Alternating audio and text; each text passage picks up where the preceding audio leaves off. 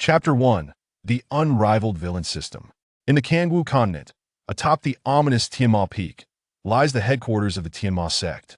The spacious hall is framed by four towering pillars that pierce the heavens, casting a long, imposing shadow. The dim ambience is illuminated only by flickering hellfire, revealing a lone figure seated upon the throne of the demon dragon, draped in curling demonic flames. His profound gaze seems to draw souls into the abyss. Beside him stands a gaunt man, motionless and silent. Lian Sheng, have there been any significant developments of late? Reporting to the sect master, the Diu dynasty and the Dahuang dynasty are still embroiled in conflict at their borders. The demon emperor remains in seclusion, and as of yet, there are no reports of his emergence. Any news from the five great sects?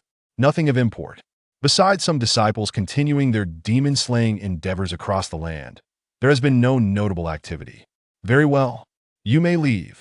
The slender man flickers and vanishes from the grand hall. The figure on the throne of the demon dragon lapses into deep contemplation, a faint smile tinged with bitterness curling upon his lips. He was originally not of this world. He was Zhou Qiong, the president of the Martial Arts Association in another realm, having reached unmatched prowess on his home planet. He was on the verge of breaking through to the legendary shattering boundary when his body inexplicably exploded. Upon awakening, he found himself transformed into the sect master of a demonic church, having spent a month absorbing the memories of this original body. Coincidentally, this new identity also bore the surname Zhou, named Zhou Qiong. He was the son of the former demon lord, Zhou Shintong, who had tragically passed away when Zhou Qiong was only 18. Instantly, the entire sect plunged into chaos, and after 2 years, Zhou Qiong finally stabilized the situation and ascended as the new demon sect master, pride swelling within him. Injured and compelled to enter seclusion for a year, his eagerness to break through led to him losing control and ultimately perishing during meditation. His soul then fortuitously traversed into this body, reaping the rewards of circumstance. As Zhou Qiong assessed the extent of his injuries, he found his meridians severely damaged, barely able to utilize even a fraction of his strength. In this treacherous headquarters of the demonic sect, his predicament was perilous. Fortunately, he possessed the memories of his predecessor. Otherwise, he surely would not have survived beyond a single episode. Ding! The unrivaled villain system is initiating, binding, and merging. 10, 40, 80, 100. Binding successful. A voice echoed within Zhou Qiong's mind as information began to surface. Character: Zhou Qiong. Title: Sect Master of the Demon Sect. Cultivation: Martial Emperor gravely injured. Techniques: Sky Demon Sutra, Azure Sky Hand self-created. Mount. It took Zhou Qiong considerable time to grasp the system's functionalities. The purpose of this system was to nurture an unrivaled demonic lord. The unrivaled villain system comprised 3 main components: a lottery system, a task system, and a marketplace. The lottery system activated weekly, permitting 1 initial draw. 3 initial draws could be exchanged for a mid-tier draw, while 5 mid-tier draws could be converted into a high-tier one. The task system randomly issued various tasks, rewarding completion with advantages while imposing no penalties for Philuria's system imbued with great leniency. The marketplace, however, was yet to be activated. Ding! As this is the host's first lottery, the host is rewarded with a high-tier lottery. Would you like to proceed with the draw? Yes. Suddenly, a grand screen materialized before Zhou Qiong, and a roulette began to spin, revealing 6 sectors labeled: Life and Death Hand, Sky Demon Body, 10,000-Year Ghost Brew, Ghost Gate Formation, Swallowing Heaven Demon Art, and a blank space. Zhou Qiong's breaths quickened while the other options were unfamiliar. The Swallowing Heaven Demon Art was known to him. It was the technique of the fearless emperor. As he watched with anticipation, the pointer landed on the Ghost Gate Formation. Although Zhou Qiong felt somewhat reassured that it was better than a blank space, the pointer then abruptly shifted to land on the Swallowing Heaven Demon Art. Congratulations, host! You have drawn the Swallowing Heaven Demon Art. The technique comprises 9 levels. Would you like to cultivate it? Yes. Swallowing Heaven Demon Art is now being cultivated. You have reached the first level. Further training requires points to exchange for advancement. As he felt a surge of power within himself, Zhou Qiong silently calculated. This newfound ability would allow him to exert at least half of his former strength, granting him a measure of protection in this perilous world. System, let's conduct the initial lottery as well. The large roulette spun again, displaying 6 sections labeled Demon Soldier Technique, Demon Lord Technique, Mysterious Gift Pack, and 3 blank spaces. Zhou Qiong scarcely held any hope, given that half the spaces were blank. He understood all too well that the odds of drawing something worthwhile were slim. But fortune favored him this day, as the pointer landed on the Mysterious Gift Pack once more. Congratulations, host! You have received the Mysterious Gift Pack, which includes the Demon Soldier Technique, Demon General Technique, Sunflower Demon Art, Divine Demon Eye, and Strengthening Pill. Zhou Qiong quickly scanned the information regarding the Divine Demon Eye through the system. Divine Demon Eye. The eye of an ancient, unknown divine demon damaged. Function. Shatters all illusions. Creates divine weapons. Divine Demon Ring. Would you like to install the Divine Demon Eye?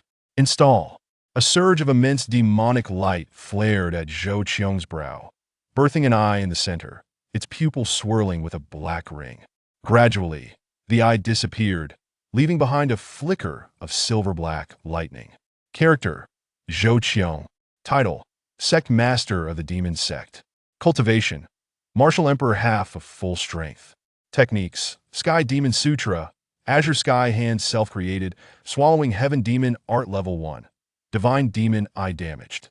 Gazing at the strengthening pill in his hand, Zhou Qiong realized it was not the same as the ones in his previous world. This was an extraordinary divine medicine that could restore full strength regardless of the severity of injuries, though it could only be utilized for 3 strikes before the user would revert to a wounded state. Zhou Qiong sat in quiet contemplation on the throne of the demon dragon, gently tapping the armrest. A figure materialized in the hall and knelt before Zhou Qiong, addressing him respectfully. Subordinate D.E. pays his respects to the Sect Master. Report on recent happenings. Reporting to the Sect Master, the Qinglong Hall Master and Xuanwu Hall Master are defending against the demon race in the EC. The Baihu and Zhuke Hall Masters are currently sequestered within the sect. The First Elder and Fifth Elder are also in seclusion, while the remaining Elders and Demon Lords are patrolling outside. D.E. knelt silently for a prolonged moment without receiving a response, ultimately daring to raise his gaze. Instantly, he was met with the terrifying sight of an ancient divine demon engaged in a fierce battle with a colossal dragon, the very fabric of space fracturing under the strain. Overwhelmed, he instinctively sank to both knees, his head bowed even deeper, feeling as though the Sect Master's power had grown unfathomably deep. Relay my orders. A court assembly will be convened in the Tianma Hall in 3 days' time. Yes. D.E.'s form gradually faded from the Grand Hall. Zhou Qiong's brow furrowed deeper. The current state of the demon sect was troubling, with many still harboring dissent against him. Clenching his fist, Zhou Qiong placed faith in his own strength. In either life, he believed that as long as his fists were powerful enough, challenges would dissipate. The best path to strengthening his power lay within the system. Chapter 2. No one is allowed to contradict my words within the Hall of Demons. A cluster of individuals gathered, each exuding an aura of overwhelming power, their malevolent flames blazing brightly. Among them were the infamous leaders of the Kangwu continent. Including the 4 Hall Masters, the 12 Demon Kings, and the 8 Elders, even the reclusive Elder had made an appearance. Not a single person present possessed a cultivation level below the Martial King realm.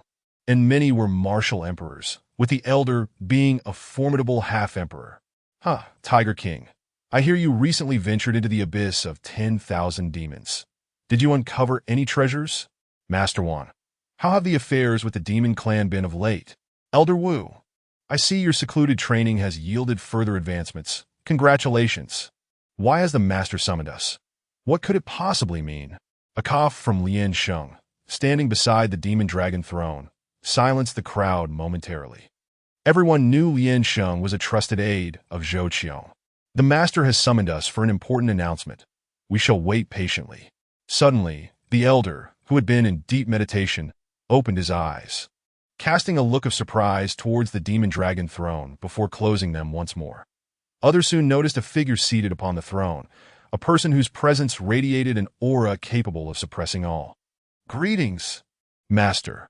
There was no reply, and the oppressive atmosphere grew increasingly heavy.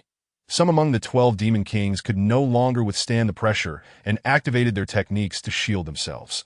Just as the elder began to feel the weight of the aura, it dissipated.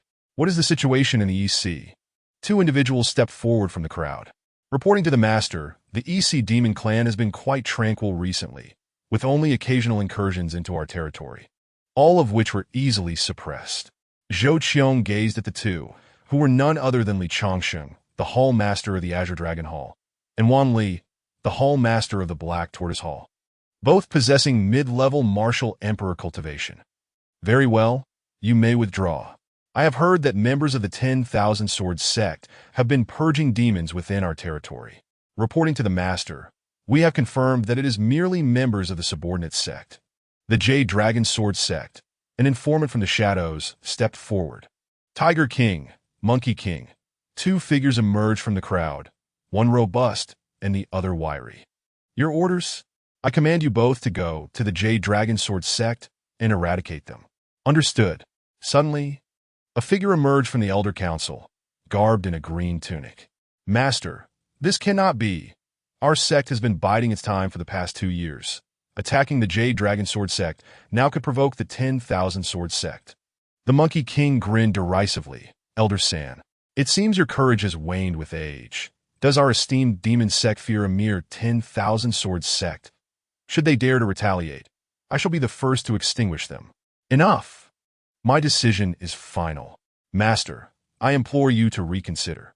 The previous master painstakingly built this vast enterprise. We cannot. Before he could finish, Zhou Qiong extended his right hand, and in an instant a colossal, shadowy hand grasped Elder San, rendering him powerless despite his struggles. With a sudden bite of his tongue, Elder San shouted, "Demon body of supremacy," his form glowing with brilliance. Yet the hand merely tightened its grip, extinguishing the light instantly. "Elder, save me," he cried out desperately. The events unfolded with alarming speed. By the time everyone grasped the situation, Elder San was left gasping for breath within the grip of the shadowy hand. The elder, who had been in meditation, finally opened his eyes, displaying an expression of disbelief. "Master, I beseech you to grant him a chance. Considering the elder's plea, he shall spend a year in reflection upon the back mountain." With a gentle wave of the hand, Elder San vanished, reappearing at the foot of the mountain in a state of contemplation. Remember, from this day forth, my words are not to be contradicted by anyone. Elder San's sudden opposition had served Zhou Qiong well. He had sought a means to instill fear. But the 12 demon kings were his own appointees, rendering that tactic ineffective. The remaining 4 hall masters and the 8 elders of the council, with the exception of Li Changsheng, had all been loyal to his father. Lacking the fear he desired, Elder San's outburst was precisely what he needed.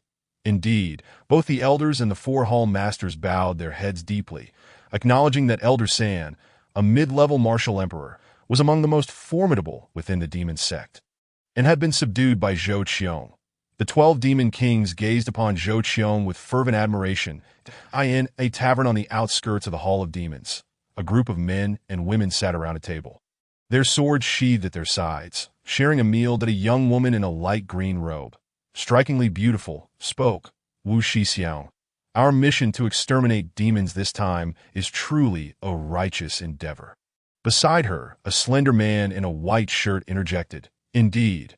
The members of the Demon Sect are a root of calamity, and we all yearn for their eradication." "Jing Shixiang, I heard you have been accepted into the 10,000 Sword sect, and I ask that true?" "Of course." Jing Shixiang is a once-in-a-century talent from our Jade Dragon Sword sect, having reached the peak of the martial master realm at such a young age. He is on the verge of breaking through to the martial marquis realm, and his mastery of the Jade Dragon Sword technique is at a preliminary level. Upon entering the 10,000 Sword sect, he will undoubtedly become a figure of significance. But I heard that the master of the Demon Sect reached the martial emperor realm at merely 21 years of age.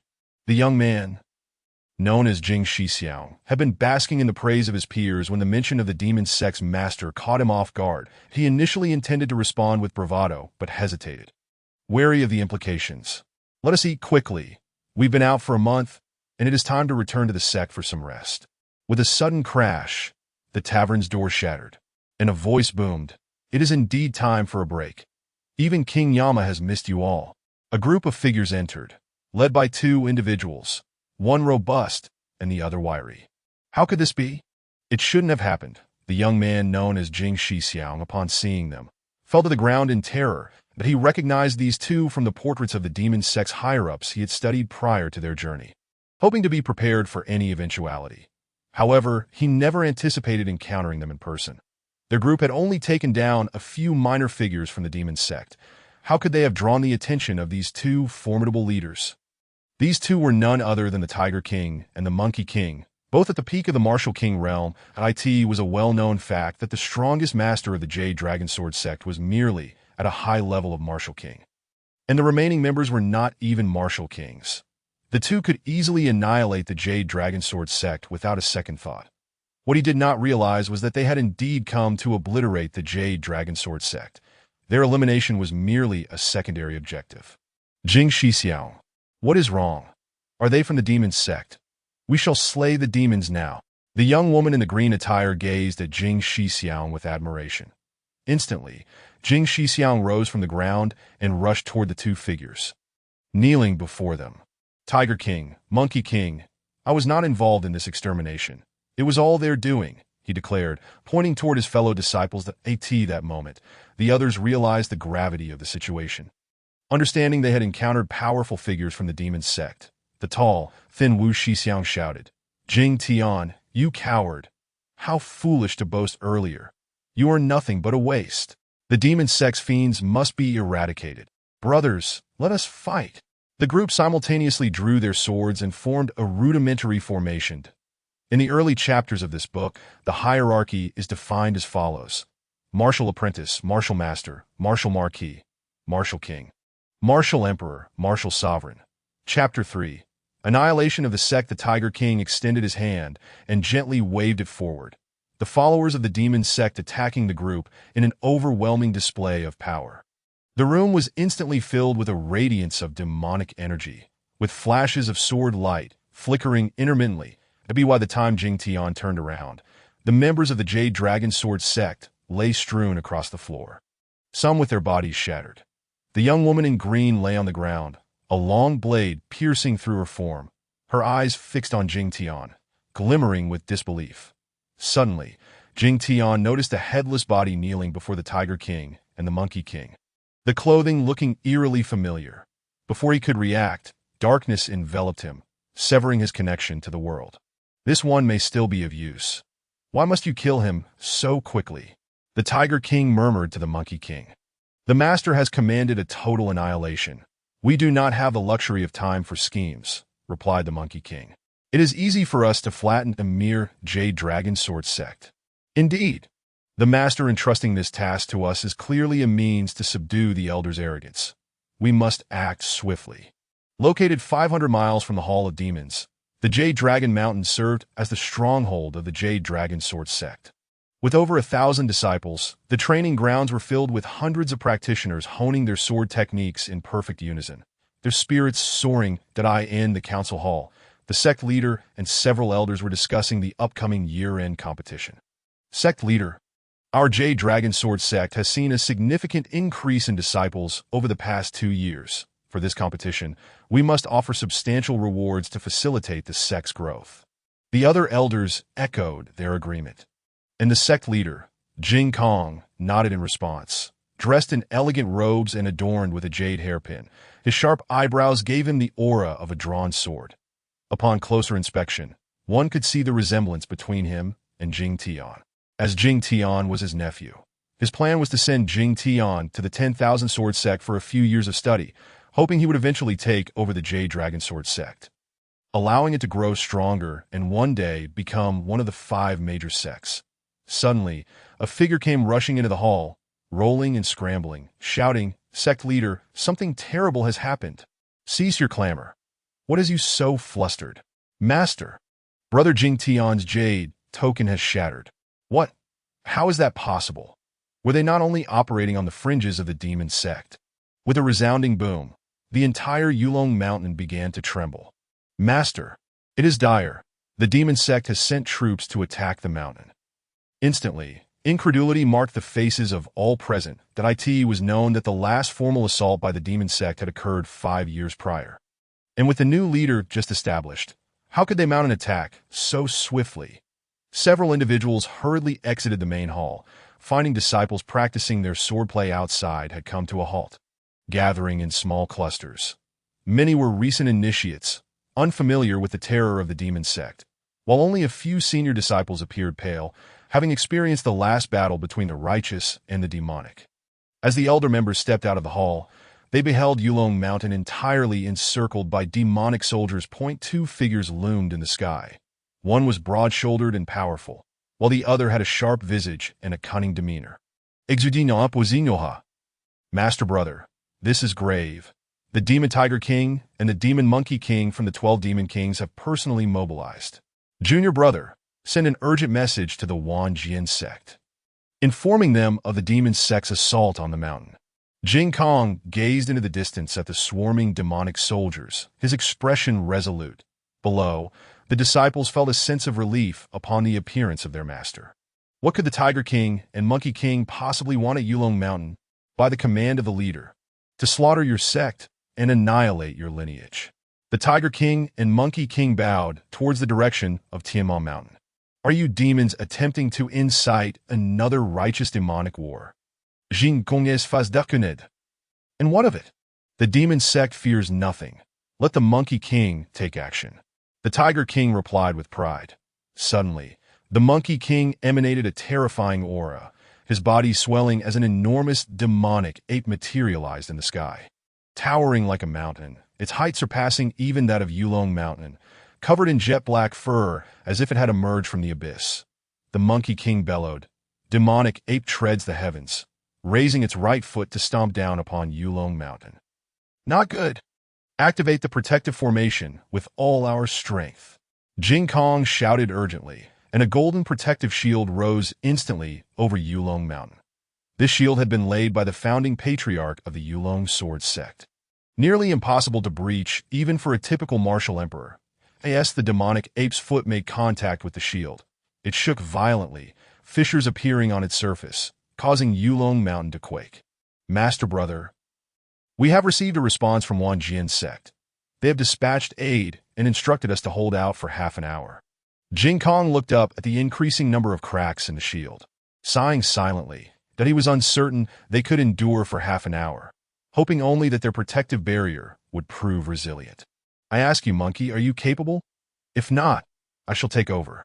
The Tiger King jeered, reveling in the calamity.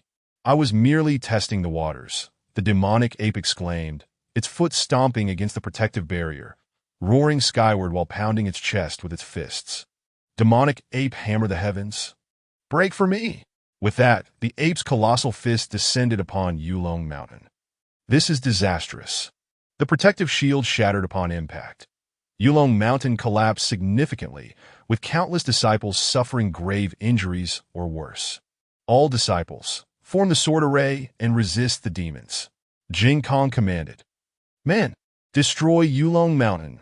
The Monkey King laughed heartily, striking towards Jing Kong with a sweeping palm. Vile demon, prepare to meet your end. Sword commands the flying dragon.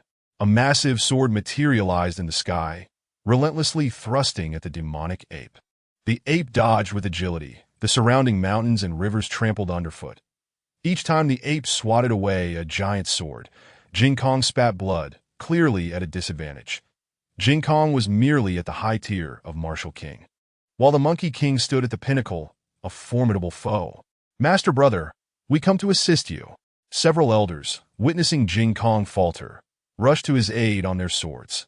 However, before they could reach him, a tiger paw struck from the sky, sending them flying. With no other option, the elders attacked the Tiger King, hoping their master could endure. Sword opens the lotus, demon. Take your life. Sword commands all, demon. Take your life. Slay the demon's sword, demon. Take your life. The elders relentlessly assaulted the Tiger King. Yet the disparity in cultivation levels was too vast. All were at the martial marquee level, while the Tiger King was a peak martial king, a chasm of difference. They were swatted away like mere playthings. Just as Jing Kong fiercely resisted the demonic ape, he suddenly heard chilling cries. Turning, he felt his heart shatter. The elders lay dead, their bodies torn asunder, utterly unrecognizable. The disciples below suffered heavy casualties as well. Facing me while distracted, prepare to die. The demonic ape swung its fist, striking the giant's sword, sending it flying dozens of meters away, shattering midair. Jing Kong bled profusely, collapsing to the ground. Chapter 4. The Grand Commander of the Demon Sect, gazing at the scattered remnants and the diminishing cries for battle. Jing Kong's heart turned to ashes. He knew it was over. Yulong's sword sect had met its demise. The demonic ape once more advanced towards Jing Kong, who was too weary to resist. Even lifting his head felt burdensome. Just as the ape's foot hovered half a meter above Jing Kong, an enormous flying sword appeared from thin air, striking the ape aside. In the sky appeared a tall, handsome figure with sword-like brows and eyes that sparkled with sword light. He was Shimin Di, the younger brother of the Wan Jian sect leader. Gazing down at the broken remnants, Shimin Di furrowed his brow tightly. He had not anticipated events would unfold so swiftly. Despite his haste, he arrived too late. The Tiger King and Monkey King exchanged solemn glances, both recognizing one another. Shimin Di was renowned on the continent, having trained in swordplay at 8, reached Martial Master at 9. Martial Marquis at 12, Martial King at 18, and Martial Emperor at 25, now standing at the peak of Martial Emperor, heralded as a prime candidate for Martial Emperor himself. Unfortunately, he had an even more formidable elder brother, Shimin Tian, also a 25-year-old Martial Emperor, who had defeated him in the election for sect leader. However, to console his younger brother, Shimin Tian had established the position of deputy leader within the sect for him. It seems we must stake everything now. The Tiger King and Monkey King exchanged glances before launching their attack. Demonic ape hammer the heavens, rending tiger's ceiling heaven claw. Shimin Di observed the two, refraining from drawing his sword, simply waving the scabbard lightly. Instantly, all attacks before him vanished without a trace, and with another wave, the Tiger King and Monkey King were sent flying hundreds of meters. Spitting blood, two peak martial kings, yet they can unleash martial emperor-level attacks. The Demon Sect is becoming increasingly troublesome. It appears decisive measures are required. Monkey, it seems this time we are in grave peril. What is there to fear? If we must die, then let it be. Alas, we have failed to complete the leader's orders. Shimin Di addressed them. As members of the Demon Sect, having committed countless atrocities, today I shall execute you both on Yulong Mountain. Do you have any final words? Humph, spare us the pretense. If you wish to kill, then do so. Sooner or later, the leader will annihilate your Wan Jian sect as well. Shimin Di fixed a cold gaze upon them. One day, I shall seek out your leader and see for myself just how formidable he truly is. He raised his sword scabbard to strike at the two. That moment, Shimin Di's expression sharpened. Abruptly retracting the scabbard and drawing his sword to slash backward, the blade met an irresistible force, causing him to stagger back 5 steps before regaining his footing. He turned to see what he had struck. Astonished to find it was a silver needle. A flicker of disbelief crossed his eyes. A single needle had forced him back 5 meters, clearly indicating the prowess of its wielder. Cold sweat broke out on Shimin Di as he suddenly noticed a slender figure clad in a crimson robe, standing 10 meters to his left with delicate hands akin to a woman's, holding an intricately embroidered needle. That he had been scanning the surroundings with his spiritual sense and had not detected the figure's approach. If it were not for the opponent's overwhelming strength or astonishing speed, he would not have been caught off guard. Either scenario affirmed that this individual was not to be underestimated. Pray tell, who are you, and why do you ambush me? I am the Grand Commander of the Demon Sect. At that moment, the Tiger King and Monkey King erupted with excitement, immediately bowing to the figure in the crimson robe, exclaiming, "We greet the Grand Commander."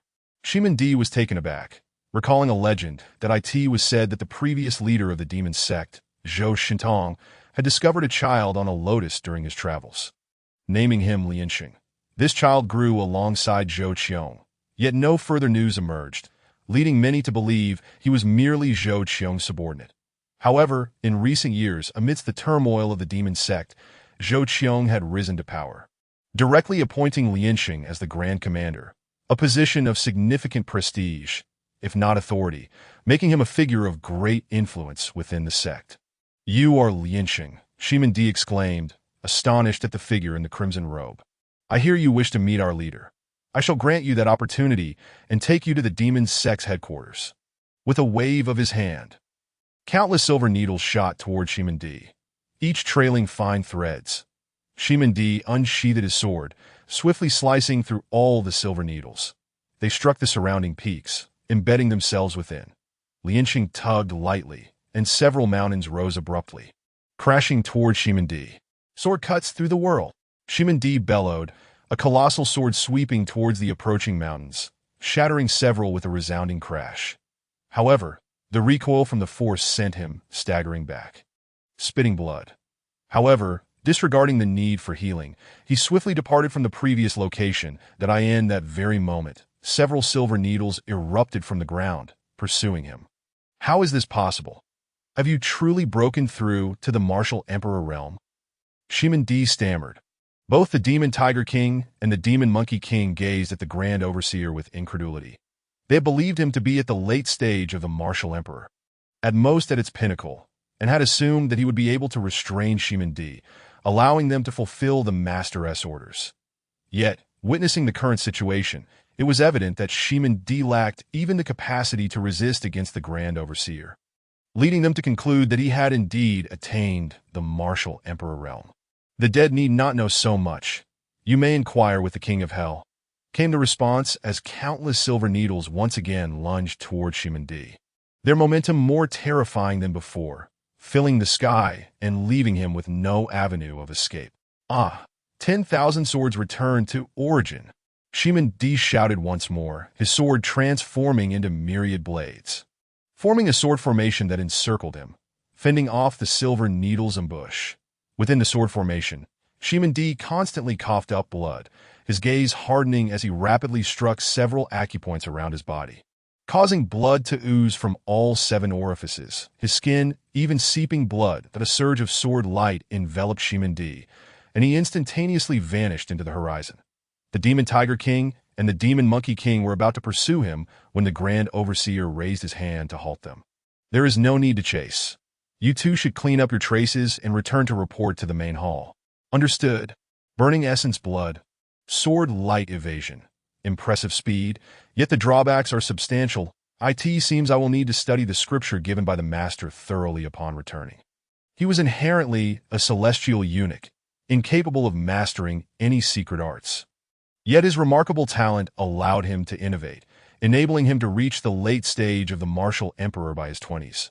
Just days ago, the master had summoned him and presented him with the cultivation scripture, the Demon's Sunflower Classic, which opened a new door for him, revealing a specialized scripture meant for celestial eunuchs that he had been diligently cultivating within his quarters for days, and the more he practiced, the more he perceived the scripture's potency. When the master sent him to Jade Dragon Mountain, he felt the master's trust in him. Such a precious item would typically be destroyed by ordinary individuals rather than shared.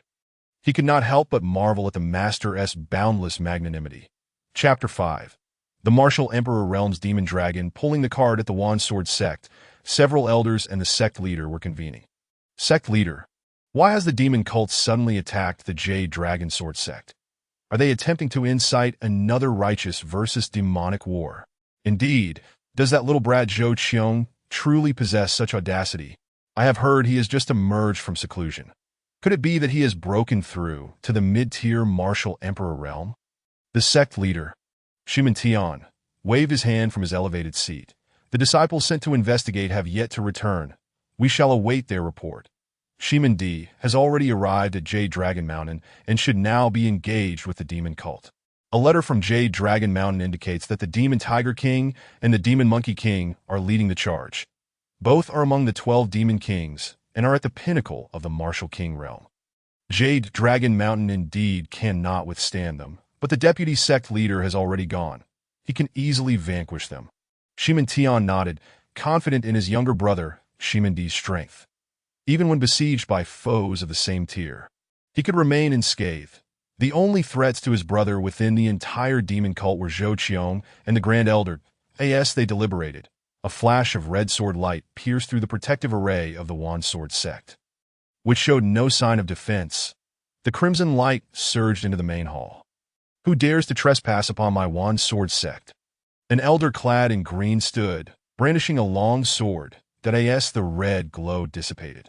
A figure lay upon the floor of the assembly hall, drenched in blood, his flesh mangled, with a pair of sword-like eyebrows furrowed tightly.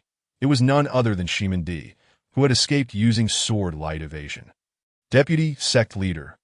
How could this happen? Who has reduced you to this state? Was it Zhou Qiong himself?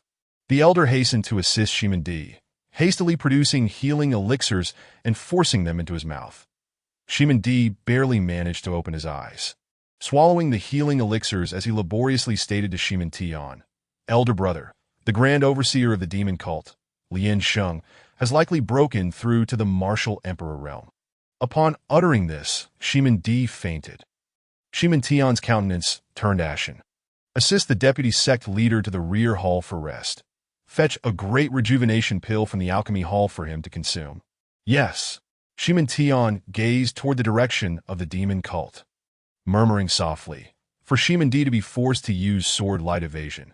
It appears Lian Sheng has indeed ascended to the martial Emperor realm. The continent shall no longer remain tranquil. In a magnificent palace in the east of the continent, a robust man clad in a golden dragon robe was perusing memorials within the imperial study that a noble aura emanated from his brow. He was Emperor Yuan Tong of the Diyu dynasty. Beside him, a eunuch stood with bowed posture. Your Majesty, reports from the front lines indicate that the Grand Overseer of the Demon Cult, Lian Sheng, has likely broken through to the martial Emperor realm. Upon hearing this news, Yuan Tong gently closed the memorial. Has Zhou Qiong emerged from seclusion? He has. It is said that upon emerging, he immediately dealt with the demon cult's third elder, and he too may have broken through in his realm. Yuan Tong furrowed his brow tightly. Zhou Qiong is indeed a prodigy seldom seen in a millennium. Having reached the pinnacle of the continent at just 21 years of age, a feat few have accomplished throughout history. Lian Sheng is barely 30. How can the demon cult possess so many talented individuals? Your Majesty, if you were not constantly preoccupied with state affairs, you would have long since broken through as well. Issue a decree. Mobilize 100,000 troops to garrison the borders of the demon cult. At the Western Golden Mountain Temple, a middle-aged man in a white robe was meditating within the temple. Abbot, the Grand Overseer of the demon cult, Lian Sheng, has likely broken through to the martial Emperor realm. Understood. You may leave. On that day, all factions across the continent received the news. The demon cult had annihilated the Jade Dragon Sword sect, and the Grand Overseer was suspected to have broken through to the martial Emperor realm, gravely injuring Shiman D in the main hall of the demon cult. Zhou Qiong sat upon the demon dragon throne, while Lian Sheng stood beside him, as the Demon Tiger King and the Demon Monkey King reported the events that had transpired before exiting the Grand Hall. How long until you can break through? Reporting to the Master. I shall be able to break through within the next few days. Go to the warehouse and retrieve a Demon Yuan pill to consume. Hasten your breakthrough, for there is much to be accomplished in the future. Yes. Lian Sheng's figure vanished within the hall. Zhou Qiong muttered to himself, this Demon Sunflower Classic is indeed formidable. Lian Sheng's speed has at least doubled compared to before, and this is without him having broken through to the martial Emperor realm. Should he break through, his speed may rival mine. It appears that the techniques provided by the system are truly extraordinary. What a pity that the drawbacks are so pronounced, rendering them untrainable for myself. Ding! Congratulations, host, for completing the task. Annihilating a righteous sect. Rewards. 1 book of life and death, and 1 black dragon pulling cart point 1,000 points for the antagonist. Suddenly, a rift opened in the sky above the demon cult, and a 100-foot-long black dragon emerged, pulling along a massive flying cart, as imposing as a mountain, resembling a palace of demonic gods. Who dares to act insolently within my demon cult? The Grand Elder, who was in seclusion, sensed the aura of a martial emperor and instantly appeared above the demon cult, only to behold a 100-foot-long black dragon, emanating the aura of a martial emperor. However, upon looking back, he was instantly struck by terror, exclaiming in shock. What he saw was a demon dragon pulling a flying cart, which was indeed of martial emperor caliber. It was known that only two known beasts on the continent had reached the martial emperor realm, the Demon Emperor and the Sea King, the latter of whom had been in seclusion for over 100 years. This could potentially be the third beast to reach the martial emperor level, yet it was pulling a card for someone. Who could command such a creature? The high-ranking members of the demon cult were all astonished by the dragon's presence. For Great Hall Masters, 12 demon kings, and several elders were all left in disbelief. Lien Sheng, too, summoned forth a flash of silver light in his hand, ready to act at the slightest movement from the dragon. That moment, a voice unexpectedly emerged from the heavenly demon hall. Do not panic. This is my flying cart. Tianyi, go and guide the cart to the rear mountain.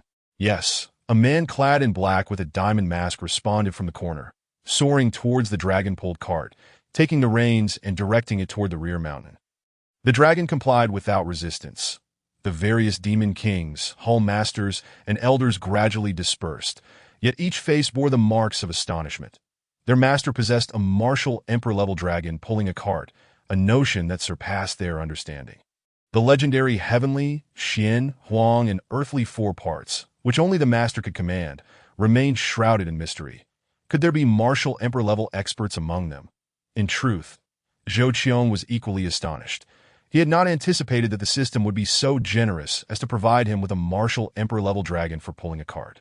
His initial concern lay with the Book of Life and Death. Name: Book of Life and Death level. Divine grade, initial function, mastery over life and death, capable of fusion. Ding! Would you like to fuse? Fuse! Fusing with the Book of the Firmament Hand. 1 to 30, 70 to 100.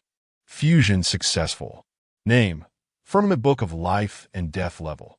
Divine grade, intermediate function, mastery over life and death, control over the dual energies of yin and yang.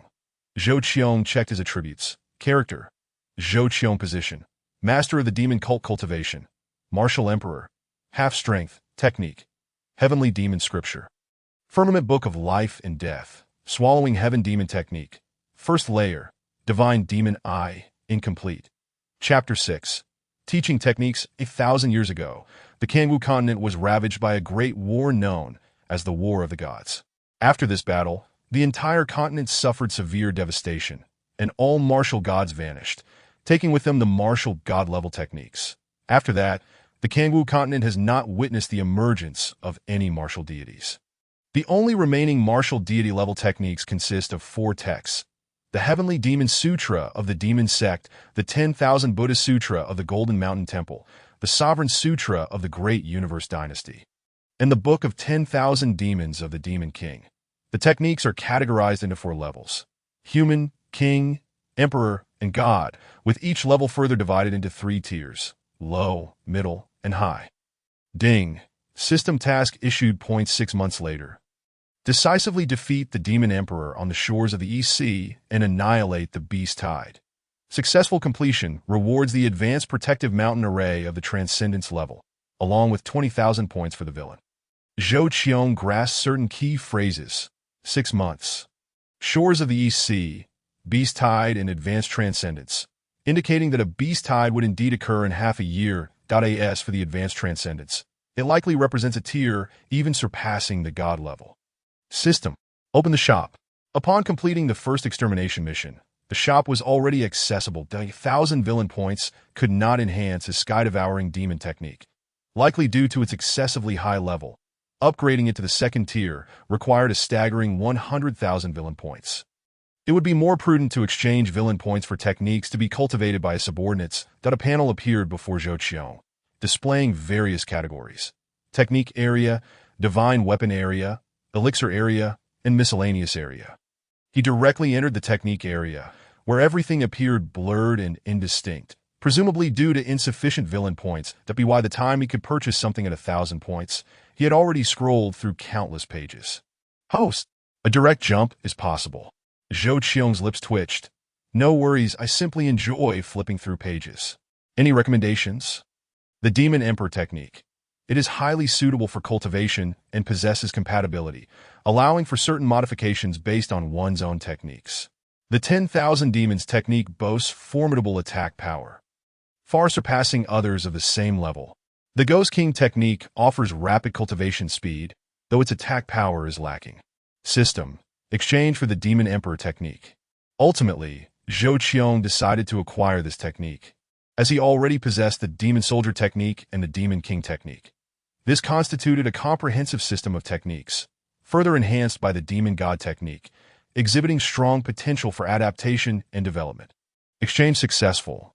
500 villain points spent, remaining villain points, 500. A week later, within the Heavenly Demon Palace, Zhou Qiong reclined on the Demon Dragon throne, flanked by Lian Sheng, whose overwhelming aura surged skyward, clearly having broken through to the martial Emperor realm. Below, the senior leaders of the Demon Sect stood. Many occasionally cast glances at Lian Sheng. It was well known that when the news of Lian Sheng's breakthrough to the martial Emperor realm reached the Demon Sect, even their own members were skeptical. After all, Lian Sheng had only recently ascended to the pinnacle of the martial king realm less than 2 years prior. How could he possibly advance to the martial Emperor realm so swiftly? Yet the evidence lay before their eyes. Now, the known martial emperors across the continent did not exceed 10, and their Demon Sect had 2, however, if one included the Demon Lord's Demon Dragon Mount. That made 3 martial emperors. I have recently sensed the impending beast tide. You all must intensify your cultivation, that a battle is approaching. Heh. The Demon Lord should have acted long ago. Those demons from the EC have never regarded our Demon Sect with any respect, chuckled the Demon Tiger King, a warmonger and Zhou Qiong's confidant, as all 12 Demon Kings were his trusted aides, having been personally promoted by him. What do you know? The demon race is numerous. It is not something we can simply fight. The second elder of the Elder Council pointed a finger at the Demon Tiger King's nose, shouting loudly, I think you're getting old. Don't claim to be from our Demon Sect when you go out that we can't afford to lose that reputation. The Demon Monkey King also pointed at the second elder. You all never consider anything and lack critical thinking. Are you implying that the Demon Lord lacks critical thinking? Certainly not. I am referring to you. The various elders and Demon Kings quarreled animatedly, nearly coming to blows. Demon Lord, I, Chen Shu, am willing to serve as the vanguard against the Demon Emperor. A scholarly-looking young man respectfully addressed Zhou Qiong, who sat above. He was the leader of the 12 Demon Kings. The Demon Rat King. Demon Lord, I, Huzi, am willing to serve as the vanguard. Demon Lord, I, Hozi, am willing to serve as the vanguard. Demon Lord, the 12 Demon Kings all sought to volunteer. Very well, 6 months from now, on the shores of the EC, I command you to be the vanguard. Seeing that Zhou Qiong had made up his mind, the Elder Council refrained from further comment, since Lian Sheng's breakthrough a couple of days prior. Coupled with the appearance of the Demon Dragon, Zhou Qiong's prestige within the Demon Sect had become unparalleled. Many who previously supported the Elder Council had now gravitated towards the youthful faction led by the 12 Demon Kings. Even within the Elder Council, morale was unstable. Zhou Qiong held little regard for the Elder Council. Irrespective of any disloyalty, their spirit had waned. As a notorious demon across the continent, how could one be so indecisive? Isn't a demon supposed to act according to their whims? Here are the Demon Soldier technique and the Demon King technique. Distribute them among the Demon Sect disciples for cultivation, so they may quickly enhance their cultivation levels. From now on, these 2 texts will be mandatory for our Demon Sect. The gathered crowd displayed no surprise. Although both texts were commendable at their current level, they seemed somewhat beneath notice, yet they were undeniably significant for the lower ranks. Zhou Qiong then threw out another technique. This is the Demon Emperor technique, meant for your cultivation. What? An Emperor-level technique? The crowd below gasped in astonishment. That it was known that the entire Demon Sect possessed only 3 Emperor-level techniques, and many of them were merely cultivating at the pinnacle of the king level. Furthermore, only candidates for the sect leader among external sects could practice Emperor-level techniques, underscoring the rarity of such techniques, which were typically closely guarded secrets. The Grand Elder took the Demon Emperor technique and glanced at it. What? An advanced Emperor-level technique. He had been cultivating a mid-level Emperor technique. The Demon Lord had casually produced one of an even higher tier. This Demon Emperor technique is provided to you free of charge for cultivation. All high-ranking members may cultivate it as a reward for your past contributions to the Demon Sect. However, for higher tiers, you will need to exchange other merits. Upon hearing that even higher-level techniques existed, the crowd could hardly believe it. The Demon Emperor technique alone was already an advanced Emperor-level technique. Anything higher must be a God-level technique. Could the Demon Lord possess a God-level technique? Was it the Heavenly Demon Sutra? That was impossible, as only the successive Demon Lords could cultivate it. Thus, it implied that the Demon Lord might possess other God-level techniques. The Grand Elder observed Zhou Qiong with a grave expression. Since Zhou Qiong's retreat, he had noticed significant changes in him. Not only had his cultivation evidently advanced, likely breaking through to the intermediate Martial Emperor realm, but he had also acquired a Martial Emperor-level Demon Dragon for transportation. Now he was presenting an Emperor-level technique with the potential for God-level techniques.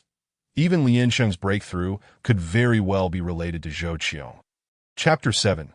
A surge in power, everyone else withdraw. The 12 Demon Kings will remain. Understood. The crowd responded as they exited the Grand Hall. Only the 12 Demon Kings remained standing within the hall, all of whom were Zhou Qiong's trusted aides elevated within the sect over the past 2 years. Among them, the Demon Rat King and Demon Ox King had already reached the initial stage of the Martial Emperor realm, while the other 10 were at the peak of the Martial King realm. Ordinary martial emperors would find it challenging to contend with them. Thus, the martial prowess of the Demon Sect's upper echelon far surpassed that of other factions. The Elder Council and the 4 major Hall Masters, along with the 12 Demon Kings, constituted 13 martial emperors and 10 peak martial kings, not accounting for the forces of the 4 divisions of heaven and earth. However, this was still too low for Zhou Qiong. He aspired for the Demon Sect to possess the strength to dominate the world, a goal that remained distant. You 12 are my confidants. Yet your cultivation remains insufficient. Indeed, we shall strive diligently to cultivate and uphold the reputation of the Demon Lord. With a wave of his hand, 12 ornate boxes appeared in the air. These are Ascendant Demon Pills, which will assist you in breaking through that I do not wish to see any martial kings remaining after 6 months. As you command. The 12 Demon Kings accepted the boxes, though they had never heard of this particular pill. They were confident it must be a top-tier elixir. As the Demon Lord stated, it would aid their breakthroughs. The Ascendant Demon Pills were precisely what Zhou Qiong had exchanged with his remaining 500 villain points, designed to expedite the 12 Demon Kings' advancement. In the ensuing 6 months, Zhou Qiong resolved to thoroughly digest his techniques, particularly the Divine Demon Eye and the Sky-Devouring Demon technique, which he needed to familiarize himself with promptly. Yulong Mountain lay in ruins, devoid of even a blade of grass, making it hard to believe it had once been the stronghold of the Yulong Sword sect. In the central area stood numerous gravestones, where a figure knelt before one of them. Master, you and the brothers may rest in peace, that I will avenge the sect, obliterate the Demon Sect, and slay that scoundrel Zhou Qiong. This was Zhao Li, the junior disciple of Jing Kong, the sect leader of the Yulong Sword sect. Dressed in a white shirt with a long sword slung across his back, he emanated an aura of coldness, with a palpable pressure extending 2 meters around him, that if Jing Kong were still alive, he would undoubtedly notice that Zhao Li, who had been at the Martial Master realm just 2 months prior, had now advanced to the initial stage of the Martial King realm. Zhao Li had originally gone home to visit relatives, only to discover a ring in the corner of his ancestral home, which contained an elderly man who guided him in his cultivation, that in just 2 months, he had broken through to the initial stage of the Martial King realm. Unfortunately, before he could share this good news with his master, the news of the Yulong Sword sect's annihilation reached him. Zhao Li endured for 2 months before returning to erect gravestones for his master and brothers, fully aware that he currently lacked the ability to confront the Demon Sect. Old Fu, I have made my decision. I shall visit the 10,000 Demon Cave. A beam of light flickered from the ring on Zhao Li's left hand, and an ancient voice emerged. If you have decided, then go. I shall intervene if necessary. Time flew by, and in the blink of an eye, 6 months had passed. Within the main hall of the Demon Sect, the Heavenly Demon Palace, Zhou Qiong sat upon the Demon Dragon throne.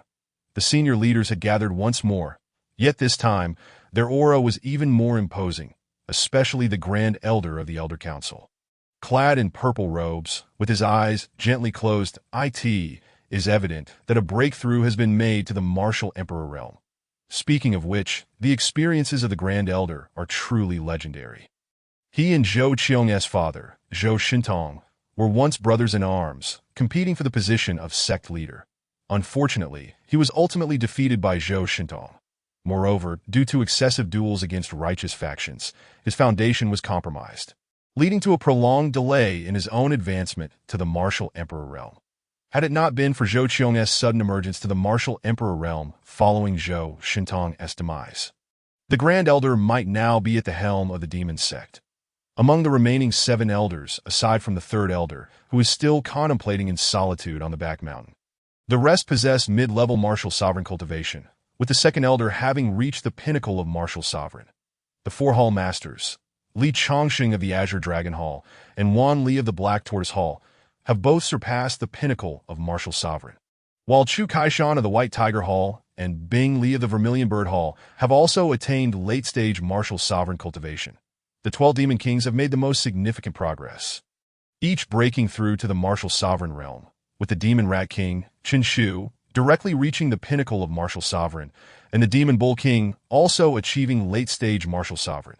The other 10 Demon Kings have all reached mid-level martial sovereign, their innate talents being among the best, further enhanced by the aid of techniques and elixirs, allowing them to soar to new heights. That Li Chongqing of the Azure Dragon Hall stepped forward, stating, "Report to the sect leader. According to our statistics, our Demon Sect currently boasts 4 martial emperors for pinnacle martial sovereigns, 3 late-stage martial sovereigns, and 15 mid-level martial sovereigns, with no fewer than 100 in the martial king realm. We have grown at least 5-fold since half a year ago." The crowd was visibly stirred.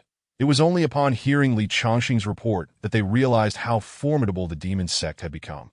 While other sects scarcely have a handful of martial sovereigns, the Demon Sect possesses over 20 since the founding of the sect by our revered ancestor, the heavenly demon god. It has been over 1,000 years since 2 martial emperors coexisted. Let alone 4, that this can certainly be deemed the strongest era for the Demon Sect, second only to the heavenly demon god. Excellent, Zhou Qiong declared. I have decided to abolish the title of the Elder Council and rename it the Protectors. What? How can this be? The Elder Council erupted into chaos. Yet, due to Zhou Qiong's overwhelming power recently, no one dared to voice dissent, only exchanging glances with the Grand Elder. The Grand Elder stepped forward, bowing slightly to Zhou Qiong. As per your command, sect leader, from this day forth, the Elder Council is officially dissolved. Henceforth, we shall be known solely as the Protectors. The other elders looked at the Grand Elder in disbelief. Even the 12 Demon Kings, loyal followers of Zhou Qiong, wore expressions of astonishment. That in truth, Zhou Qiong was equally surprised. He had expected the Grand Elder to contest his decision, providing a chance for him to assert dominance and remind him that even martial emperors are not invincible. Very well. We shall depart for the eastern seashore in half a day's time. The Great Protector and the Azure Dragon and White Tiger Halls will remain at the main sect, while the rest shall accompany me on this expedition. Understood. In the Grand Elder's chambers, several elders were anxiously conversing. The Grand Elder remained expressionless, seated with his eyes closed. Only when the elders ceased their discussions did he open his eyes. Grand Elder, must we truly disband the Elder Council? Do you believe the Elder Council still serves a purpose? Why wouldn't it? Aside from myself, you cannot even best the 12 Demon Kings who have recently emerged. How can we still be called an Elder Council? The title of Protector is already a commendation that I advise you to adhere to your duties while accompanying the sect leader on this journey. Otherwise, there will be no one to save you. Grand Elder. The group protested once more, unwilling to accept the situation. From now on, refer to me as Protector by. The Grand Elder gestured dismissively, indicating it was time to leave. For these years, I have been called the Grand Elder, nearly forgetting my own name. That I, by Hao Yin, shall once again make the title of Protector by resonate throughout the continent. Chapter 8. Holding the Sun and Moon. Plucking the stars. There is no one like me in this world. The slumbering demon dragon on the back mountain suddenly opened its eyes, pulling a flying chariot into the sky. The 12 Demon Kings. Two hall masters and several protectors soared upward, heading toward the demon dragon's chariot. The chariot was as grand as a palace, adorned with couplets at each side of its entrance. The left side read, holding the sun and moon, plucking the stars, while the right side proclaimed, "There is no one like me in this world." It was a display of unparalleled arrogance. The members of the Demon Sect in midair were equally astonished, never having anticipated that their sect leader would possess such an imposing presence, as if grasping the celestial bodies in his hands, exuding an invincible aura that commanded admiration. "Onward," a voice emanated from within the chariot. "Understood," replied the Demon Sect members in unison. Inside the chariot, Zhou Qiong assessed his own status. Character: Zhou Qiong. Position: Sect leader of the Demon Sect. Cultivation: Mid-stage martial emperor skills, Demon God's art, celestial life and death technique. Divine Demon Eye, first layer of the devouring heaven demon technique mount, Demon Dragon Chariot. Indeed, in just half a year, Zhou Qiong had restored himself to peak condition and even advanced a minor realm. The Demon Dragon Chariot soared across the continent, and countless onlookers below knelt in reverence, hailing him as a deity that in Linghai City, situated near the Eastern Sea and close to the territory of the Demon Clan. Numerous hunters prowled the streets, seeking to slay demonic beasts for profit, which also served as a means of training. Almost all notable forces on the continent had a presence in the city. Within an inn, several individuals gathered around a table, dining, when one man quietly remarked to the others, "Have you heard? War is imminent." The others looked at him with skepticism. "What war? This is Linghai City, with so many forces present. Who would dare to wage war here?" Seeing their disbelief, the man became agitated, rising to slam his hand on the table. "You shouldn't be so dismissive. I have received news that the Demon Sect is on its way to the Eastern Sea to engage in a decisive battle with the Demon Clan. Linghai City will undoubtedly be affected." Before he could elaborate further, he felt a hand grip his shoulder. Turning around, he saw a man clad in a flowing white robe, carrying a long sword, his eyes gleaming with a sword-like intensity. "Do you have specific information regarding the Demon Sect? I only heard from others that the Demon Sect has mobilized troops toward the Eastern Sea. And the sect leader Zhou Qiong is also coming, reportedly aboard a demon dragon chariot." Upon hearing this, the man in the white robe furrowed his brow and turned to leave. The man sat back down, still shaken. The others around him were now intrigued. "What is going on? Who was that?" "Who?" "That was Zhao Li." "What?" "He is the slaying demon sword, Zhao Li, the first on the Ren list," one of them exclaimed. Astonished, the Ren list was established by the righteous sects, compiling all the experts on the continent, excluding those from the Demon Clan and Demon Sect. The Ren list is limited to martial kings under 40 years of age, with the Earth list and Heaven list corresponding to martial sovereigns and martial emperors, respectively. Half a year ago, a man named Zhao Li appeared, dressed in white and wielding a long sword, challenging experts on the Ren list. And within 6 months, he ascended to the top position. The title Slaying Demon Sword was earned because he never spared the lives of those affiliated with the Demon Sect. "Not good. Not good. The Beast Tide is attacking the city," a crowd in Linghai City shouted as they ran in panic. Instantly, everyone abandoned their tasks and rushed to the city walls. Atop the walls, a multitude gathered, including high-ranking members from various sects stationed in Linghai City. Outside the walls, a dense horde of beasts was assembling. Many lesser cultivators trembled at the sight, their legs shaking in fear. "How can this be? The last beast tide was less than 5 years ago. This shouldn't be happening. I don't want to die." "Silence. How could we perish? Can't you see so many powerful figures are present? Look, Master Wuchen, who is third on the Ren list, is here, as is Wang Meng, the king of the Gale Blade, who is 9th. Even Zhao Li, the slaying demon sword, is here. Over there, the Saint Monk Wu Tian, who ranks 8th on the Earth list, is also present. That we will be fine." The crowd began to stir with excitement. The monk, known as the Saint Monk Wu Tian, cleared his throat, and a hint of a lion's roar reverberated through the air, silencing the commotion. Dressed in a red robe, the Saint Monk Wu Tian clasped his hands and proclaimed, "Amitba, esteemed patrons, there is no need for alarm. The beast tide will not last long, that I have already sent word, and reinforcements will arrive in half a day." The high-ranking members from other sects also assured that they had notified their allies and that help would arrive in half a day's time. Linghai City was protected by a city-defending array, rendering it difficult for the demonic beast to breach its walls. As the beast tide began its assault, various experts leaped from the city walls to hunt the monsters. Among them was one figure that stood out, not the strongest but possessing the pinnacle of martial king cultivation. His efficiency was remarkable. Each strike was executed with full force, sword light flashing as he harvested the carcasses of the beasts. Whenever he neared exhaustion, a ring on his right hand would shimmer lightly, instantly replenishing his energy, allowing him to unleash successive powerful techniques. Those on the city walls could not see the ring's glow and assumed he possessed incredible stamina and profound skill. Truly worthy of being ranked first on the Ren list, he lives up to his reputation. Indeed, the first on the Ren list is impressive. Look at Master Wuqian and Wang Meng. They have had to rest multiple times. Even the Saint Monk Wutian took notice of Zhao Li. The demonic beasts also began to pay attention. Not good. Get away. Zhao Li's ring just emitted a blue light, moving him 3 meters. A giant claw struck the spot where Zhao Li had been, creating a 5 zhang deep pit that a towering white tiger, standing 20 zhang tall, revealed itself. Zhao Li, this is a beast at the late stage of martial sovereign. You cannot contend with it. Run. From within the ring, Uncle Fu shouted loudly. Zhao Li immediately dashed towards the city walls, while the mighty tiger lunged again, its enormous paw flying toward him. In the distance, the Saint Monk Wutian and others attempted to aid him, but they were entangled with their own foes. Uncle Fu, what should we do?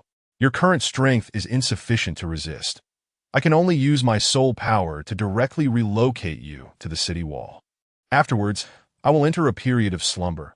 Uncle Fu from the ring sighed.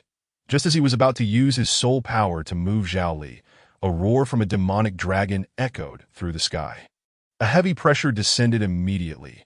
All the beasts ceased their assault on the city, with the lower-tier beasts prostrating themselves on the ground in fear. Even the late-stage demon tiger, which had been attacking Zhao Li, retracted its claws and gazed into the distance at a dark spot in the sky that was gradually enlarging. When it finally came into focus, everyone realized it was a colossal demonic dragon pulling a massive flying chariot, adorned with couplets on either side. The left side read, grasping the sun and moon, plucking the stars, while the right side proclaimed, in this world, none can match me. Chapter 9. The Ring, the old man gazing at the couplets on the flying chariot. A palpable aura of invincibility emanated, making the words resonate profoundly. Then on the city wall of Linhai, the crowd returned, and Zhao Li seized the opportunity, while the demon tiger was momentarily distracted to dash back inside the city. Casting a disdainful glance at the flying chariot above, Uncle Fu in the ring muttered, grasping the sun and moon, plucking the stars. In this world, none can match me. Who uttered such arrogant words? Even the many martial gods from 1,000 years ago would not dare to speak thus. The demonic dragon's chariot hovered above Linhai City, exerting an even heavier pressure that caused the city's protective barrier to tremble. The Wuqian holy monk looked up at the dragon with an expression of fear. It's actually a demonic dragon at the martial emperor level. How is that possible? Who could command a martial emperor-level dragon to pull a chariot? The people on the city wall were equally terrified and hurriedly relayed the news to the heads of their respective factions. The door of the chariot swung open, and heavy footsteps echoed, resonating deep within the hearts of the onlookers. That a tall figure clad in a black robe of the demonic dragon appeared, exuding an aura of unparalleled dominance. With a silver-black lightning bolt emblazoned on his forehead that added to his mystique. It is the leader of the Demon Sect, Zhou Qiong. He has indeed arrived, Zhao Li said through gritted teeth. Veins bulging on his forehead, the ring shimmered with light. You are not his match yet, but you will surpass him in the future. The do not act impulsively. Understood, Uncle Fu. I will restrain myself, Zhao Li replied. A beam of blue light shot from the ring towards the flying chariot, unnoticed by anyone. Zhou Qiong's gaze suddenly shifted towards Zhao Li's direction, specifically to the ring on his right hand. How is this possible? Oh no, he has discovered me. We must leave. The ring's light enveloped Zhao Li, and he vanished from Linhai City in an instant. Zhou Qiong smirked. Interesting, a ring from an old man. Could it be that he is the destined child of this world? That individual harbors a deep-seated hatred towards me. Disregarding Zhao Li, the restored Zhou Qiong feared no destined child. Anyone who dared to provoke him would meet death. Demon Emperor, I have arrived. Will you not reveal yourself? Do you intend to allow me to slaughter this beast tide? No response came from the sky. Zhou Qiong sat atop the demonic dragon's chariot and waved his hand, instantly sending the members of the Demon Sect flying out to charge at the beasts. Only Lian Sheng remained by Zhou Qiong's side. That is the Demon Monkey King. He has actually reached the mid-stage of the Martial Emperor realm. When did he break through? That is Hall Master One. He has reached the peak of the Martial Emperor realm. That is the second elder. How did he break through to the peak of the Martial Emperor realm? It's unbelievable. All the members of the Demon Sect are masters at the Martial Emperor level. None below the mid-stage. The Wuqian holy monk exclaimed incredulously that he turned to Liao Fan. Quickly relay this news to the abbot. The sudden appearance of over 20 martial emperors left the onlookers in shock. The members of the Demon Sect launched an attack on the beast tide with overwhelming force, annihilating them in droves that if left unchecked, it would take less than half an hour to completely eradicate the beast tide. A roar echoed from afar, causing the members of the Demon Sect to halt their assault. That a blood-red claw emerged from behind the beast tide, moving with incredible speed. Lian Sheng, who had been standing beside Zhou Qiong on the flying chariot, extended his hand to meet the blood-red claw. The clash produced a thunderous sound, shaking the heavens and the earth for miles around. It was as if the world was ending, with an overwhelming pressure descending. The members of the Demon Sect retreated in haste, while the majority of the beast tide remained oblivious, crushed into a mist of blood by the powerful force, save for a few demon beasts at the Martial King level and above. This scene was astonishing. Just moments prior, the martial artists of Linhai City had battled for an hour and managed to eliminate only a fraction of the beast tide, suffering considerable casualties themselves. Now, merely the residual force from these two strikes had decimated nearly half of the beast tide. That it was hard to imagine what would happen if they targeted the beast tide directly. You have indeed broken through to the Martial Emperor realm. And not just any Martial Emperor. That I suggest you join me. Together we can rule over the demon race. A slender figure appeared above the beast tide, clad in a white fur coat. Her features delicate and fair, resembling a woman. Her eyes, like peach blossoms, seemed capable of captivating souls. That it was the demon race's sovereign, Su Huang, said to be a nine-tailed fox that had undergone transformation. Then it depends on whether you possess the capability, Lian Sheng replied, bowing respectfully to Zhou Qiong before turning to launch silver needles at Su Huang. Instantly, a rain of silver light shot towards her, weaving into a vast net that sealed off all her escape routes, the air vibrating with a resonant hum. The martial artists on the city wall were exhilarated. This was a confrontation at the Martial Emperor level, a rare spectacle in a century, with a demon sovereign facing the grand overseer of the Demon Sect. This was a tale worthy of boasting rights. That Su Huang raised a palm, unleashing boundless combat intent. The surrounding space shattered, warping within 100 feet. The silver needles, before even reaching her, were obliterated by the rupturing space. One palm continued its advance towards Lian Sheng, shattering mountains, rivers, and the very earth beneath. Zhou Qiong was slightly taken aback. He had not anticipated that the seemingly delicate Su Huang could unleash such overwhelming force. Capable of fracturing space with mere physical strength, she was indeed the longest-living martial emperor on the continent, having surpassed 300 years. The lifespan of humans, even at the martial emperor level, seldom exceeds 200 years unless they ascend to the martial god realm, a feat that had not occurred in over a millennium. The longest-living martial emperor among humans was the head of the Xingkong sect, Daoist Chongxiu, who was already 180 years old and at the mid-stage of the martial emperor realm, with little hope of breaking through to the martial god realm. Lian Sheng drew a long sword, cutting towards the massive palm with an indescribably swift strike, as if traversing the river of time, capable of severing all that lay before him. Bang! The sound of clashing metal reverberated for miles, shattering mountains and rivers in an instant. Nearby peaks were reduced to ashes. The protective barrier of Linhai City cracked. and a portion of the city wall collapsed.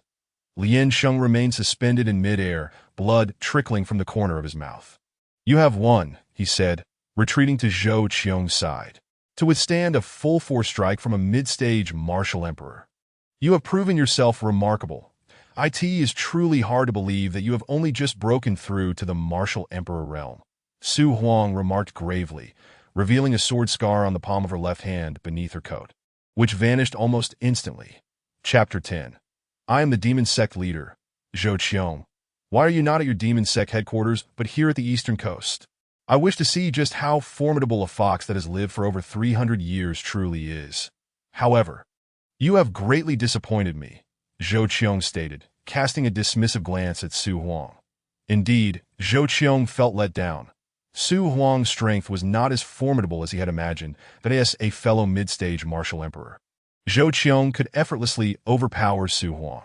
"Su Huang, I will offer you a path. Submit to my Demon Sect, and I shall grant you the position of protector." "Zhou Qiong, do not be too arrogant." Su Huang brandished a spear, its tip quivering, causing the very fabric of space to tremble as boundless combat intent surged forth, dispersing the clouds above. The Wutian holy monk sighed. Facing Su Huang's combat intent, he found himself lacking the courage to intervene, primarily because the intent was focused on Zhou Qiong. Whether it was Su Huang, Zhou Qiong, or Lien Sheng, they were all figures of extraordinary caliber, rarely seen in a millennium, yet none belonged to the righteous sects. Leaving one to wonder whether this was a blessing or a curse, Su Huang swung her spear, breaking through the fabric of space, hurtling towards Zhou Qiong.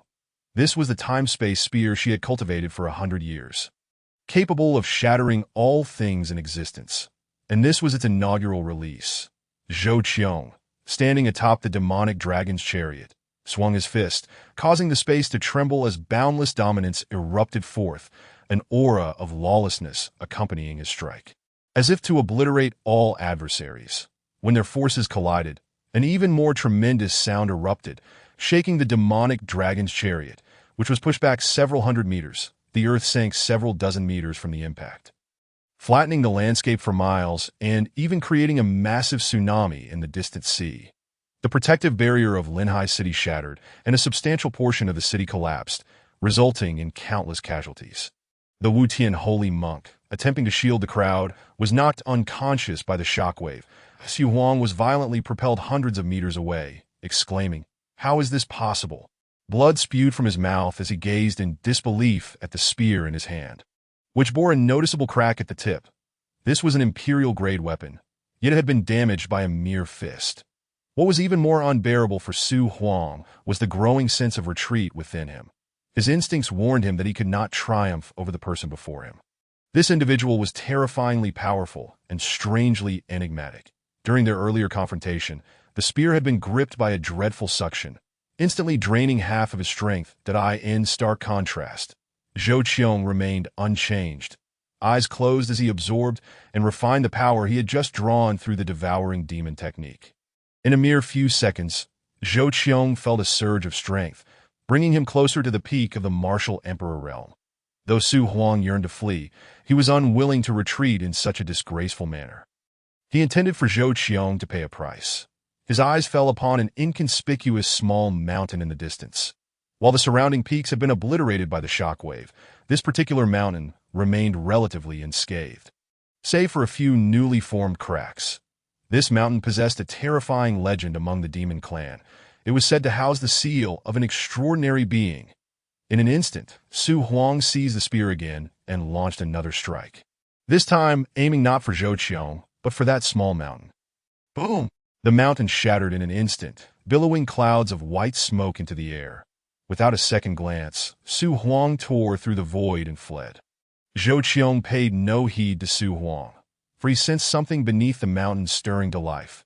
Akin to an ancient deity, that it was overwhelmingly powerful, yet paradoxically frail, that a phantom silhouette gradually coalesced in the sky. Its form hazy with 4 pairs of wings unfurling behind it. Vital energy from the air began to converge towards the small mountain. As a figure slowly ascended from its depths, it was a woman of breathtaking beauty, clad in a flowing white robe that radiated an aura of purity, albeit tainted by a hint of malevolence, her back adorned with 4 pairs of wings. Zhou Qiong utilized the system to scan her. Name: Fallen Angel.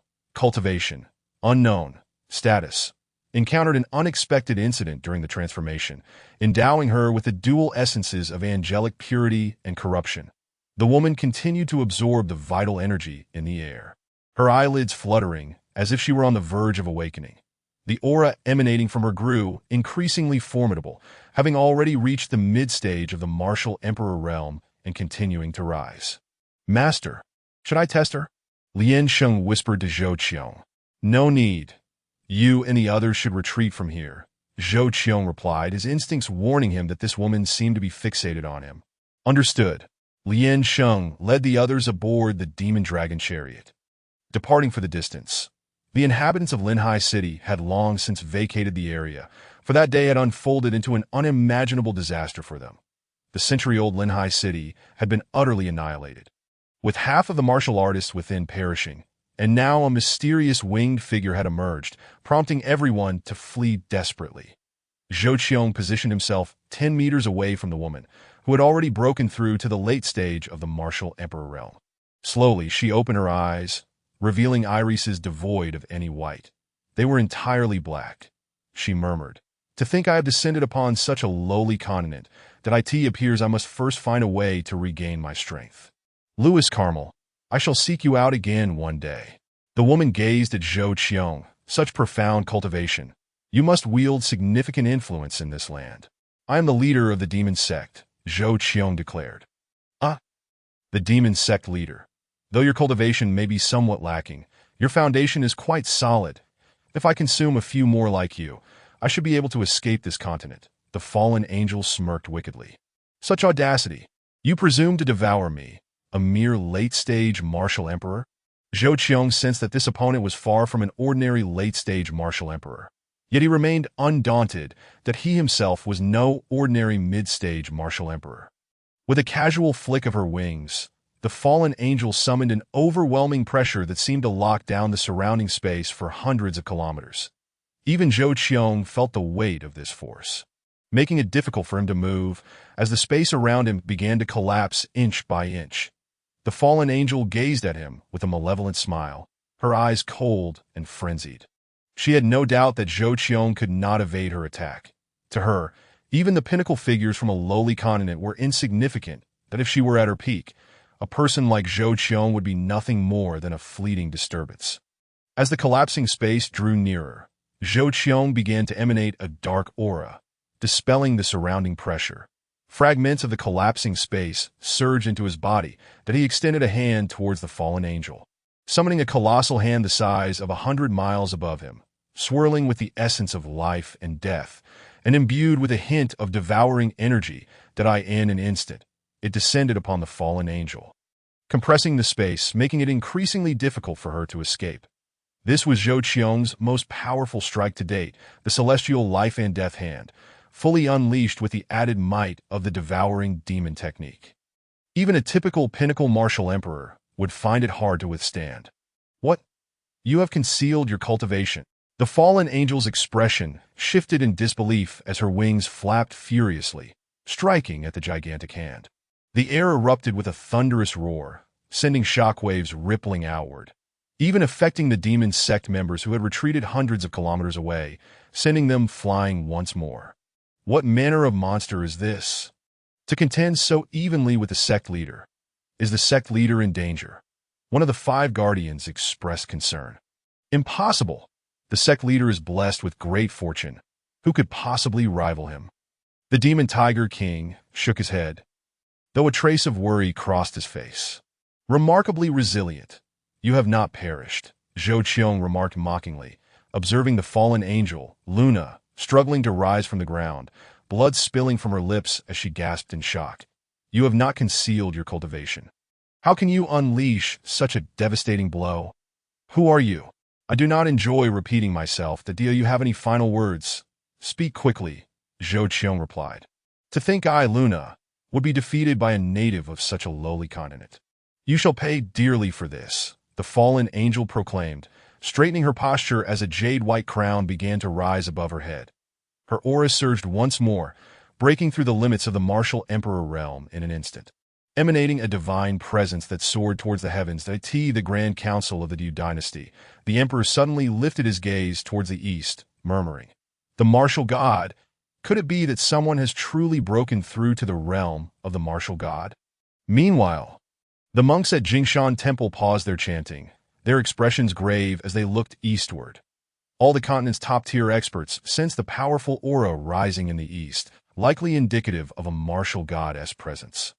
Zhou Qiong narrowed his eyes, feeling the threat and even a hint of death surrounding him, but he thought to himself, "One should never underestimate this so-called angel.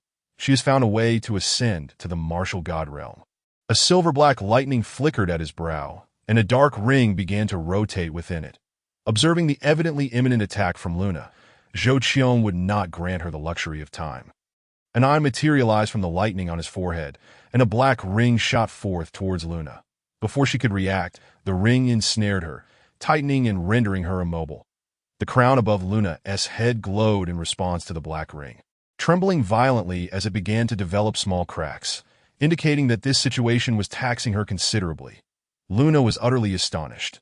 What had she witnessed? That individual had manifested an eye on his brow, unleashing a black ring that ensnared her, even though she was now at the mid-stage of the martial god realm. The crown, a sacred artifact of the angelic race, should have been beyond the capabilities of ordinary weapons to contend with. Yet it failed to shatter the black ring. She exerted all her strength to channel her techniques, even igniting her blood essence, aware that if this continued, she would be in grave peril. The black ring bore the dual pressure of the crown and Luna, causing the fissures to widen. Remarkably, from the moment Luna had achieved her breakthrough, only a few fleeting moments had transpired. Suddenly, she raised her head, sensing the looming threat of death. Zhou Qiong whispered, "Annihilation Eye." The black eye on his forehead emitted a beam of light that pierced through Luna's body.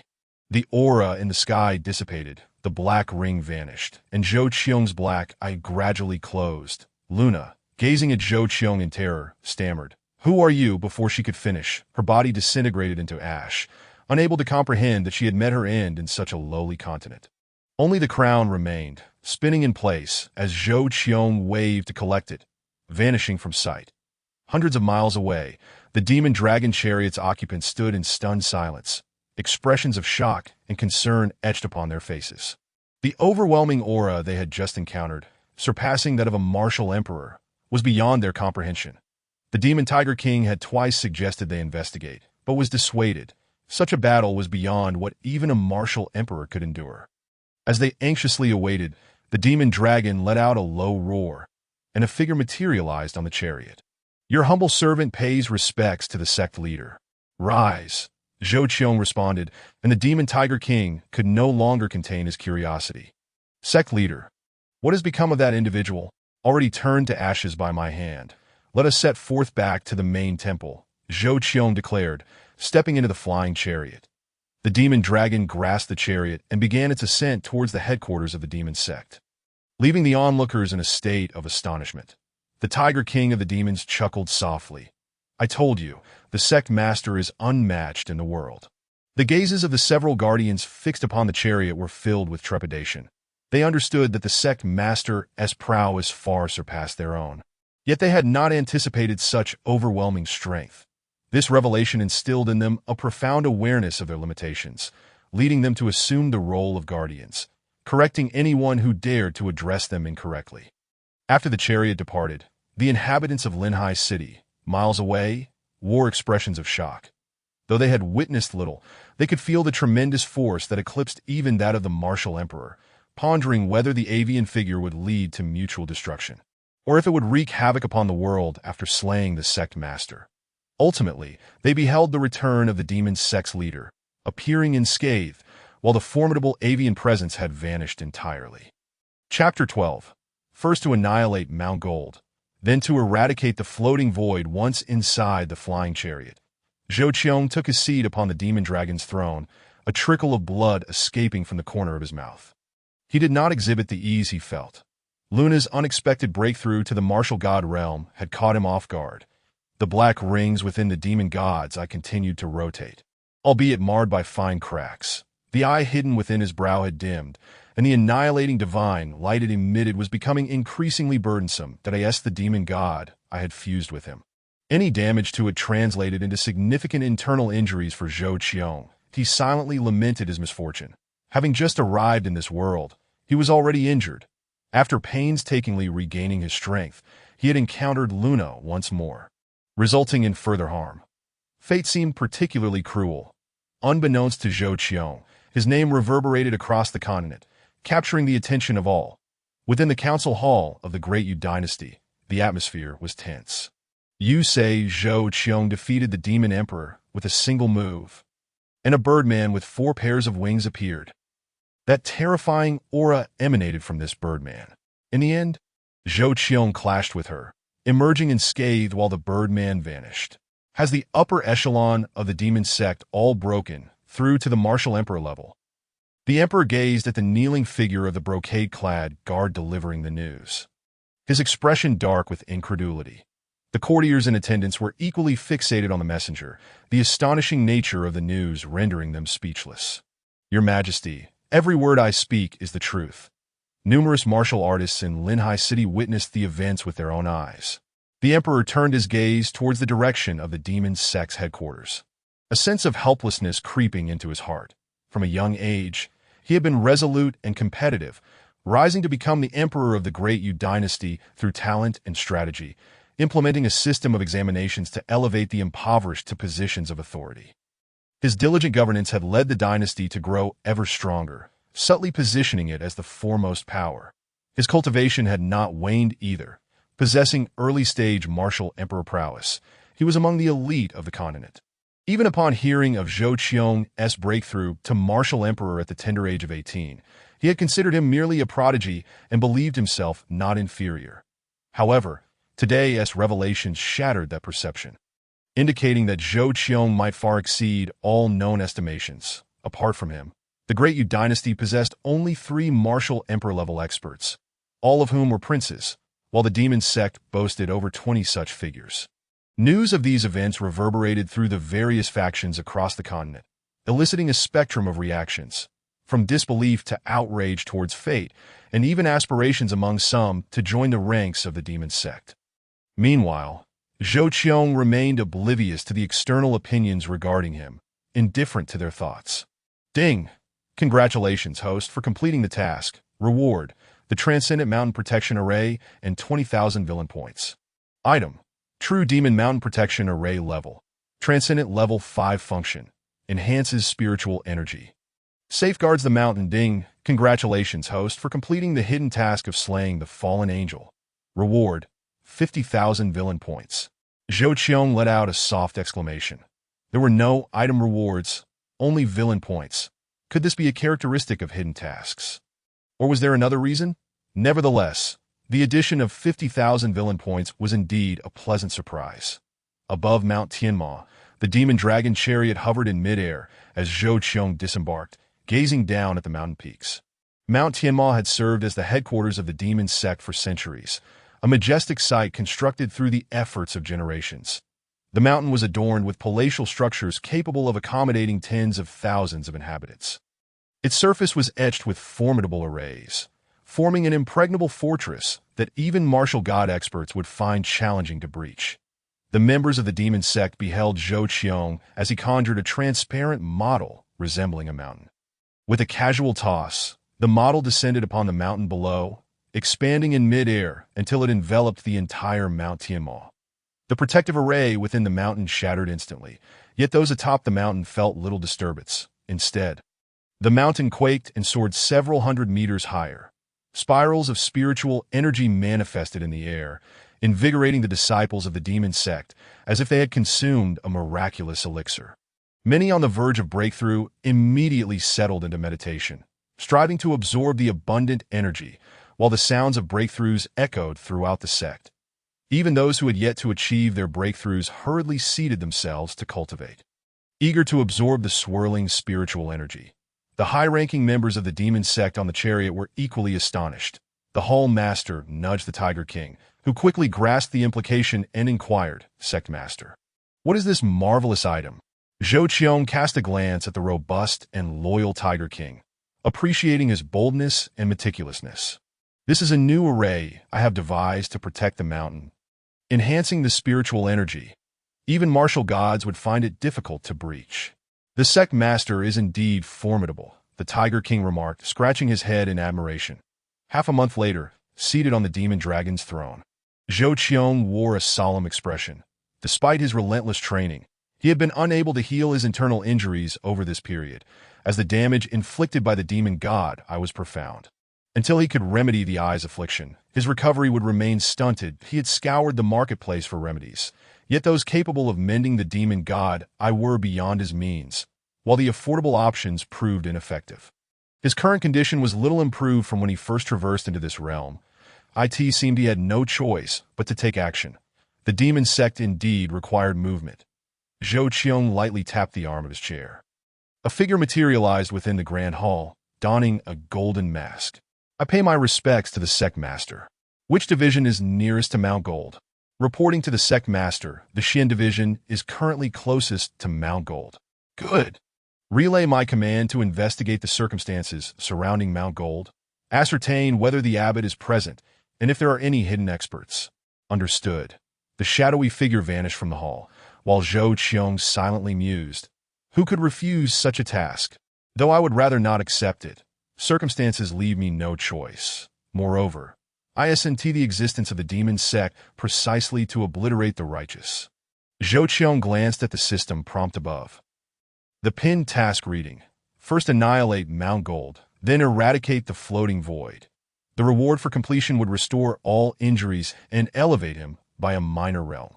Mount Gold lay 50 miles away, and the Uli in Jinwu City bustled with activity. Having gained sudden popularity across the Kangwu continent 5 years prior, in an instant, countless branches sprang up, with establishments in every major dynasty and faction-controlled city. The origins of the Uli remained shrouded in mystery, its background deeply entrenched. None who dared to disrupt its peace had met a favorable fate. Within a private room on the 3rd floor of the inn, a figure sat in meditation. The innkeeper gently knocked on the door, announcing, "Wine delivery from the inn." "Who is it?" came a voice from within. "The inn is delivering wine." "Come in." The innkeeper pushed the door open, placing the wine on the table before kneeling before the figure seated on the bed. I pay my respects to the first seat. Chapter 13. The Xian division's first seat intrudes upon Mount Gold. The seated man slowly opened his eyes. Clad in a tight-fitting outfit, his slender form concealed behind a silver mask that a long blade rested nearby. "What is it?" Reporting to the first seat, the sect master has commanded us to thoroughly investigate Mount Gold's situation and determine whether the abbot is present. Understood. You may leave. The man waved his hand lightly, and the innkeeper bowed and exited.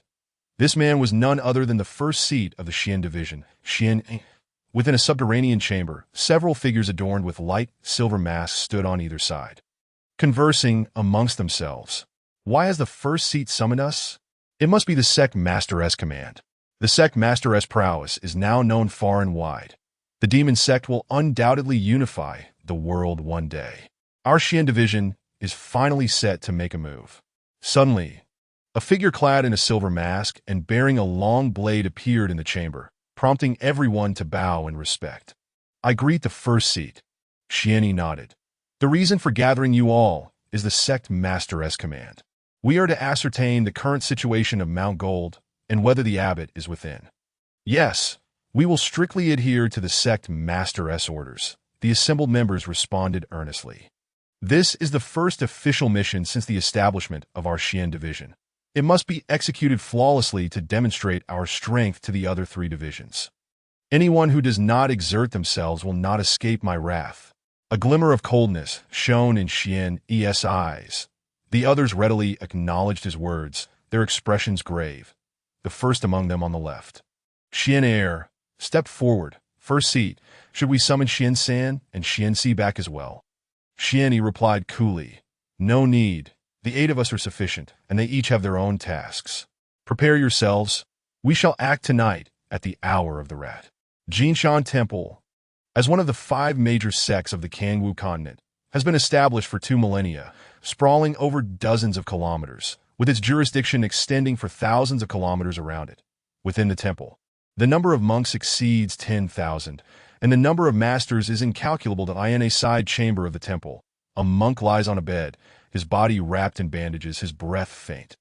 Beside him, a young novice monk is diligently pounding medicine with a pestle, occasionally glancing at the bedridden monk. This young monk, named Lu Yu, is an orphan who entered Jinshan Temple a decade ago and has since been working in the miscellaneous duties division.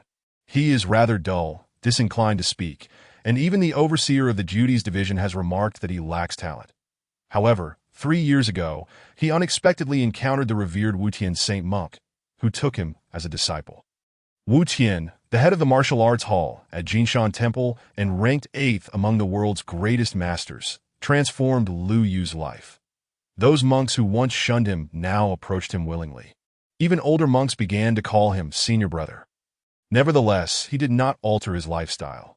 Aside from his residence, now being the side hall of the martial arts hall, he continued his daily routine of practicing martial arts and chanting scriptures. Until half a month ago, when an incident disrupted his life. Wutian Saint monk was suddenly brought back to Jinshan Temple by Bei Fan, gravely injured and unconscious. Even the long-absent abbot came to tend to him. And for the past half-month, Wutian has remained unresponsive. During this time, Lu Yu ceased his recitations and training, devoting himself entirely to preparing medicine, his gaze never leaving Wutian's form on the bed.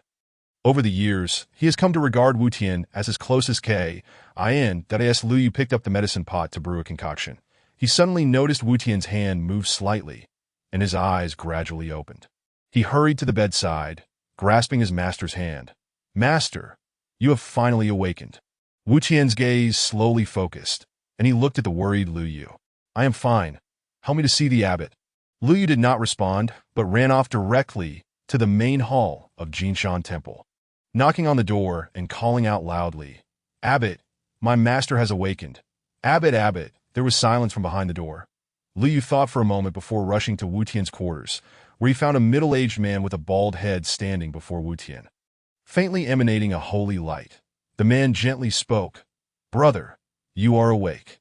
"Yes, thank you for saving me, abbot." Wutian expressed his gratitude, attempting to rise, but was stopped by the abbot's raised hand. "Fortunately, you have a strong constitution.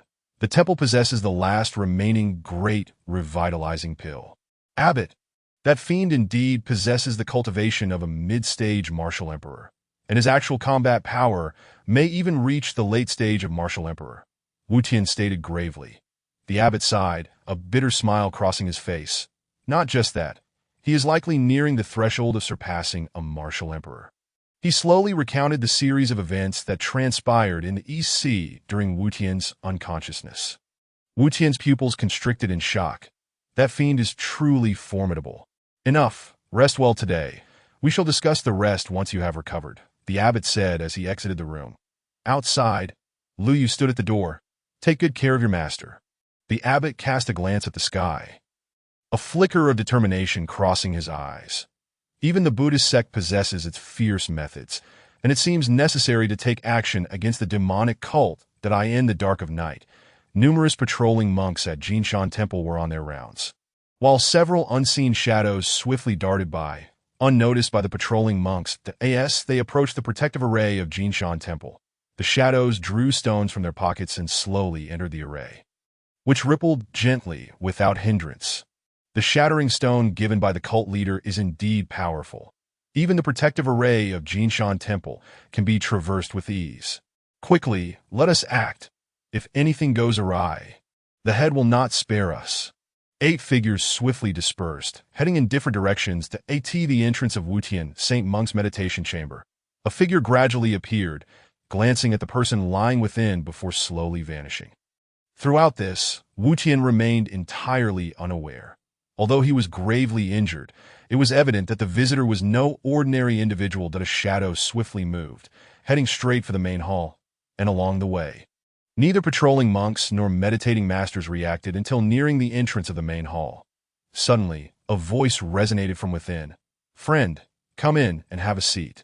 Upon hearing the voice, the figure did not respond, but instead retreated hastily, quickly darting backward.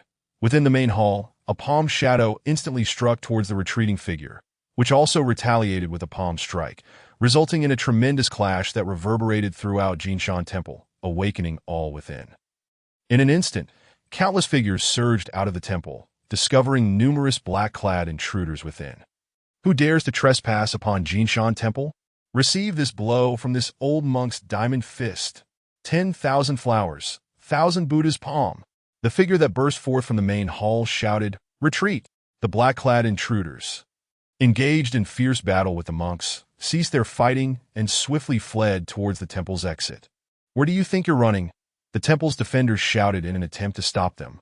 But the intruders were indeed swift and unwilling to linger in battle, were on the verge of escaping the temple. Just then, a finger from within the main hall pointed towards the black-clad figures. And a resounding voice echoed, "Flower-plucking finger." The black-clad intruders found themselves as if frozen, unable to move. Chapter 14. Mobilizing troops to Jinshan Temple in the air, a man wearing a silver mask had a long blade vibrating on his back. Autonomously flying into his hand, gripping the hilt, he bellowed, "Heaven and earth, one blade slash." In an instant, he slashed the air, creating a cross that pierced the heavens, illuminating the dim sky. The blade aura broke through the blockade and struck the giant finger with a deafening boom that resonated throughout Jinshan Temple, causing the entire temple to tremble. The protective array activated automatically, and all the heads of the temple exerted their full power to safeguard the premises. The blockade dissipated instantly, allowing the black-clad intruders to seize the opportunity to break free from the encirclement and vanish without a trace. Several heads of the temple gathered at the main hall, where the abbot was seated on a mat, and the head of the scripture hall, with palms pressed together, looked at the person seated on the mat. "Abbot, that group of thieves has escaped. There were 8 in total, not a single one left behind." Upon finishing, even the esteemed monk felt a tinge of embarrassment. Jinshan Temple is one of the 5 major sects. And although unprepared, it was astounding that not a single one of the 8 thieves was captured. That a tall man, dressed in monk's robes and towering over 2 meters, stepped forward. Outsiders would readily recognize him as Wufang's Saint Monk. Ranked second on the Earth ranking, he spoke loudly, "Brother Wu." Each of those thieves was at least at the martial sovereign level, and the one wearing the silver mask even managed to breach your blockade, making it difficult to fathom the power behind them. "Abbot, there is another point of suspicion. How did they breach the protective array? Is it possible that there is a traitor within Jinshan Temple?" The abbot, seated on the mat, cleared his throat, chanting a Buddhist phrase. "This matter is indeed puzzling, Wufang. Investigate which patrolling monks today appeared suspicious." Wufang responded with an affirmative and stormed out, but he practiced the angry-eyed diamond method and had a notoriously bad temper. Today, when the black-clad intruders caused chaos, he had originally intended to capture a few, but unexpectedly found himself entangled with 3 of them, ultimately allowing them all to slip away, leaving him seething with frustration. Once everyone had departed, the abbot, still seated on the mat, wore a solemn expression that he raised his right hand, revealing a distinct cross-shaped mark on his index finger, clearly at the peak of martial sovereign, yet capable of unleashing attacks akin to a martial emperor. Truly an extraordinary individual. 300 miles outside Jinshan Temple, on a desolate mountain, several black-clad figures surrounded a man wearing a silver mask, who was coughing up blood and cultivating to heal his injuries, while the others looked on with concern. Half an hour later, the man's breathing stabilized, and he slowly opened his eyes. The others anxiously inquired, "Master, are you all right?" "I will survive." Quickly relay the information gathered tonight to the cult leader. At the demonic cult's headquarters, atop the Tianma Peak, the hall was still where Zhou Qiong sat upon the dragon throne. A man wearing a light yellow mask knelt before him, reporting, "I report to the cult leader. The Xian division has returned news that Abbot Wu is at Jinshan Temple, where there are 12 martial sovereigns present, including the severely injured Wutian Saint Monk, who was discovered by the Xian division's head during reconnaissance. The head sustained some injuries." "Understood.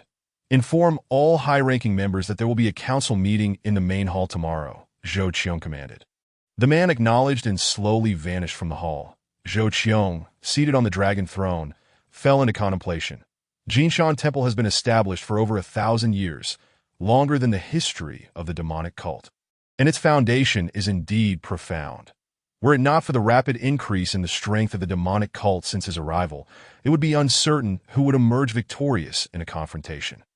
However, the situation has changed. The demonic cult now possesses dozens of martial sovereigns. In addition to Zhou Qiong and 3 martial emperors, obliterating Jinshan Temple would not pose a challenge. Yet, it could trigger a chain reaction. So the task must be completed with utmost urgency. Once Zhou Qiong recovers from his injuries, he will be at ease. The following morning, numerous high-ranking members of the demonic cult gathered in the main hall. They were not kept waiting long. Upon entering the hall, they found Zhou Qiong already seated upon the dragon throne. At this moment, Zhou Qiong commanded an unassailable presence within the demonic cult. And as the high-ranking members entered the hall, they could feel his overwhelming aura of authority, leaving them silent and standing quietly on either side of the hall. That a figure clad in red gradually appeared beside Zhou Qiong. I have come today to assign you a task. I wonder if you possess the confidence to accomplish it. As commanded by the cult leader, we shall strive with our lives to fulfill it, the second protector declared, stepping forward and bowing respectfully. Due to the formidable rise of Zhou Qiong, the Council of Elders has been completely dissolved, and the second protector has recently been aligning closely with the 12 demon kings. Although others regard the second protector with a modicum of disdain, the majority of the high-ranking members of the demon cult are utterly devoted to Zhou Qiong, collectively proclaiming, "We are willing to die for our leader." Enough. I cannot bear to see you perish. I still need to lead you to dominate the world, Zhou Qiong replied. I have witnessed your breakthroughs. One Hall Master, please enlighten us on the current strength of our sect. Reporting to the leader, we currently have 4 in the Martial Emperor realm, 31 in the Martial King realm, 243 in the Martial Sovereign realm, and over 1,000 in the Martial General realm. The gathered members of the demon cult were taken aback. Although they were aware of the recent rapid advancements, the actual figures were staggering.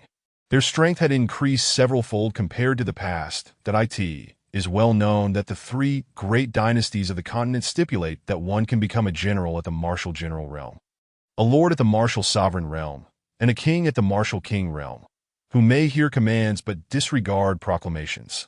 Our demon cult's power has grown immensely. It is time for action, Zhou Qiong declared. White Tiger Hall, Vermilion Bird Hall, Black Tortoise Hall, the 7 protectors, the 12 demon kings, he intoned gravely. Your subordinate is present, the crowd responded, bowing. I command you to seize Golden Mountain Temple within a day, to obliterate its 1,000-year heritage. Do you have confidence? Yes, they chorused. Though they were uncertain why the leader wished to destroy Golden Mountain Temple, they trusted his reasoning, and some of the more belligerent members were eager to take action immediately. For this operation, the Azure Dragon Hall will guard the main temple, while the others will be commanded by Lian Sheng. That I will not intervene. All depends on your capabilities. That I hope you will not disappoint me. We will not let the leader down, they proclaimed with fervor. Lian Sheng also bowed in agreement. Only Li Chongsheng, the head of the Azure Dragon Hall, wore a troubled expression. Having finally encountered a significant operation, his Azure Dragon Hall was tasked with remaining behind, thus missing the opportunity for any merit, hoping for a chance in the future. Very well, I await your good news, he concluded. Chapter 15. I am no longer the Grand Elder. I am the Demon Cult Protector. By Haotian, 100 miles from Golden Mountain Temple, a wisp of mist arose from a mountain peak, obscuring vision. That a young shepherd descending the mountain suddenly found himself lost in the thick fog. He had grown up at the mountain's base and had visited countless times, but had never encountered such dense mist. No matter which direction he took, he could not find his way out. The shepherd spun around until he heard a faint voice, as if discussing something. He cautiously followed the sound and, through the haze, caught sight of a group of people clad in black, with more black-clad figures gathering around them. The leader wore a striking red outfit, standing out even in the fog, surrounded by others. Great Chief, 500 elite members from the White Tiger Hall have arrived. 500 elite members from the Black Tortoise Hall are in position. 500 elite members from the Vermilion Bird Hall are ready. Demon Tiger King, Demon Dragon King, Demon Rat King, and the 2nd and 6th protectors are in place. Individuals beside the red-robed man reported with respectful gestures. This was the strategy devised by Lian Sheng of the demon cult. To divide and assemble 100 miles from Golden Mountain Temple, employing a surprise attack. The red-robed man waved his hand and proclaimed, "This operation is unprecedented in decades for our demon cult and serves as an assessment from our leader. Success is the only option. Failure is not permitted. Move out." "Yes, great chief." The young shepherd sensed something was amiss. Despite his lack of experience and understanding of the conversations around him, it was clear these individuals were not benevolent. He attempted to flee, but before he could, dizziness overwhelmed him, and he lost consciousness to a Golden Mountain Temple. During the morning chanting, a pair of men and women were led through the mountain gate by a young monk. "Senior brother, Golden Mountain Temple is so grand and majestic," the man responded with a smile. "Indeed, Golden Mountain Temple is one of the 5 major sects of the continent, a top-tier force. Senior brother, do you think we can obtain a minor rejuvenation pill?" "Certainly. Master S condition cannot be delayed any longer. The unfathomable Saint Monk of Golden Mountain Temple is a good friend of Master and will surely assist us." "But the unfathomable Saint Monk is the second-ranked expert on the Earth ranking. How could he possibly know Master?" "In their eyes, Master is merely a minor figure in the martial general realm. How could they be friends?" The man looked at his curious junior sister and chose not to elaborate, as he too was unsure how Master had formed a connection with such a figure. They were led to the entrance of a meditation room in the back hall, where the monk knocked on the door. "Unfathomable Ancestor Monk, there are 2 guests claiming to be your old acquaintances who wish to see you." A deep, rugged voice emanated from within. "Come in."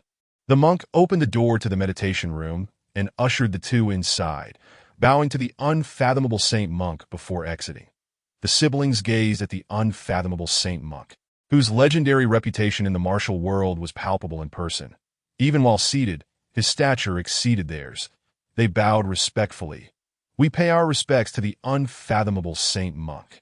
What brings you 2 to seek me?" The man remained silent, retrieving a letter from his pocket and presenting it to the monk. The monk took the letter and began to read, frowning increasingly as he progressed, eventually closing it and producing a porcelain vial to hand to the man. "This contains 3 minor rejuvenation pills. Take them," before he could finish. The siblings suddenly noticed that the monk had vanished before their eyes. Before they could comprehend the situation, shouts of battle erupted outside. They rushed to the door and found chaos had ensued. A large throng of black-clad individuals launching an assault on Golden Mountain Temple. The man, incredulous, exclaimed, "How is it possible that someone dares to attack Golden Mountain Temple?" Meanwhile, the monk was already engaged in fierce combat with a man clad in a dark battle robe. His demeanor fierce and unyielding, each strike sending ripples through the surrounding space. Yet, each time he aimed to strike his opponent, a protective barrier would manifest around the latter, rendering his attacks harmless. Frustrated, the monk roared, "Wan Li, you foul turtle! Today I shall shatter your shell." Though his words were bold, his heart was filled with shock. He recognized his opponent as Wan Li, the head of the Black Tortoise Hall, who had previously been no match for him. Had he not fled swiftly, the head of the Black Tortoise Hall might have been someone else by now that he never anticipated that in just a few years. Wan Li would have cultivated to a level that even he found challenging to overcome. The clamor of battle echoed throughout Golden Mountain Temple, with black-clad figures swarming everywhere. Numerous senior monks flew out from the meditation hall, only to be intercepted by the high-ranking members of the demon cult. An elder from the Arhut Hall ascended into the air, shouting, "Demon cult fiends, who dares to fight me? Ha, bold indeed! I, the Demon Tiger King, shall meet you." The 2 exchanged only a few blows in the air before a scream pierced the air. The Arhut Hall's protective elder wore an expression of shock as a hand pierced through his torso, slowly withdrawing, causing him to plummet from the sky, his life extinguished. The high-ranking members of Golden Mountain Temple were instantly filled with dread. This protective elder was a peak martial emperor, among the elite of the temple. And yet the Demon Tiger King, a rising star of the demon cult, had dispatched him in mere moments. The hearts of the Golden Mountain Temple's members were shrouded in a shadow of despair. Not far above the main hall, 3 figures hovered in the air. One was clad in a yellow robe, wielding a 9-ringed staff, his expression cold as he gazed at the 2 opposers after hearing the distant cries. One was dressed in a red battle robe, the other in a blue long gown, with a sword strapped to his back. "Great Chief, Grand Elder, Are you truly intent on instigating a war between the righteous and the demonic? Lian Sheng raised his hand. By the order of our leader, we must annihilate Golden Mountain Temple, that I have no choice but to take your head as an offering to report back.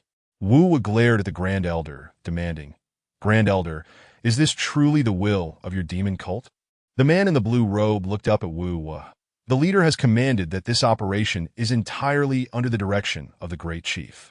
And do not call me Grand Elder anymore, that I am the demon cult protector, by Hao Yin, and soon you will have no opportunity to address me at all. Wu was internally startled. He realized that the demon cult had completely submitted to Zhou Qiong. With even the Grand Elder now subservient, reduced to a position beneath the Great Chief Lian Sheng. The distant cries of battle grew ever louder, the high-ranking battle strength of the demon cult far surpassing what Golden Mountain Temple could withstand. Palatial structures were collapsing, and Wu knew he could wait no longer. He must swiftly deal with the two before him, or it would not be long before Golden Mountain Temple was utterly destroyed. Chapter 16. A millennium-old temple. Annihilated in a day. Wu ceased his words, left hand forming a flower gesture, while his right hand unleashed the great Golden King's demonic palm toward the two. Bai Haotian laughed heartily, his sword soaring from his back. Old monk, let me show you the unique demonic 9 swords passed down by the leader. Lian Sheng also drew his sword, exclaiming, evil repelling sword technique. Instantly, the air was filled with soaring sword aura, the sound of shattering resonating for miles around. The three ascended higher, primarily due to Wu's initiative. He understood that if they continued to battle below, the entire Golden Mountain Temple would be laid waste by the residual shockwaves. As the monks of Jinshan Temple fought valiantly against the encroaching darkness, they understood that if the abbot could eliminate the demonic sects Lianxing and Bai Haotian, they could finally free themselves to confront the crisis. Conversely, the thought of failure was unfathomable. Not far away, a clearing had been ravaged by the aftermath of combat. A few individuals surrounding a towering monk, nearly 2 meters tall, who was beset by relentless attacks. The monk, drenched in blood, resembled a fierce deity risen from the depths of hell, pouring forth his every effort into each strike, shattering the very fabric of space with his resounding roars.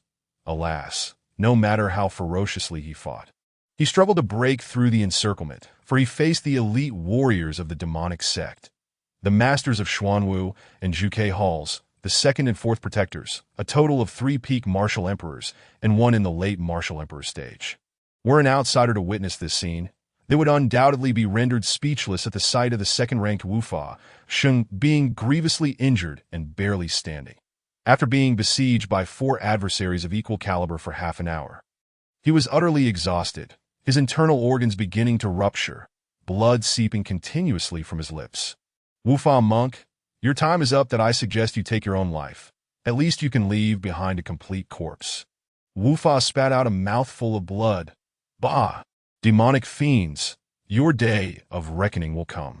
High above Jinshan Temple, at an altitude of 10,000 meters, the space itself twisted and churned as 3 individuals unleashed their assaults that a staff transformed into a golden dragon, exhaling beams of golden light towards the 2 adversaries, only to be intercepted by their swords' energies.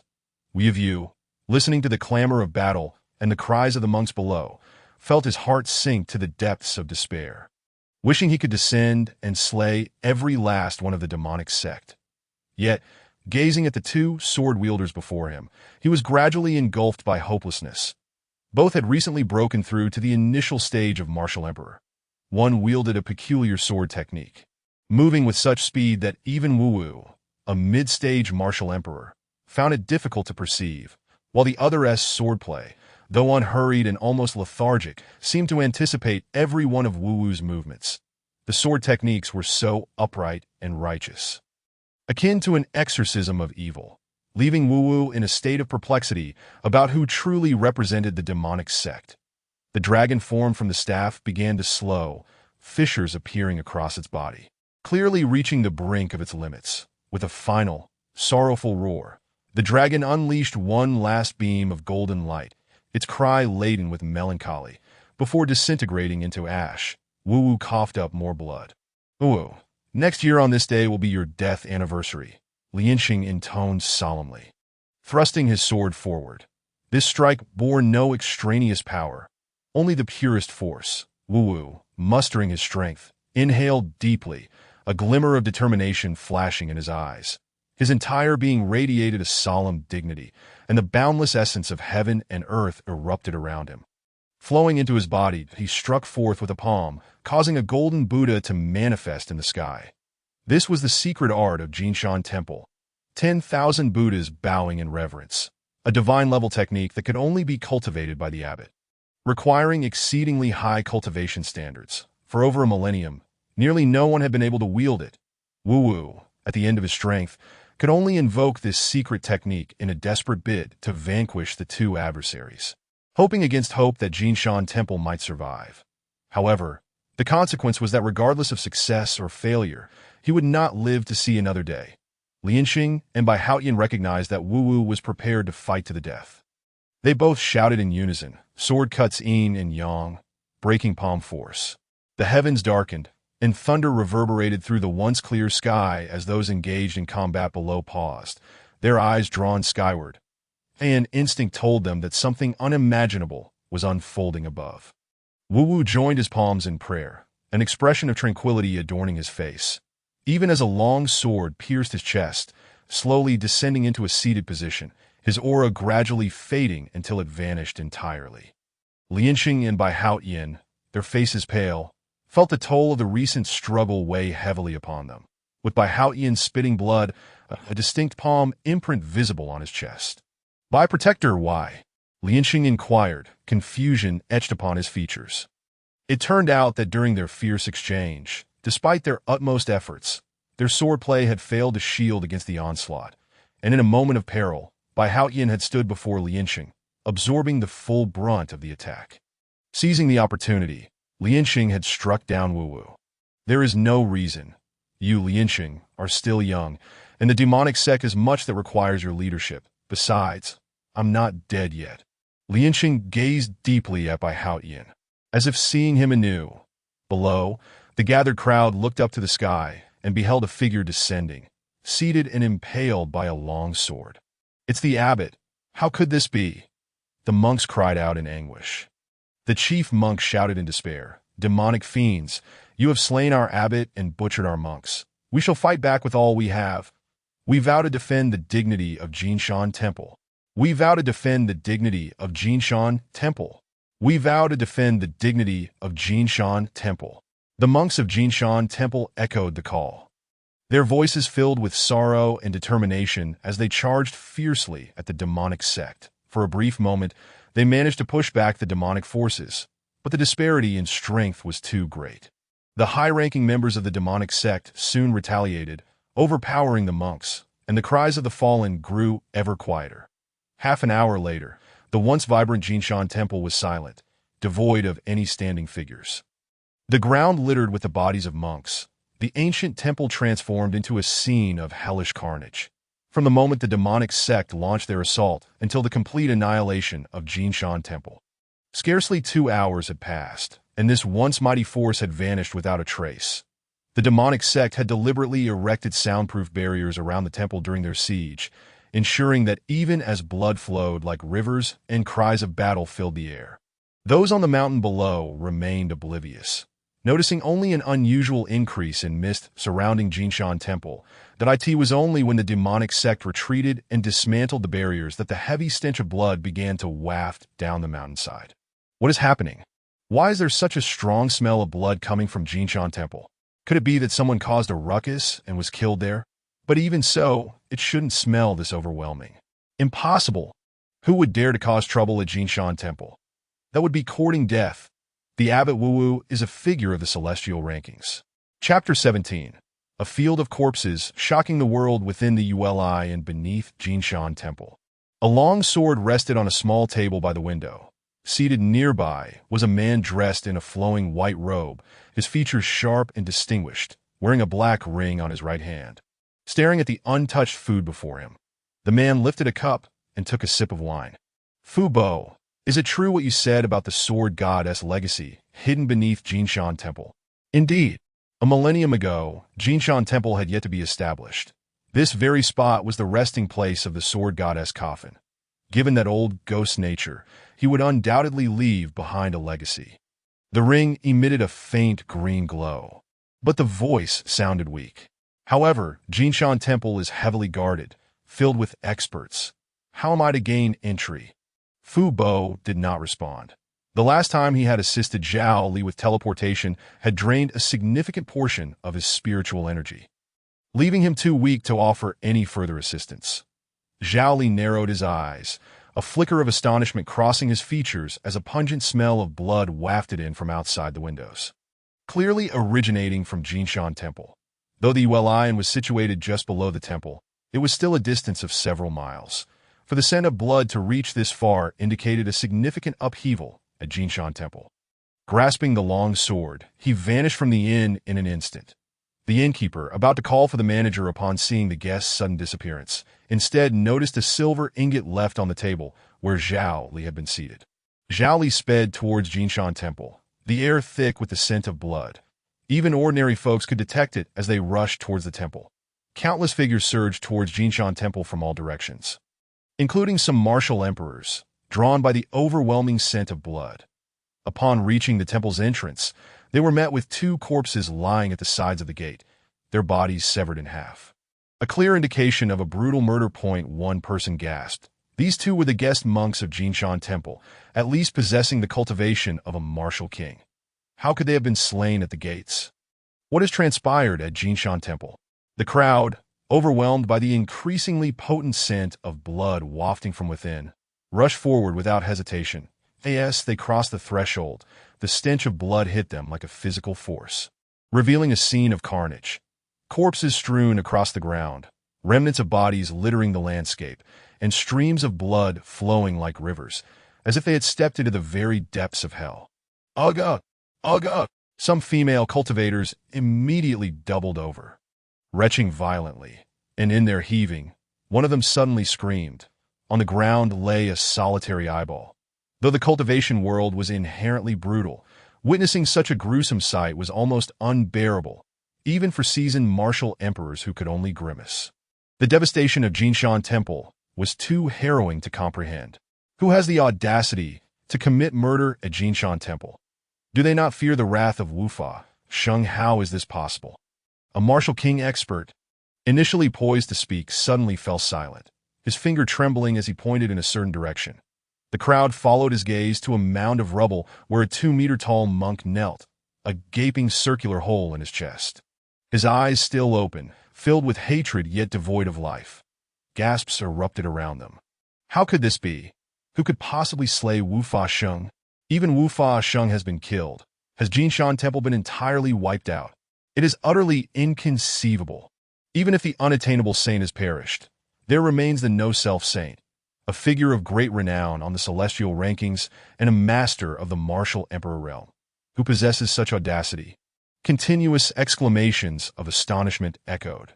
As all present were struck with disbelief at the death of the unattainable point, one must recognize that he was the second-ranked expert on the Earth rankings and had a remarkable potential to ascend to the martial emperor realm within the next decade.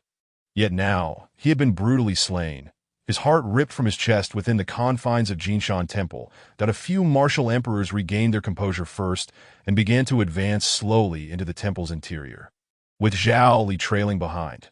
Throughout the path, lifeless bodies littered the ground, including renowned monks from the outside world, such as the 10th-ranked Unkong Saint, the 17th-ranked Wushuan Saint, and the 3rd-ranked Master Liaofan. As they reached the entrance of the main hall, the martial emperors suddenly halted, trembling uncontrollably. Following their gaze, Zhao Li found himself equally shaken. Before them stood a massive stone tablet, towering at approximately 10 meters, upon which the no-self saint, a master of the martial emperor realm, had been impaled by a sword, his body drenched in blood, devoid of life. Inscribed upon the tablet in crimson letters were the words, "By command of the sect leader, first purge Jinshan Temple." In the lower right corner, smaller characters proclaimed, "The Demon Sect's lynching." It is indeed the Demon Sect. How dare they commit such an atrocity? Are they not afraid of the righteous retaliation? Indeed, do they truly believe themselves invincible? One of the martial emperors cupped his hands toward his companions, saying, "Esteemed colleagues, I must return my sect to report this news, that I bid you farewell." With that, he turned and sped away from Jinshan Temple, followed swiftly by the others, eager to disseminate this urgent information. By evening, the once bustling Jinshan Temple was devoid of life, save for the lingering scent of blood that a figure appeared in the main hall, a long sword strapped to his back. "Uncle Fu, are you certain the sword god's legacy lies below?" "Rest assured, Zhao, that I can sense its presence. You need only crush the orb in your hand to gain entry to his tomb." Upon hearing this, Zhao crushed the orb, and a faint spatial ripple enveloped him. He gazed at the no-self saint's body upon the stone tablet, his heart a tumult of emotions. Just moments ago, he had been contemplating how to infiltrate Jinshan Temple, even devising ways to have the no-self saint removed, allowing him to enter undetected. Yet now, in broad daylight, he found himself within the temple, albeit at the cost of its utter annihilation.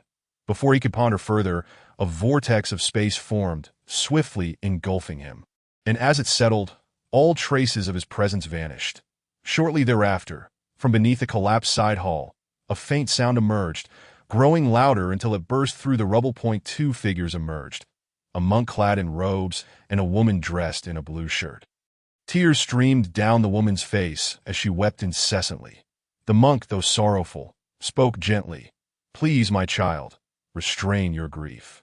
Upon hearing this, the woman ceased her weeping and looked to the monk. "Master Liao Yu, everyone is dead, including my senior brother. Why has this happened? I do not know the reasons, but the demons have slaughtered my Jinshan Temple. One day, I shall seek vengeance. Master Liao Yu, I must return to the Diyu dynasty to find my master. Will you accompany me?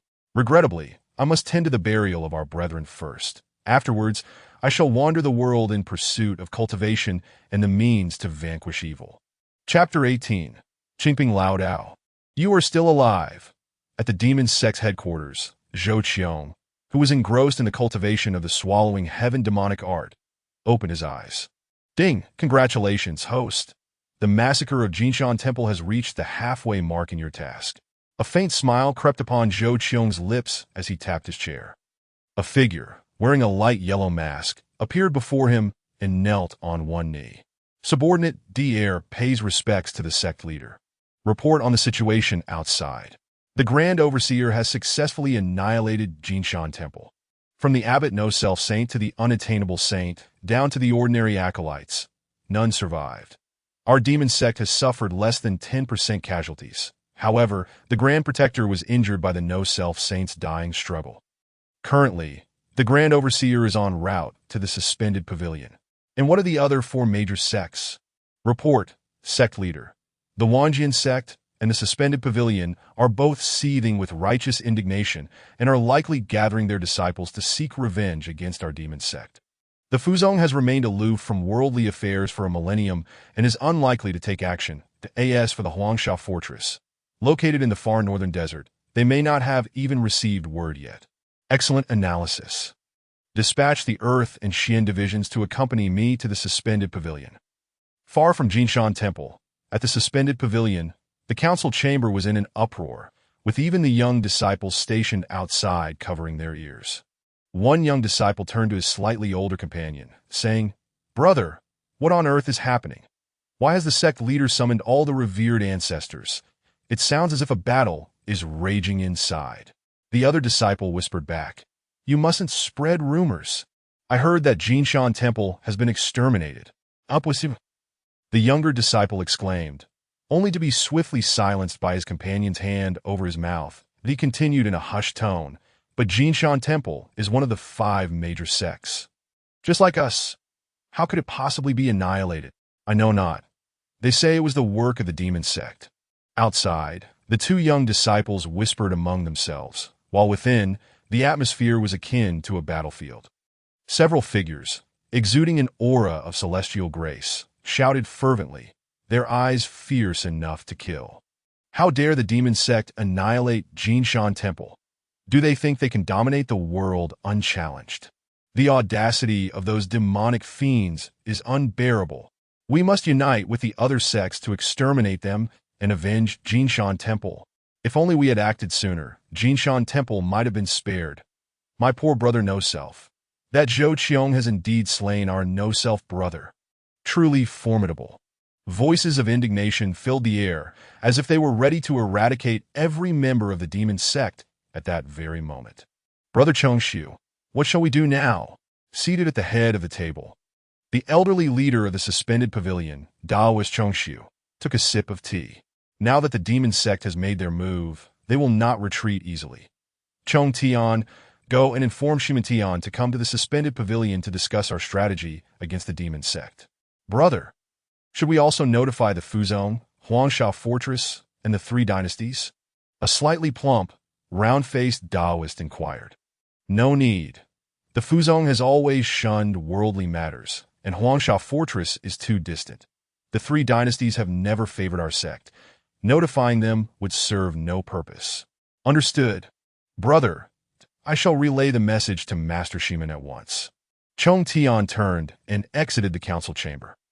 You others should stabilize your minds and go reassure the disciples that it is time for the Demon Sect to vanish from this realm.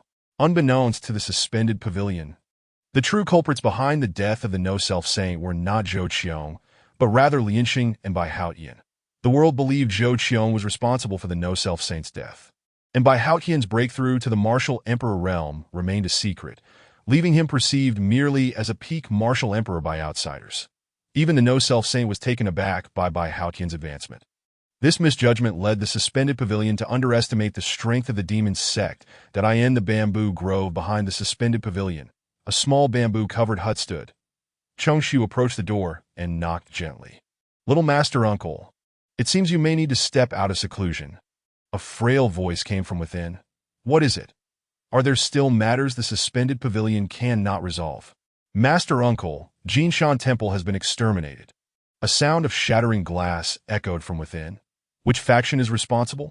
The Demon Sect. The No-Self Saint has also perished, slain by Zhou Qiong. Zhou Qiong? I did not expect Zhou Shantong to have such a capable son. A bitter laugh escaped from the hut. You are the sect leader. Simply instruct me as you see fit. Before Chongshu could respond, a look of incredulity flashed across his eyes. The door of the bamboo hut swung open, revealing an ancient figure resembling a centenarian, clad in a tattered Taoist robe. The elder gazed skyward and uttered, "It is time," before vanishing in an instant. Chongshu followed suit, and the two soon reappeared in the main hall of the suspended pavilion. Around them, figures rushed toward the square at the main hall's entrance. Chong Tian's figure appeared, shouting, "Brother Chongshu, this is grave news. The Demon Sect has already besieged Suspended Mountain." What audacity from the Demon Sect! I did not expect them to arrive so swiftly. Have they not suffered any loss from their attack on Jinshan Temple? Chongshu, the one leading them is none other than that Zhou Qiong's progeny. Ah, Master Qingping, you have emerged from seclusion. I did not see Zhou Qiong. The leaders are Lianxing, the Grand Overseer, and Bai Haotian, the Grand Elder. Chong Tian was initially taken aback, but quickly added, Lianxing. Who is he? The elder inquired with a hint of confusion. Master Uncle, Lianxing is a rising star within the Demon Sect, roughly the same age as Zhou Qiong. He currently serves as the Grand Overseer and has attained the early stages of the Martial Emperor realm. Chongshu explained. He has already broken through to the Martial Emperor at such a young age. Chong Tian, look at him, and then look at yourself. That at your age, you should have long since broken through, yet you remain stuck in the Martial Emperor realm. Chong Tian merely pouted, refraining from retorting, and hurriedly exited to organize the disciples. As Qingping Daoist and Chongshu Daoist made their way to the square, the entirety of the Xiankong Temple's thousands of disciples gathered there, each bearing an expression of steely determination, their hands firmly gripping long swords. The sky was filled with the ominous silhouettes of the demonic sect, as if ensnaring the entire Xiankong Temple within a vast trap. Qingping, you are still alive, came a hoarse voice from above, and a figure wielding a long sword emerged before Qingping's gaze. Bai Haotian, if you have not perished, how could I possibly do so? Why has your demonic sect surrounded my Xiankong Temple? Do you intend to assault us? Qingping Daoist inquired in a somber tone. Laughter erupted from the many high-ranking members of the demonic sect above, deriding Qingping Daoist naivety. Bai Haotian glanced at Qingping Daoist and declared, "By the command of our leader, we shall first obliterate Jingshan, and then annihilate Xiankong. After today, Xiankong Temple will be erased from the Kangwu continent." Chapter 19. Boldly, is the leader's name one you can utter? Qingping Daoist's beard bristled with indignation. With your meager strength, why has that child Zhou Qiong not come? Impudent. The name of our leader is not one that a mere nobody like you can utter, scorned the Demon Tiger King, pointing an accusing finger at Qingping Daoist. Lian Sheng surveyed the scene below, observing Qingping and Chongxiu, and turned to Bai Haotian, saying, "Great Protector, you must do your utmost to restrain Qingping Daoist. I shall deal with Chongxiu Daoist, and then come to your aid." Understood, Bai Haotian replied, his long sword flying into his grasp without the need for wind, as he charged downward. "Qingping, let me witness the prowess you've acquired over the years. Prepare your sword stance." His long sword sliced slowly towards Qingping, the sword energy surging forth. Though the movement appeared languid, Qingping Daoist felt an inescapable pressure, compelled to brace himself for the blow that he swiftly assumed a Tai Chi posture, his robes billowing, forming a circular shield before him. In the sky, Lian Sheng bellowed, "All members of the demonic sect, slaughter them without mercy." "Yes," they chorused in response, rushing toward the disciples of Xiankong Temple below. Chongxiu Daoist, sword in hand, declared loudly, "Today marks a pivotal moment for Xiankong Temple.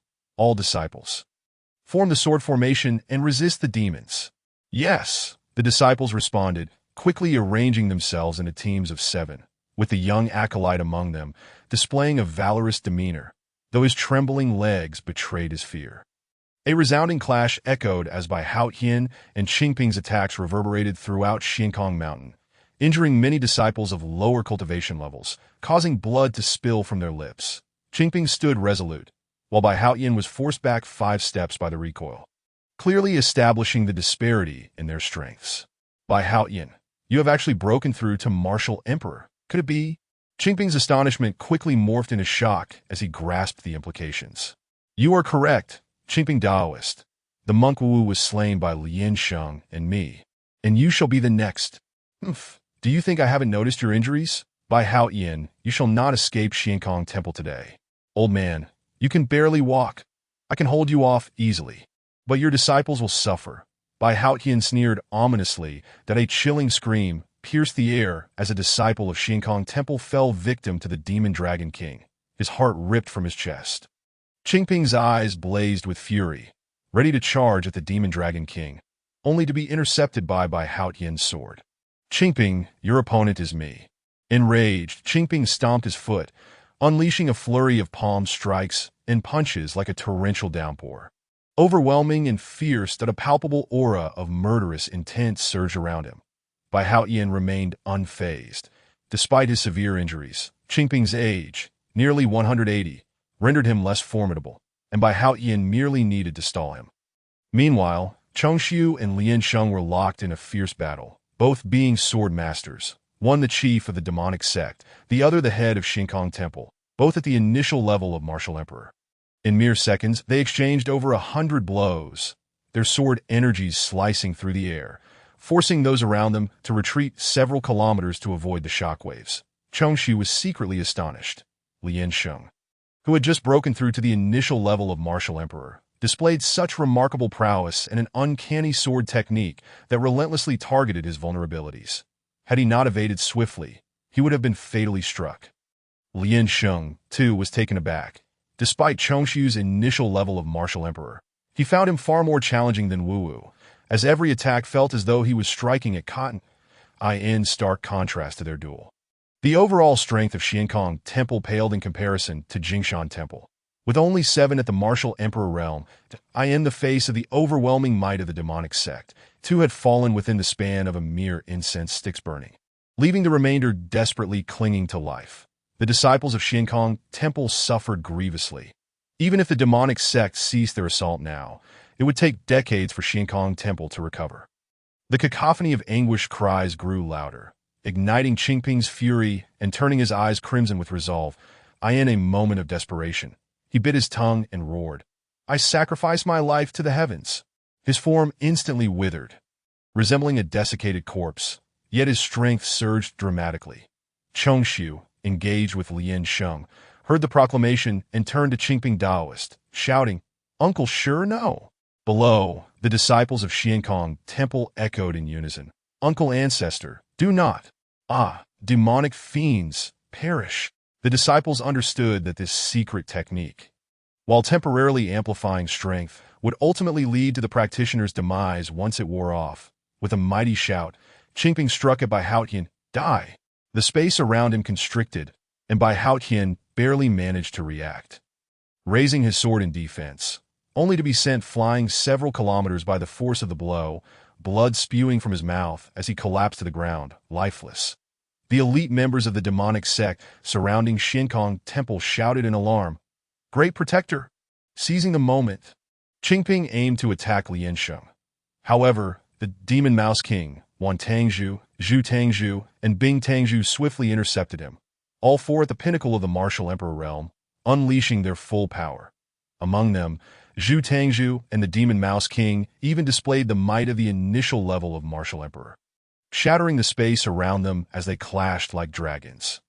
Even Qingping, who had temporarily advanced to the mid-level of martial emperor through his secret technique, found it difficult to break free from their encirclement.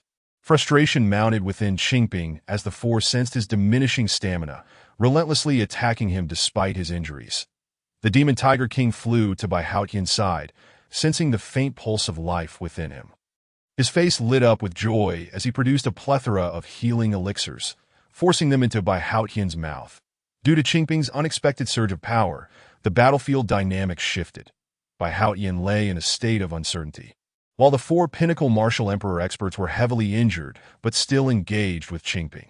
The remaining members of the demonic sect found it increasingly difficult to suppress the disciples of Xiankong Temple, primarily due to Chongtian Daoist, a pinnacle martial emperor expert, who single-handedly held off 3 mid-level martial emperor foes.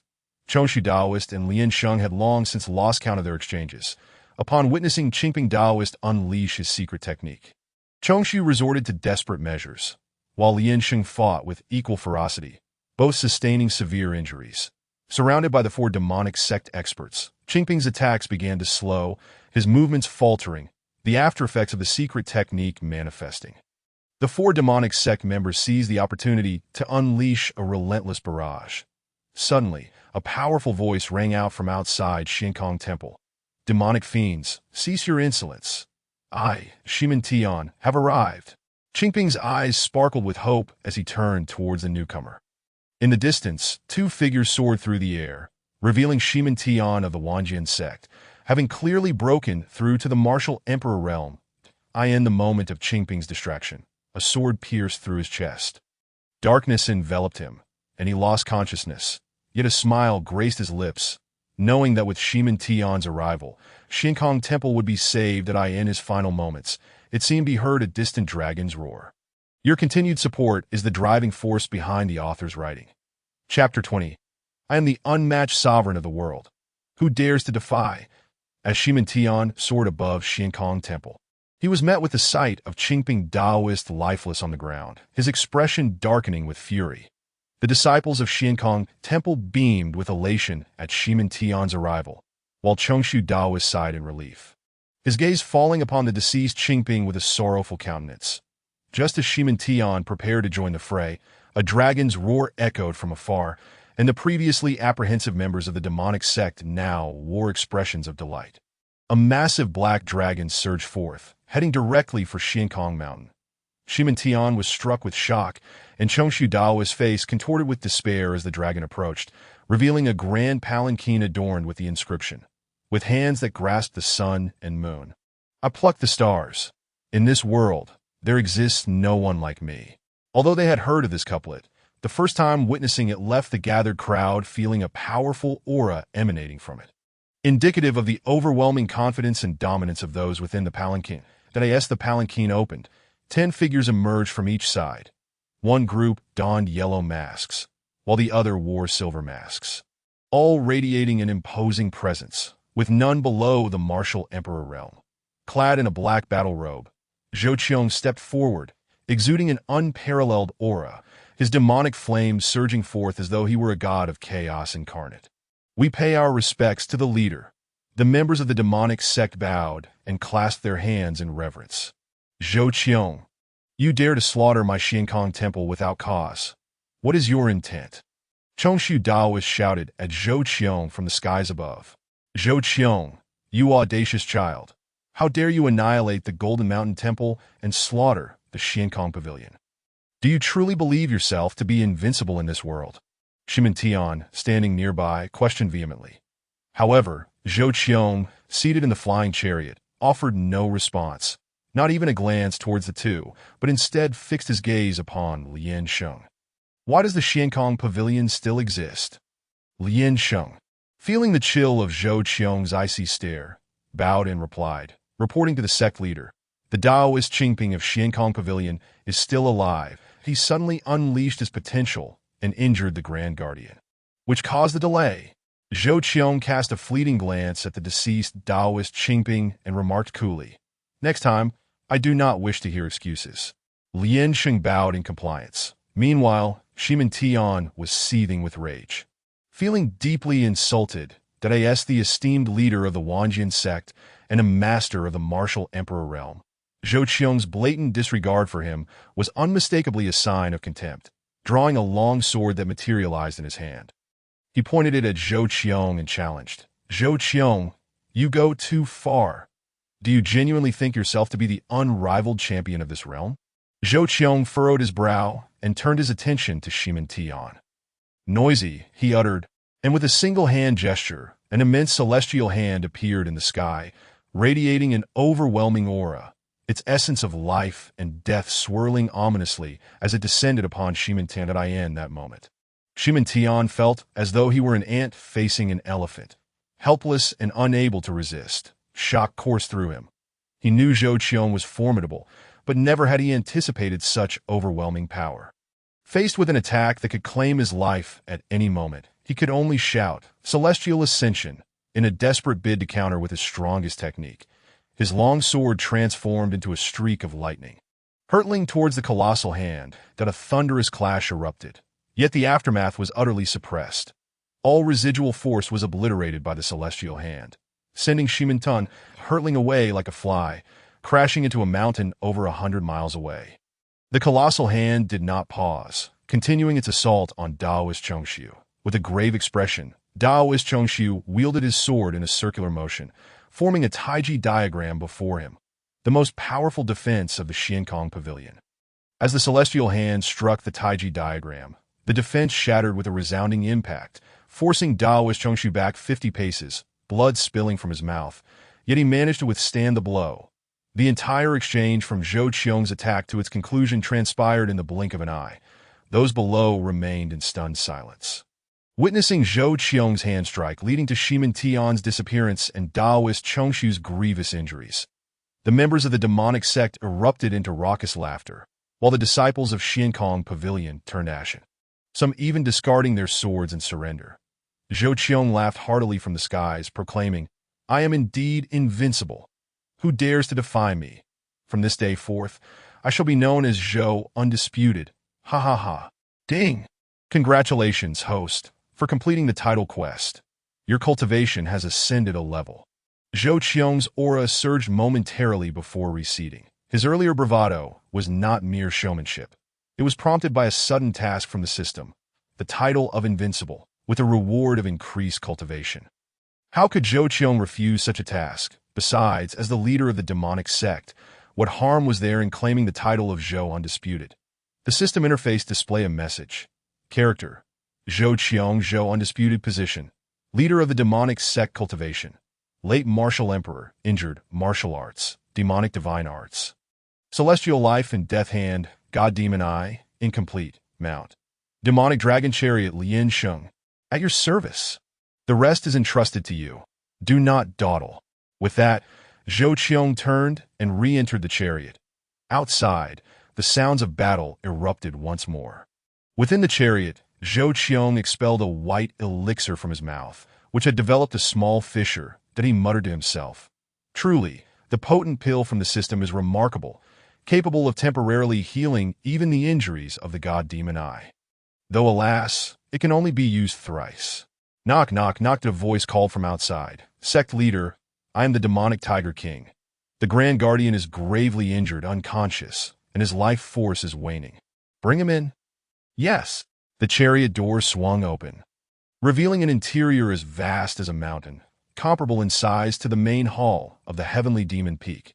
The demonic Tiger King carried the Grand Guardian inside and laid him flat upon the ground. Zhou Qiong glanced at Bai Haotian, his body nearly shattered, sustained solely by the medicinal properties of the elixir. System, is there any way to save him? Nirvana pill requires 500,000 villain points, poses no danger, and can further enhance power. Are you unaware of my villain points? Even if I wiped out all forces on the continent, I wouldn't possess such wealth. Host, you can use a lesser Nirvana pill, requiring 50,000 villain points, but the success rate is less than 30. That will have to do. Whether he lives depends on his luck. Ding! Lesser Nirvana pill successfully exchanged, consuming 50,000 villain points. A fiery red pill materialized in Zhou Qiong's hand, resembling a phoenix reborn from flames, that he tossed it to the demonic Tiger King. Administer this to him, then carry him to the rear hall. Understood. The clamor outside gradually subsided until it faded entirely. Ding! Congratulations, host, for completing the task of first annihilating the Golden Mountain and then slaughtering the Xiankong. Rewards are being dispensed. Zhou Qiong felt a surge of azure energy enter the god Demon Eye, continuously mending its injuries. While his own aura soared skyward, a resounding laughter erupted from within the chariot, echoing for miles, causing countless creatures to cower in fear, pressing themselves to the ground. Outside, Lien Xing bowed and declared, "Congratulations, sect leader, on achieving mastery of your divine skills. You are truly unrivaled." The members of the demonic sect bowed in unison, chanting, "Congratulations, sect leader, on achieving mastery of your divine skills. You are truly unrivaled. Congratulations, sect leader, on achieving mastery of your divine skills. You are truly unrivaled. Congratulations, sect leader." Chapter 21. A nation in fear, everyone on edge in the great wilderness dynasty. Within the golden throne hall, a young man clad in a dragon robe sat upon the dragon chair, while courtiers on either side engaged in fervent discussion regarding the demonic sect's annihilation of the Golden Mountain Temple. Among them, one advisor proposed launching a military campaign against the demonic sect. Suddenly, a hurried report came from outside. Report!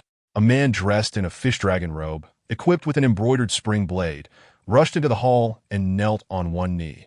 It was the commander of the Great Wilderness Dynasty's Jinyui. "Your Majesty, news has arrived from Xiankong Mountain. The demonic sect has attacked the Xiankong Pavilion, leaving no survivors. The Wanjian sect's leader, Shimin Tian, attempted to rescue them, but was slain by Zhou Qiong with a single palm strike." "What? Is that truly the case?" The young emperor, seated upon the dragon chair, stood in shock. "Every word I speak is true. The bodies of Shimin Tian and Daoist Chongshu are still nailed to the stone tablet of Xiankong Mountain." The young emperor, realizing the gravity of the situation, collapsed weakly back onto the dragon chair. It was well known that the Great Wilderness Dynasty possessed only one martial emperor-level expert, his father, the previous emperor of the wilderness, who had passed away last year. Now, the most formidable figure in the entire dynasty was his teacher, the Grand Tutor, who was merely at the peak of the martial sovereign realm. The emperor turned to the Grand Tutor, standing foremost among the officials, and inquired, "Grand Tutor, what shall we do now? Surely the demonic sect will not attack our Great Wilderness Dynasty?" The elderly man, clad in a purple official robe, stepped forward. "Your Majesty, there is no need for concern. Our Great Wilderness Dynasty has never actively targeted the demonic sect, nor have we ever spoken of exterminating demons. The demonic sect will not assault us." "That is good to hear." "Very good." The young emperor sighed in relief. Yet, a flicker of worry crossed the Grand Tutor's eyes. He too harbored doubts about whether the demonic sect would respect their neutrality. Wanjian Mountain. In the discussion hall, the weakened Shimin Di sat in the position of sect leader. The several elders present wore expressions of grave concern. Since the news of Shimin Tian's death at Zhou Qiong's hands had reached Wanjian Mountain, disbelief had gripped them. Had it not been for the widespread circulation of this news, they would have thought it a jest. After reluctantly accepting the harsh reality, the elders ultimately agreed to appoint the still-injured Shimin Di as the new sect leader. Sect leader? What should we do now? The demonic sect surely will not let us off the hook. The elders implored Shimin Di from their seats. Shimin Di straightened his back. Esteemed elders, I hereby announce in the name of the 17th leader of the Wanjian sect, from this day forth, the Wanjian sect is officially dissolved. What? Shimin Di, have you lost your mind? You treacherous wretch. You just became leader and already seek to dissolve the sect. The Wanjian sect has stood for over 1,000 years. It is not something you can just disband. The elders erupted in indignation, pointing fingers at Shimin Di, their tempers flaring. Had it not been for their semblance of reason, they might have resorted to violence. Then what brilliant strategy do you propose, esteemed elders? Shimin Di scoffed, casting a disdainful glance at the elders before him.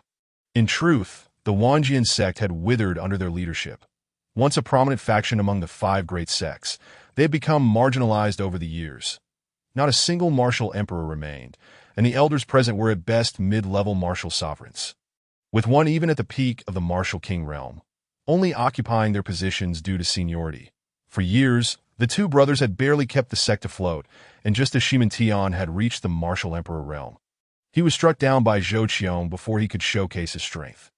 Now, with only himself remaining, Shimin Di found it impossible to sustain the sect, especially with the demonic sect poised to strike.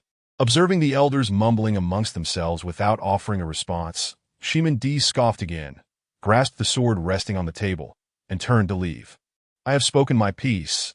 The demonic sect may arrive at any moment. I shall take my leave. Perhaps we shall meet again under better circumstances. The elders exchanged glances, several times attempting to voice their thoughts, but ultimately fell silent. Dadaesi gazed upon the now vanished Wanjian sect. The Grand Elder of the martial sovereign sighed deeply. Ah, it is what it is. Let it disperse. You may go forth and inform the disciples. Those who wish to remain may do so, while those who do not are free to leave. Grand Elder, what about you? Inquired the only elder at the martial king realm in a hushed tone. I was born here, and, having grown old, I have no desire to go anywhere else, that I shall remain here at Wanjian Mountain, facing its fate together. Will you choose to stay? No one responded, and an awkward silence enveloped the air. One elder sighed and turned to exit the grand hall. Witnessing his departure, the others hastily followed suit, leaving the Grand Elder alone within the vast chamber. Alas, the Wanjian sect has completely vanished, he chuckled, his laughter tinged with profound sorrow. The headquarters of the Demon Sect. A shadow knelt before Zhou Qiong. Report, Sect Master. The Xin division has relayed news that after Shimin Di assumed leadership, he disbanded the Wanjian sect. Now, apart from the Grand Elder and a few scattered disciples unwilling to depart, it has become a desolate mountain. Zhou Qiong chuckled lightly. Oh, how astute Shimin Di is! What progress has been made regarding the spatial turbulence discovered by the Xian division in the extreme western lands? Report. Sect Master. There have been no significant findings. Since its last appearance, it has vanished. Xian San and Xian Si are still searching there. Very well. You may leave. System. Are you certain that the spatial turbulence is a time-space passage? Indeed. Every continent possesses a time-space passage leading to the upper realm. It is possible that some anomaly has caused the passage to be concealed, but it will not vanish. System. Is there a realm above the martial god realm? Certainly. To be precise, there is no martial god realm. Above the martial emperor realm lies the Tongxian realm, which consists of 10 tiers. The initial, mid, late stages, and pinnacle of the martial god realm correspond to the first 4 tiers of the Tongxian realm. Inhabitants of lower continents who reach the 5th tier of the Tongxian realm will ascend automatically to the upper realm. Others must traverse time-space passages, while those at the martial emperor realm may also ascend. System. How vast is the upper realm? It is boundless. With your current cultivation, even after flying for 10,000 years, you would not reach its limits. Host, are you planning to ascend to the upper realm now? Of course not.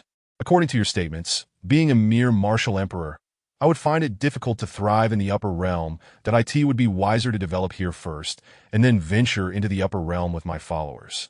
Chapter 22. Spatial Turbulence. The upper realm begins to emerge in the extreme western lands. The air was frigid, and the landscape was engulfed in snow for miles. Beneath a snowy mountain, two individuals were tending a fire, roasting a rabbit while engaging in conversation. Fourth brother, we've been wandering here for 2 months, and aside from the heavy snowfall, we have seen nothing. Third brother, perhaps you misjudged the last time. There is no such thing as spatial turbulence. How could that be? The turbulence was less than 1,000 meters from me. The two donned silver masks, revealing themselves as Xian San and Xian Si, tasked with investigating the spatial turbulence 10 kilometers away. A figure clad in a white long robe with a sword on his back traversed the snowy expanse. It was Shi Min Di, who had intended to cultivate and recover from injuries, but found himself lost. Suddenly, he spotted a wisp of smoke rising in the distance and promptly made his way towards it. Xian San abruptly halted. Someone is approaching. Xian Si raised his gaze, spotting a white figure rapidly closing in. As Shi Min Di flew towards them, he finally discerned the two masked figures seated on the ground.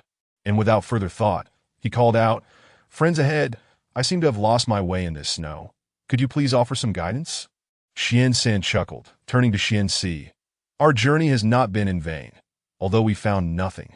It seems we have encountered a significant catch. It is only fitting that we two brothers achieve merit."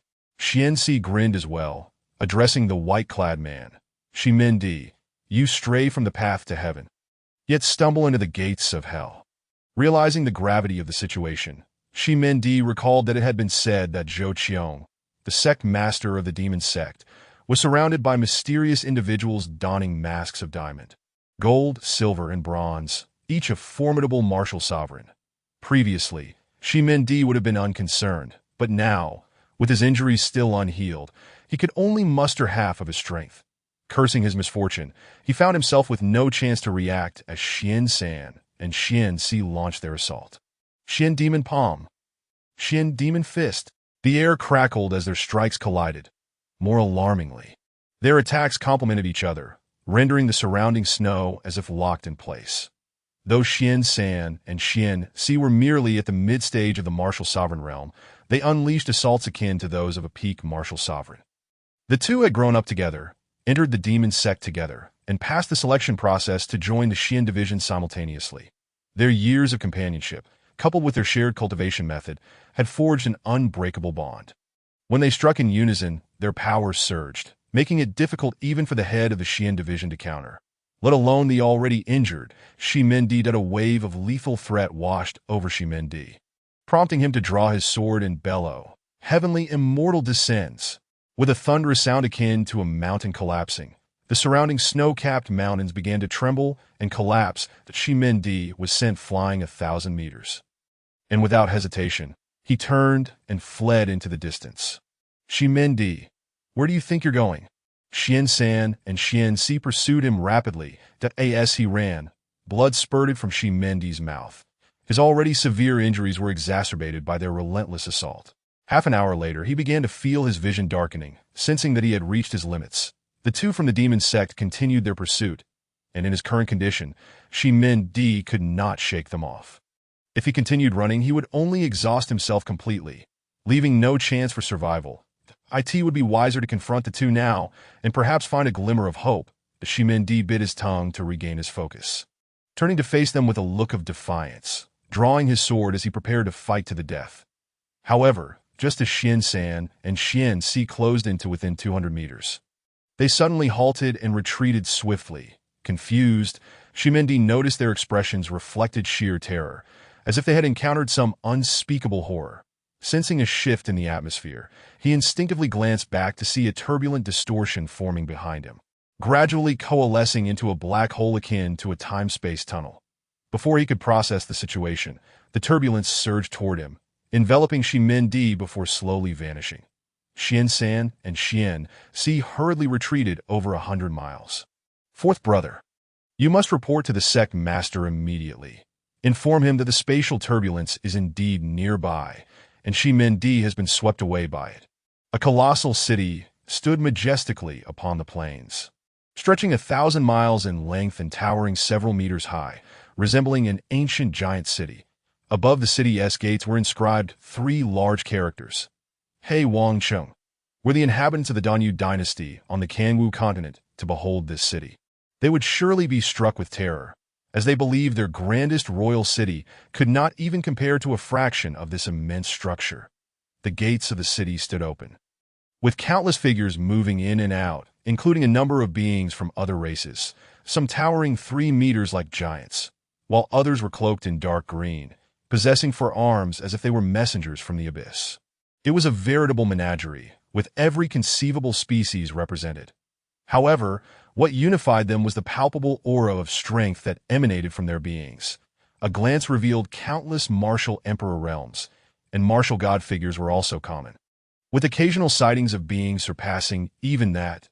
Truly, the realm of martial gods was overflowing, while martial emperors were as common as dogs.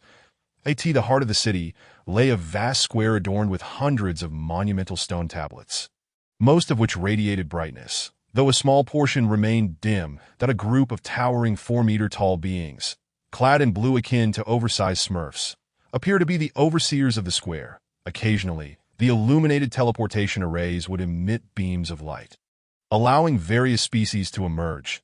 The armored figures would greet them, offer a few brief words, and escort them to a nearby empty space, amassing a total of 99 in mere moments. Originally, the number would have been greater, but some who emerged from the dim tablets were taken away by other groups instead. That moment, a previously dim stone tablet suddenly blazed with light, and a bloodied figure clad in white tumbled forth. The man gazed at the scene before him, a flicker of confusion crossing his features. The leader of the armored beings observed him with surprise. If memory served correctly, the tablet had not illuminated for over 1,000 years. And today it had revealed a human, and a wounded one at that. Approaching him, the leader inquired with a booming voice, "Who are you? From what power do you hail? And is there any force in the upper realm that offers support? How could one with mere mortal cultivation find themselves here?" Chapter 23. Would you dare to accompany me to the upper realm? The bloodied man's eyes widened in astonishment as he gazed at the armored leader. He could assure himself that no such species existed on the Kangwu continent, and the overwhelming presence emanating from the leader far surpassed anyone he had ever encountered. Even Zhou Qiong, who was subtly dubbed Invincible in Kangwu, paled in comparison to the being before him. "I am Shimin Di, a disciple of the Wanjian sect. I am unaware of what the upper realm is, and do not know where I currently stand." Wanjian sect, the armored leader pondered, struggling to recall the sect from his memory. Surmising that the other party must belong to a lower realm faction, he chose to remain silent in response to Shimin Di's words. The individual before him was merely a trivial figure of the mundane realm, hardly worthy of his interest. Had it not been for the fact that this person emerged from the dim stone tablet, he would not have even bothered to inquire. Since Xiang Mindi's emergence from that dull stone tablet, it had once again succumbed to its lackluster state. The armored leader glanced at the monument and muttered, "I thought it had improved, yet it remains defective," before disregarding it entirely and seizing Xiang Mindi, flinging him into the open space. That moment, there were precisely 100 individuals in that open area, all standing obediently. Xiang Mindi, lowering his head amidst them, had believed he was facing death when captured by the armored leader, only to find himself simply discarded in this vacant expanse, among the 100 people gathered. Aside from Xiang Mindi, the lowest cultivation realm was that of the martial emperor, with a few others possessing the strength of martial gods, albeit only in their initial stages. The armored leader surveyed the crowd and proclaimed loudly, "You are all newcomers from the lower realm. Regardless of your previous status, upon your arrival in Black King City, you must abide by the rules here. From this day forth, you shall serve as slaves of the Blue Rain clan, working for us for 3 years if you are martial gods, or 5 years if you are martial emperors, after which you may regain your freedom." The crowd below was taken aback, resulting in a brief commotion that a hulking figure, a 3-meter-tall minotaur in the initial stage of martial god, stepped forward. Although he recognized the formidable strength of the armored leader, he was accustomed to wielding power in his own land, and the sudden imposition of slavery was intolerable that he boldly addressed the armored leader, "My lord, on what grounds must we become your slaves? Is this how the upper realm exploits us ascendants?" This Minotaur, having reached the martial god realm, was no fool. He sought to incite the others to rise in rebellion, hoping to create chaos and escape amid the turmoil. Yet, to his dismay, no one joined him in resistance. They all sensed the overwhelming might of the armored leader and harbored no thoughts of rebellion. "On what grounds?" "Simply because you are weak," the armored leader retorted, his aura bearing down upon the Minotaur, pinning him to the ground. Despite his struggles, he could not rise, blood spilling from his mouth, and in mere moments he ceased to resist, losing consciousness. "Are there any further objections?" the armored figure inquired of the remaining crowd. None dared voice dissent. Falling silent, at that juncture, a feeble voice emerged. "I have a question, my lord. May I inquire?" It was none other than Xiang Mendi. The armored leader regarded him with surprise, exclaiming, "You possess quite the audacity. Proceed." "My lord, I observed that a few individuals who emerged from over there did not come to this open space, but were taken away by others. Might I ask why?" "Ah, your observation is quite astute. Their ancestors arrived here and established a considerable power. Thus their descendants need not serve as slaves upon arrival." Upon hearing this, the crowd fell silent, each reflecting on whether they had any ascendants who had reached the upper realm. Regrettably, those with influence had already been taken away, leaving them to silently endure a few years of servitude. At the headquarters of the Demon Sect, Zhou Qiong pondered deeply, having received a report from Xian Si regarding the issue of spatial turbulence. System. What causes the appearance and disappearance of spatial turbulence? The consecutive emergence of spatial turbulence indicates that the location once served as a passage to the upper realm. Its disappearance signifies a lack of energy. Simply embedding an energy stone at that location will reactivate the passage. System. Is there a possibility of individuals from the upper realm descending here? No, the passage is unidirectional, unless one reaches a certain level of cultivation or employs specific treasures to descend. There are countless low-tier realms like Kangwu continent, resembling stars in the sky. It is rare for anyone to exert effort to descend. That is reassuring. We should focus on developing our presence in this continent for now. I have no desire to serve as a mere pawn in the upper realm. Ding, a new mission has been issued. Dominate Kangwu continent within 3 years and become its true sovereign. Successful completion will yield an elevation of 3 cultivation levels and a reward of 1 million villain points. Failure incurs no penalties. Do you accept? I accept. During the assembly of the Heavenly Demon Hall, numerous high-ranking members stood proudly on either side, each bearing an air of arrogance. The recent annihilation of Jingshan Temple and Shinkong Pavilion had instilled newfound confidence among the members of the Demon Sect. They could finally declare themselves as part of the Demon Sect without fear of reprisal. Seated upon the dragon throne, Zhou Qiong spoke coldly. "Are you all so self-satisfied, believing yourselves to be formidable?" The members of the Demon Sect hastily replied in denial. Yet their expressions betrayed their discontent. Even Lien Sheng appeared somewhat astonished, as the Demon Sect had recently gained overwhelming advantages. They all believed the Demon Sect to be the strongest force on the continent, with the leader being the most powerful expert and the mightiest individuals aside from him. Zhou Qiong scoffed. "Are you aware of the martial god realm? Do you comprehend the existence of the transcendent realm beyond it?" Zhou Qiong's voice was laced with coldness. The Demon Tiger King slapped his forehead and bowed. "My lord, what is the transcendent realm? Is there truly a realm beyond martial god?" "Indeed, beyond martial god lies the transcendent realm, and above that, even more. Yet you have not even reached the martial emperor level, and already you are growing arrogant." "My lord, I have heard of the martial god realm, but I have never encountered any experts of the transcendent realm. They do not exist in this continent. They reside in the upper realm, where there lies a continent far grander than Kangwu, a realm 1,000,000,000 times larger. There, experts abound, and even martial gods are merely at the bottom tier." The members of the Demon Sect gasped in astonishment, realizing that there existed an upper realm beyond Kangwu continent, where even martial gods were considered low-tier figures. What, then, did their own meager cultivation signify? Their faces flushed with shame. Zhou Qiong addressed the gathered members of the Demon Sect. You are all elites of my sect. What of the upper realm? It will not be long before we dominate there as well. Do you dare to accompany me to challenge that upper realm? I, the Demon Tiger King, am willing to follow the leader. The Azure Dragon Hall is willing to follow the leader. Lian Sheng is willing to follow the leader. The White Tiger Hall, by Hao Tian, Chapter 24. Those who do not submit shall be killed. Those who dare to resist shall be killed.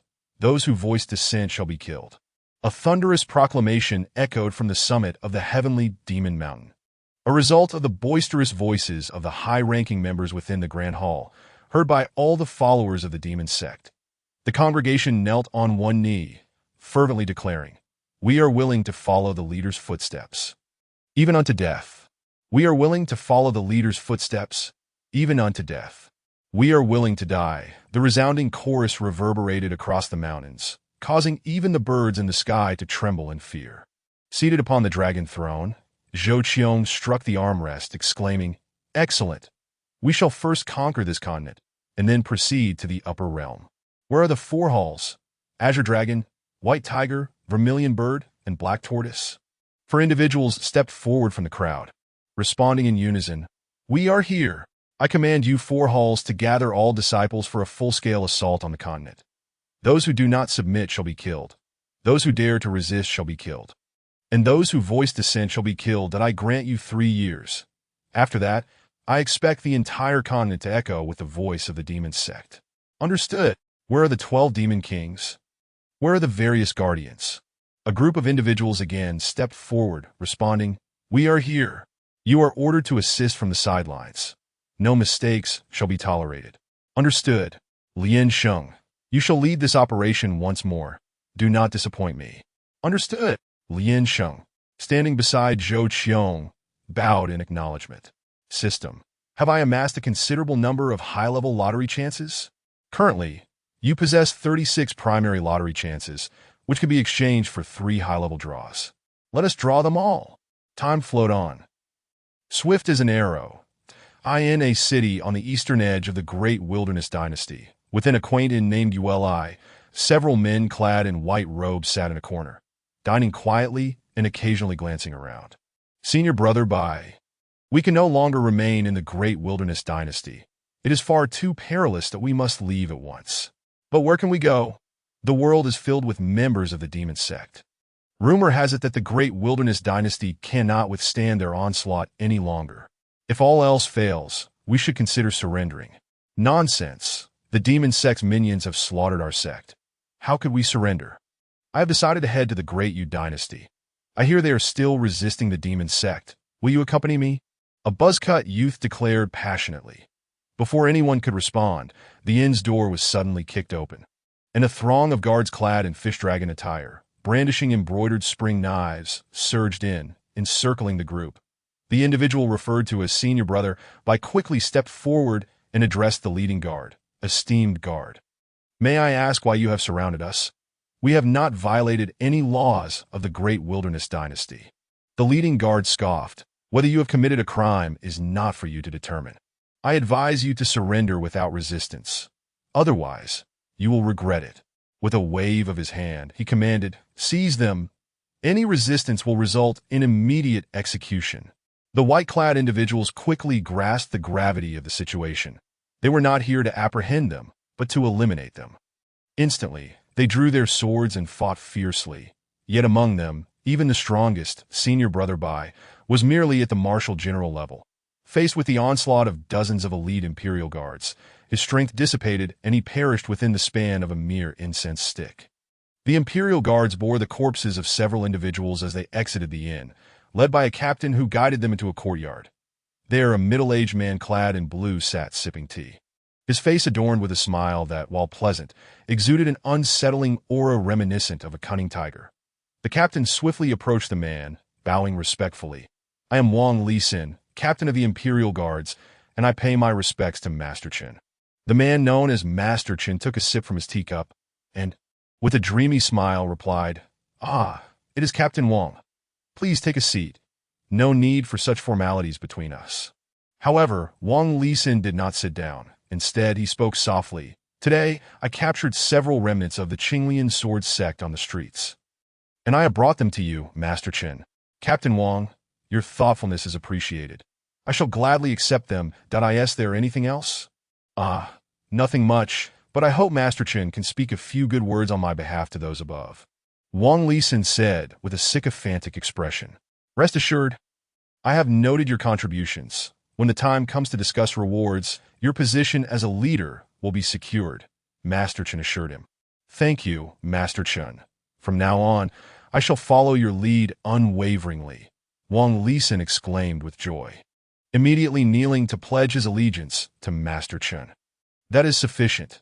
Your intention is what matters, and we are all serving the sect's leader, and from now on, we are family. Wang Lisin nodded earnestly and departed with his men, eager to capture more remnants and achieve greater merits. For if he pleased those in power, he might be granted the title of leader. Unbeknownst to Master Chen, Wang Lisin's ambitions were far-reaching, that he savored his tea while relishing the moment. Although he had once been a leader of the Demon Sect, the sect's power had not reached such heights until the leader's return. They had first annihilated the Jingshan Temple, then extinguished the Xiankong Pavilion, forcing the Wanjian Mountain to disband. Now, they were dominating the entire continent, obliterating all forces that refused to submit. Currently, only the Diu dynasty was fiercely resisting, while the other two dynasties had gradually relinquished their defiance. The Dahuang dynasty, where Master Chen resided, was in such a state that he had no need to act personally. A group of subordinates handled the extermination of the unyielding remnants, merely seeking to enhance their own standing with the higher-ups and secure a position within the Demon Sect. The treatment in the Demon Sect had been extraordinarily generous in recent years. That as the leader of the White Tiger Hall, he had cultivated the Demon King's technique with ample supplies of elixirs, and had now reached the pinnacle of martial kingship. Many leaders from other halls had even broken through to the realm of martial emperors, beginning to practice the techniques of the Demon Emperor. A level of cultivation that even the Emperor of the Diu dynasty could only aspire to. It was rumored that the Hall Master, the Demon King, and others had commenced their training in the techniques of the Demon God, a divine-level method whose power was unknown. The Vice Master remarked that their Hall Master had only practiced the Demon God technique for less than 2 months before breaking through to the realm of the Martial Emperor, becoming even more unfathomable over the past 2 years. Master Chen inwardly reflected, realizing he too must exert effort. The Demon Sect was rapidly expanding, and despite being an elder, he risked being supplanted by newer, more powerful figures if he did not improve his cultivation. The Demon Sect was akin to a speeding train, and he did not wish to be left behind due to insufficient strength. Bring forth my attendants, Master Chen commanded. Instantly, several figures entered the courtyard, bowing as they inquired, Master, what are your orders? I intend to enter seclusion to advance my cultivation. You shall act as my guardians. Unless in times of urgency, do not disturb me. Understood, they replied in unison. Chapter 25, Zhou Qiong's Cultivation Soars by Haotian's Rebirth System. Are you certain this Wanma pool is safe for use? I can't shake the feeling that it's quite perilous. Zhou Qiong gazed at a bubbling pool before him, its fragrant aroma enticing him to immerse himself, though he wished it would not occasionally emit electric currents. Host, this small Wanma pool is indeed optimal for those below the martial god realm. You obtained it through a beginner's lottery. Consider yourself fortunate. Moreover, its effects are most potent on the first use. Gritting his teeth, Zhou Qiong stepped into the small Wanma pool and immediately felt streams of spiritual energy infiltrating his body, continuously enhancing his cultivation. The electric currents, which he had feared, merely induced a tingling sensation, fortifying his physical form. Sitting cross-legged in the small Wanma pool, Zhou Qiong quietly activated his cultivation technique, immersing himself in practice as his aura surged rapidly. After 2 hours, an overwhelming force radiated from Zhou Qiong, gradually settling into tranquility that he inspected his character panel. Character: Zhou Qiong, Zhou Invincible, Position: Sect Leader of the Demon Sect Cultivation, Mid-Martial God Realm Martial Arts, Demon God Technique. Celestial Life and Death Hand, Divine Demon Eye, Second Layer of Swallowing Heaven Demon Art Mount.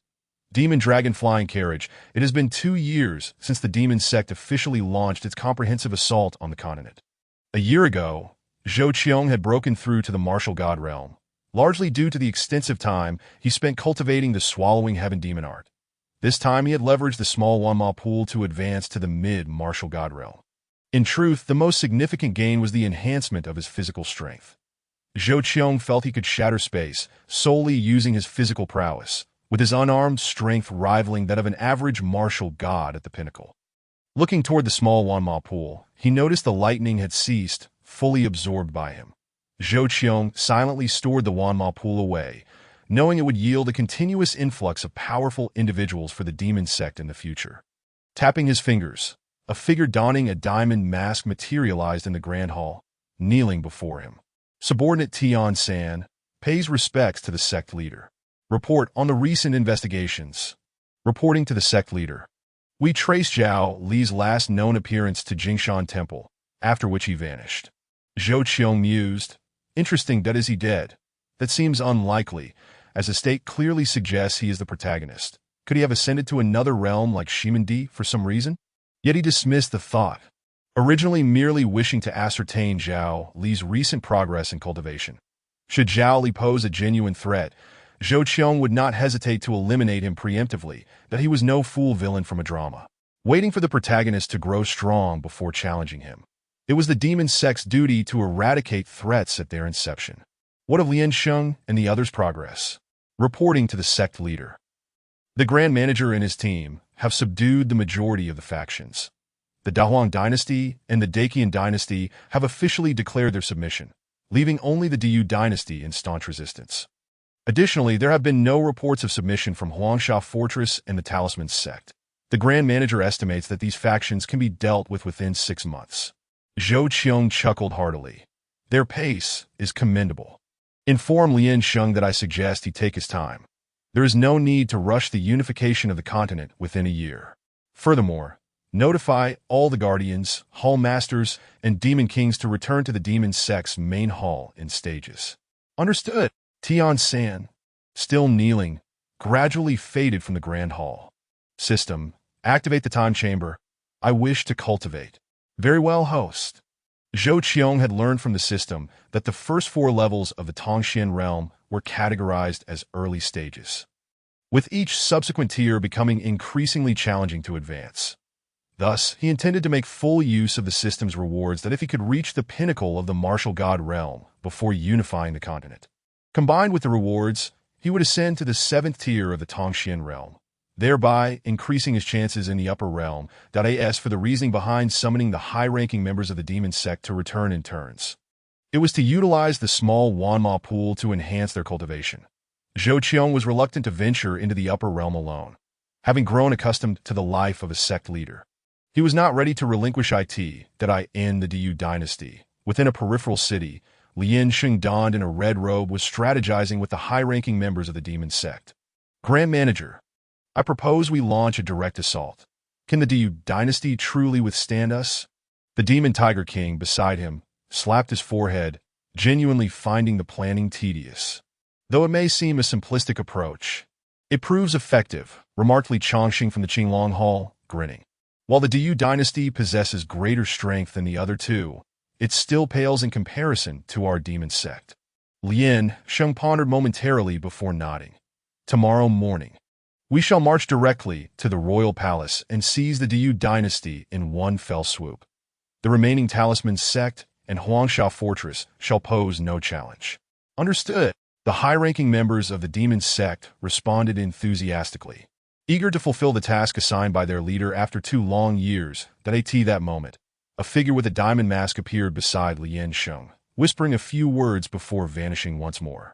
The members of the Demon Sect recognized this as a command from their leader. Over the past 2 years, the 4 elements had also come into the sights of the Demon Sect's upper echelon, occasionally coordinating with their actions.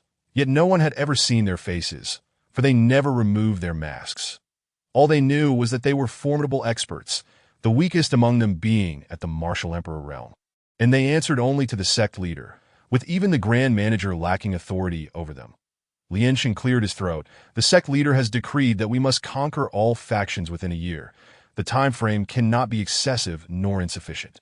The members of the Demon Sect were taken aback, but none dared to voice dissent. The sect was entirely under Zhou Qiong's command. In the hearts of the members, he was even more formidable than the founding ancestors, a truly deserving leader. In a secluded chamber on the back mountain of the Demon Sect, a figure sat cross-legged, cloaked in dust, exuding a faint aura as if he were non-existent. That it was none other than the Grand Guardian Bai Haotian. Undergoing a rebirth through nirvana. For 2 consecutive years, he narrowly escaped death on several occasions. Yet the figure of a phoenix within his heart continually radiated vitality, sustaining his life again and again. Ultimately, the phoenix ceased to emit energy and instead spread its wings, unleashing crimson flames. Instantly, Bai Haotian's entire body ignited, yet the flames did not harm him. Rather, they intensified his life force and bolstered his momentum in a short span. Bai Haotian regained his cultivation at the initial stage of the Martial Emperor. And he did not halt there. His prowess continued to ascend. Mid-stage Martial Emperor, late-stage Martial Emperor, and finally, peak Martial Emperor. With a resounding crash, it seemed as though something within Bai Haotian shattered, propelling his cultivation to yet another level. Before gradually calming down. Half an hour later, Bai Haotian opened his eyes, a flicker of joy flashing within them. Chapter 26. The Demon Sect leader at the pinnacle of martial gods in the imperial palace of the Great Yu dynasty. Renowned as the largest palace complex on the continent, desolation reigned. Ruins and corpses lay scattered, rendering the original grandeur unrecognizable. In the position of the Golden Dragon Hall, the emperor, clad in a dragon robe, stood amidst the debris, drenched in blood, accompanied only by a few weary ministers and guards, all stained with blood and weariness. Surrounding them were masters of the Demon Sect, led by a figure in a red robe.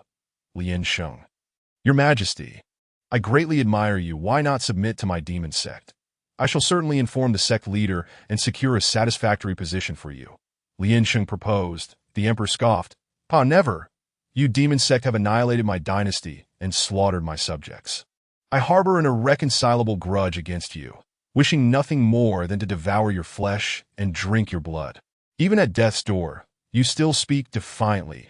It seems you truly wish for your demise. The Demon Tiger King retorted angrily. Turning to Lien Sheng, Great Overseer, I request permission to execute the Emperor. Lien Sheng nodded, aware that the Emperor would never yield. He merely sought to gauge his response before the Demon Tiger King could act. The Emperor raised his voice. I am the sovereign of the Great Yu dynasty. How can I allow you Demon Sect fiends to take my life? With that, he drew a long sword and placed it against his neck. Lamenting, I have failed my ancestors, Demon Sect fiends. I await you in the underworld. With those words, he swiftly slashed his throat, his body gradually collapsing, his eyes filled with resentment and bitterness. Your Majesty, no. What shall become of us if you perish? Several ministers cried, kneeling in sorrow. I, Li Guanyin, shall accompany you. May I follow you in the next life, one declared. I, Sun Exing, come to accompany you. May I follow you in the next life, another added. I, Wang Quan, come to accompany you. May I follow you in the next life, said yet another. With that, the ministers drew their swords and followed suit, taking their own lives. Several guards also committed suicide in solidarity. Lien Sheng marveled. This emperor possesses a charisma that inspires such loyalty. Let us ensure he receives a proper burial. Indeed. Just then, the Demon Monkey King approached from a distance, holding a 4- or 5-year-old boy who struggled in his grasp, clad in a brocade robe. Great Overseer, I discovered this child in a secret chamber. He must have been hidden away by the Emperor, he reported. Oh, are you the Emperor's son? Lien Sheng inquired, crouching before the boy gently. I am not. I am merely the son of a landlord. I was captured here due to my exceptional talent. Are you here to rescue me? The boy replied. His eyes filled with fear and hope. Lien Sheng extended his hand, gently stroking the boy's hair. Do not be afraid. I am here to save you. Thank you, uncle. Before the boy could finish, a tremendous force struck his head, causing blood to pour from his orifices, and he fell lifeless. The Demon Monkey King looked on in astonishment. Great Overseer, why did you kill him? The child's gaze harbored murderous intent. He is likely the Emperor's son. If not, it is merely his misfortune. Bury him with the Emperor, Lien Sheng commanded. Understood. Li Hall Master, Wan Hall Master, Demon Rat King, Demon Tiger King, Demon Monkey King. Present, they responded, bowing. You shall lead forces to the Symbol Sect. If they agree to submit and pay tribute annually, all will be well. If they refuse, then annihilate them, Lien Sheng ordered. Yes, my lord, they affirmed, departing for the Symbol Sect. The rest follow me to the Yellow Sand Fortress. Yes, echoed the remaining members of the Demon Sect. Meanwhile, within the headquarters of the Demon Sect, in the Grand Hall by Hao Qian, garbed in a white long robe and wielding a sword upon his back, stood before Zhou Qiong. Thank you, sect leader, for saving my life. Bai Hao Qian knelt on one knee. Rise! A commanding voice resonated in Bai Hao Qian's ears. He stood, gazing at Zhou Qiong seated upon the dragon throne, his heart filled with astonishment. This time, through his rebirth, he had shattered past limitations, achieving the unprecedented realm of martial god in a millennium. Initially concerned about Zhou Qiong's suspicion, he pondered how to express his loyalty. However, Zhou Qiong exuded an aura so profound it felt as though an ancient demon god sat before him, emanating a terrifying power that seemed capable of crushing him with ease. Bai Hao Qian sensed an overwhelming pressure, as if he might shatter the very fabric of space and be expelled from this world. Unbeknownst to him, Zhou Qiong had indeed reached the pinnacle of martial gods, nearly being expelled from the continent during his breakthrough. Fortunately, the heavenly avoidance stone he had purchased from the system concealed the divine mechanism, sparing him the embarrassment of ascending to another realm. Great Protector, you are aware of the news from the upper realm, I trust? Zhou Qiong inquired. My lord, I have heard from the Demon Tiger King, but I am unaware of the situation in the upper realm and the factions present, Bai Hao Qian replied. I, too, possess little knowledge. However, I am confident that wherever we are, our Demon Sect can ascend to the zenith. What say you, Great Protector? I, your humble servant, pledge my life to follow the sect leader. I am willing to be the vanguard in our conquest of the upper realm, Bai Hao Qian declared, resolutely affirming his loyalty to Zhou Qiong. Very well. Our Demon Sect has acquired a new sacred artifact, the Lesser 10,000 Demon Pool. You should immerse yourself in it.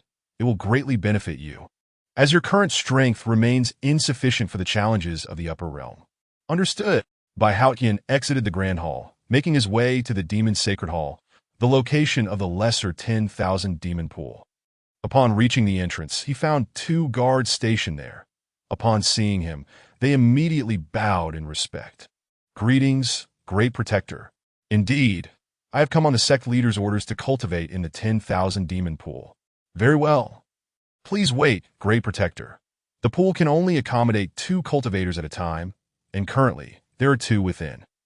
Bai Hao Qian waited for approximately half an hour before the doors of the Demon's Sacred Hall opened, revealing 2 individuals. One was sharp-featured, the other donned a silver mask. The sharp-featured individual beamed upon seeing Bai Hao Qian. Great Protector, you've finally emerged. You must be here to enjoy the 10,000 Demon Pool. It is truly extraordinary. Demon Monkey King, congratulations on your remarkable advancement. Bai Hao Qian exclaimed in astonishment that he sensed the aura of a peak martial emperor emanating from the Demon Monkey King, and there were even hints of a potential breakthrough. It was hard to fathom, as the Demon Monkey King's strength had previously been at the mid-stage martial emperor. Now he had inexplicably surged to the peak. Could the 10,000 Demon Pool truly be that potent? Bai Hao Qian's gaze shifted to the masked figure, sensing a subtle threat emanating from him. The silver-masked man nodded at Bai Hao Qian before vanishing. Demon Monkey King, who is that? He possesses such formidable strength, Bai Hao Qian asked. Surprised. He is likely a member of the Xian sect. Judging by the mask, he must be their leader, the Demon Monkey King replied, his expression filled with gloom. Over the past 2 years, the 4 sects, Heaven, Earth, Xian, and Yellow, had frequently traversed the continent. That is, a high-ranking member of the Demon Sect, the Demon Monkey King had inevitably crossed paths with them. This time, he had entered the 10,000 Demon Pool alongside the Xian sect leader, only to be thoroughly outmatched. Though they had entered with comparable strength, the leader had evidently broken through to the realm of martial gods upon exiting, while he remained stagnant. Chapter 27. A Surge in Power. Entering the 7th stage of the profound realm, Ding, Congratulations, host, for completing the task of unifying the continent. Task rewards are being distributed. As Zhou Qiong cultivated, his power escalated, entering the 5th stage of the profound realm. Then the 6th stage, and finally halting at the peak of the 7th stage. The surrounding space began to repulse him, as though attempting to forcibly expel him from the continent. However, the heavenly avoidance stone in his possession radiated a protective light. After a fierce struggle, the space gradually stabilized, ceasing its rejection of Zhou Qiong. Zhou Qiong opened his attribute panel. Name: Zhou Qiong, Zhou Invincible, position: Sect leader of the Demon Sect cultivation. Peak of the 7th stage of the profound realm martial arts, Demon God technique. Celestial life and death hand, divine demon eye, 2nd layer of the sky-swallowing demon technique mount. Demon dragon chariot in the grand assembly hall of the Demon Sect. High-ranking members stood along the sides, while Zhou Qiong remained seated at the top, with Lian Sheng beside him in a red robe. Lian Sheng bowed respectfully. Sect leader, the Great Yu dynasty has been annihilated. The Great Wilderness dynasty, the Great Qian dynasty, the Yellow Sand Fortress, and the Symbol Sect have all submitted to our sect, willing to pay tribute annually. Well done, Zhou Qiong replied. Lian Sheng, your efficiency shall be rewarded with 3 months of cultivation in the grand 10,000 demon pool. All other great protectors, hall masters, and demon kings shall receive 1 month in the grand 10,000 demon pool as a reward. Thank you, sect leader. The members of the Demon Sect bowed in gratitude. Their faces were alight with joy. Even Lian Sheng displayed a hint of delight. Recently, the Demon Sect had established 2 sacred sites, the Demon Sacred Hall and the Grand Demon Sacred Hall, both orchestrated by the sect leader. The members had benefited immensely from their time in the lesser 10,000 demon pool within the Demon Sacred Hall. The Great 10,000 Demon Pool has only recently emerged, purportedly possessing effects that surpass those of the lesser 10,000 Demon Pool by a factor of 10 or more. Cultivating there undoubtedly yields superior results. D.E. Report on the strength of our demonic sect, Zhou Qiong stated solemnly. Clad in a black robe and donning a golden mask, D.E. stepped forward and bowed, delivering his report. Reporting to the sect master. Excluding the 4 divisions of heaven and earth, our sect currently boasts 2 individuals at the 3rd level of the profound realm. For at the 2nd level, 20 at the 1st level, over 300 at the martial emperor realm, and more than 2,000 at the martial sovereign realm. Naturally, this figure does not include Zhou Qiong. At present, no one is aware of his true realm, only speculating that he has long since surpassed the martial god realm. In fact, it is presumed he has made significant strides even in the profound realm, though none can ascertain to which exact tier he has ascended. Still far from sufficient, Lian Sheng, Zhou Qiong spoke in a grave tone. At your command, Lian Sheng replied, bowing respectfully. Expand our sect scale. Resources shall be unlimited. Open the lesser 10,000 demon pool. Anyone who contributes to the sect may enter. I grant you 1 year. After that, I shall lead you all to ascend to the higher realms. Understood. Lian Sheng bowed in response. After the crowd dispersed, Zhou Qiong fell into silent contemplation, intending to make the most of the upcoming year. The specifics of the higher realms remain unclear. He must prepare thoroughly. System. How many villain points do I have left unspent? Host.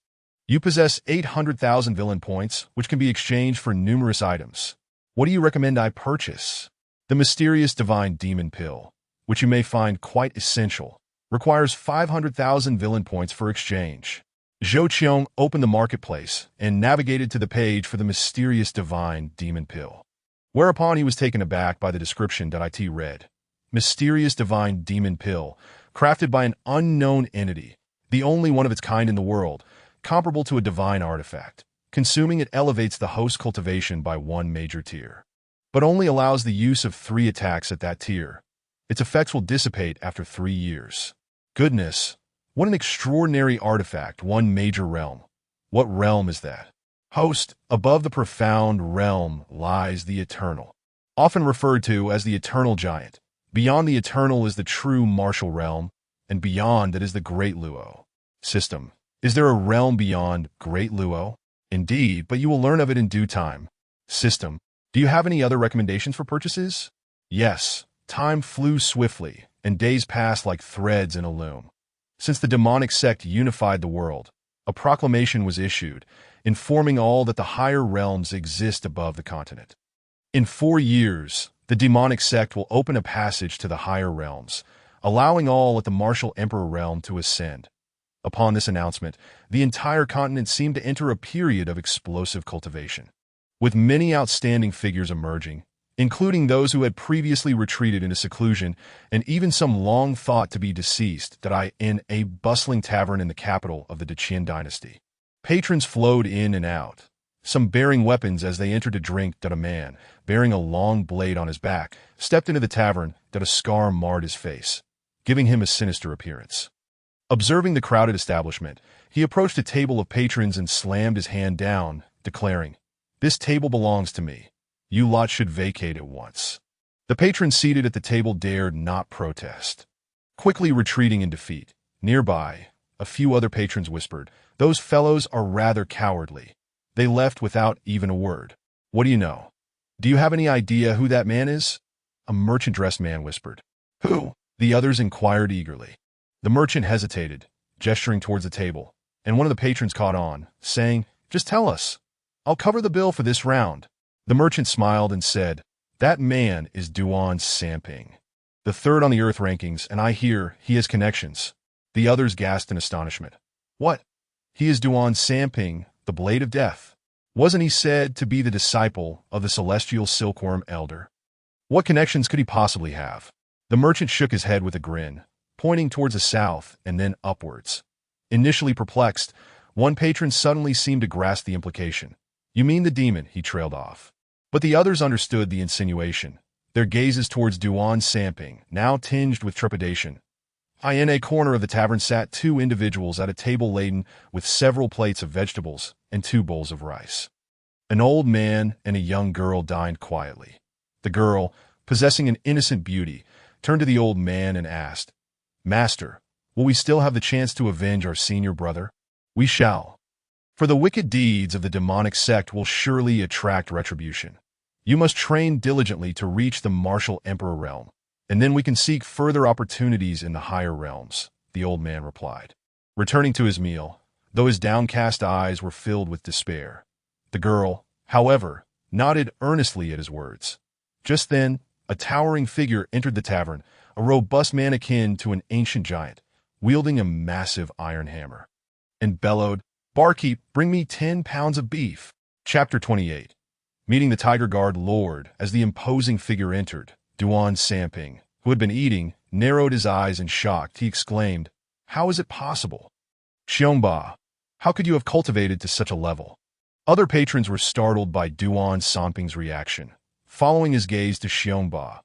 Aside from his immense stature and the exaggerated hammer he wielded, there was nothing particularly remarkable about him. However, the fact that he could intimidate the third-ranked Duan Samping suggested an exceedingly high level of cultivation. The merchant's eyes flickered with surprise.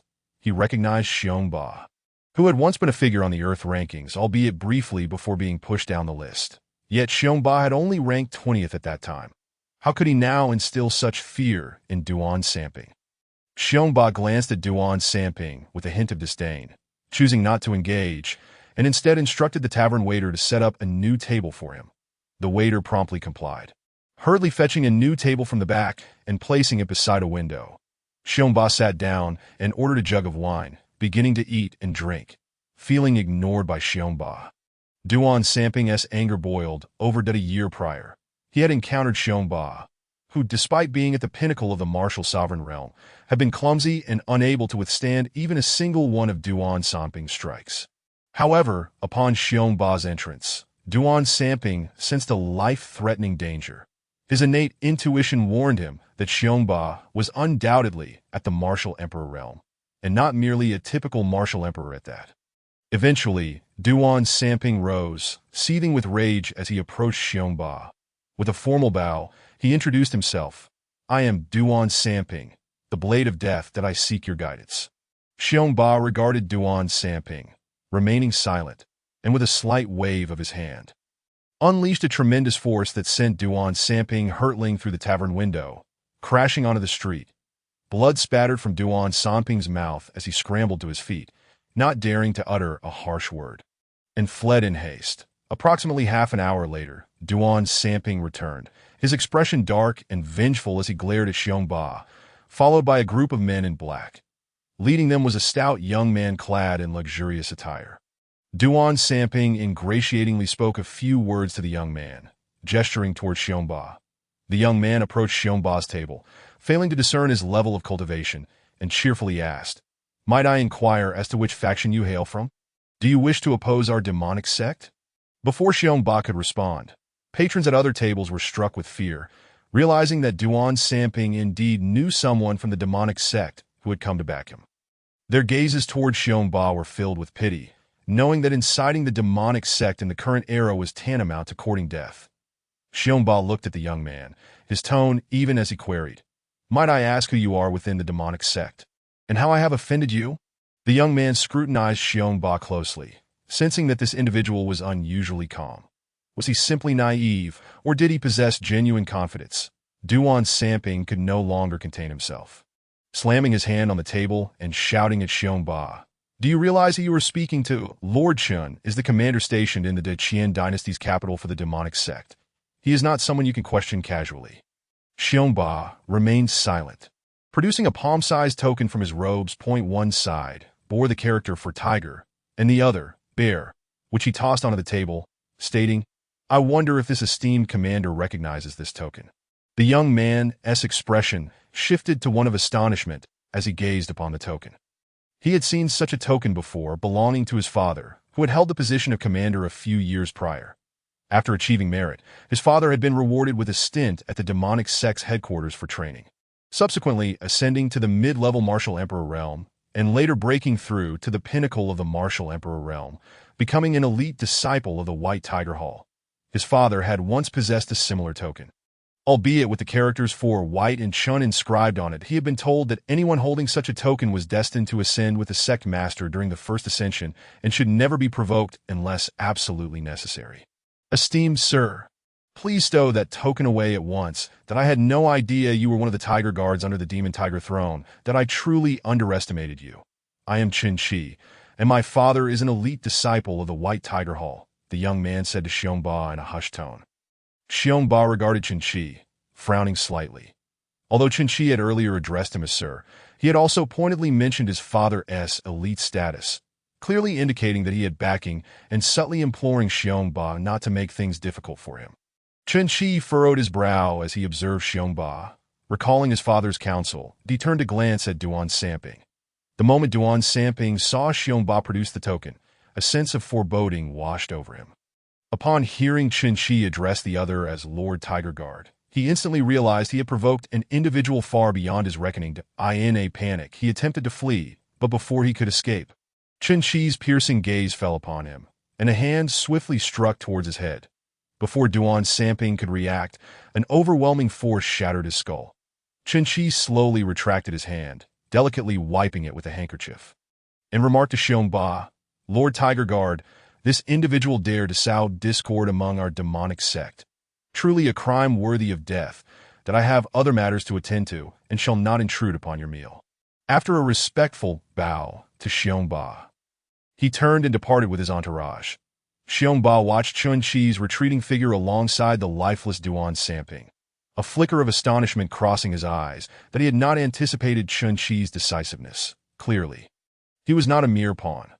The patrons of the inn remained in a state of bewilderment, initially believing that Duan Samping had come with the backing of the demonic sect to ensure Xiongba's demise.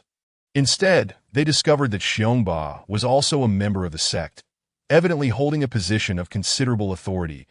At that moment, an elderly man seated in the corner of the inn rose and bowed toward Xiongba, inquiring, "Esteemed lord, might I ask what lies beyond the realm of martial gods?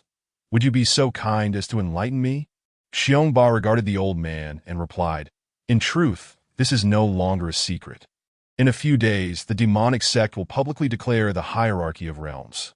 Observing that the patrons of the inn were now all ears, he continued, "There exists no such thing as the realm of martial gods.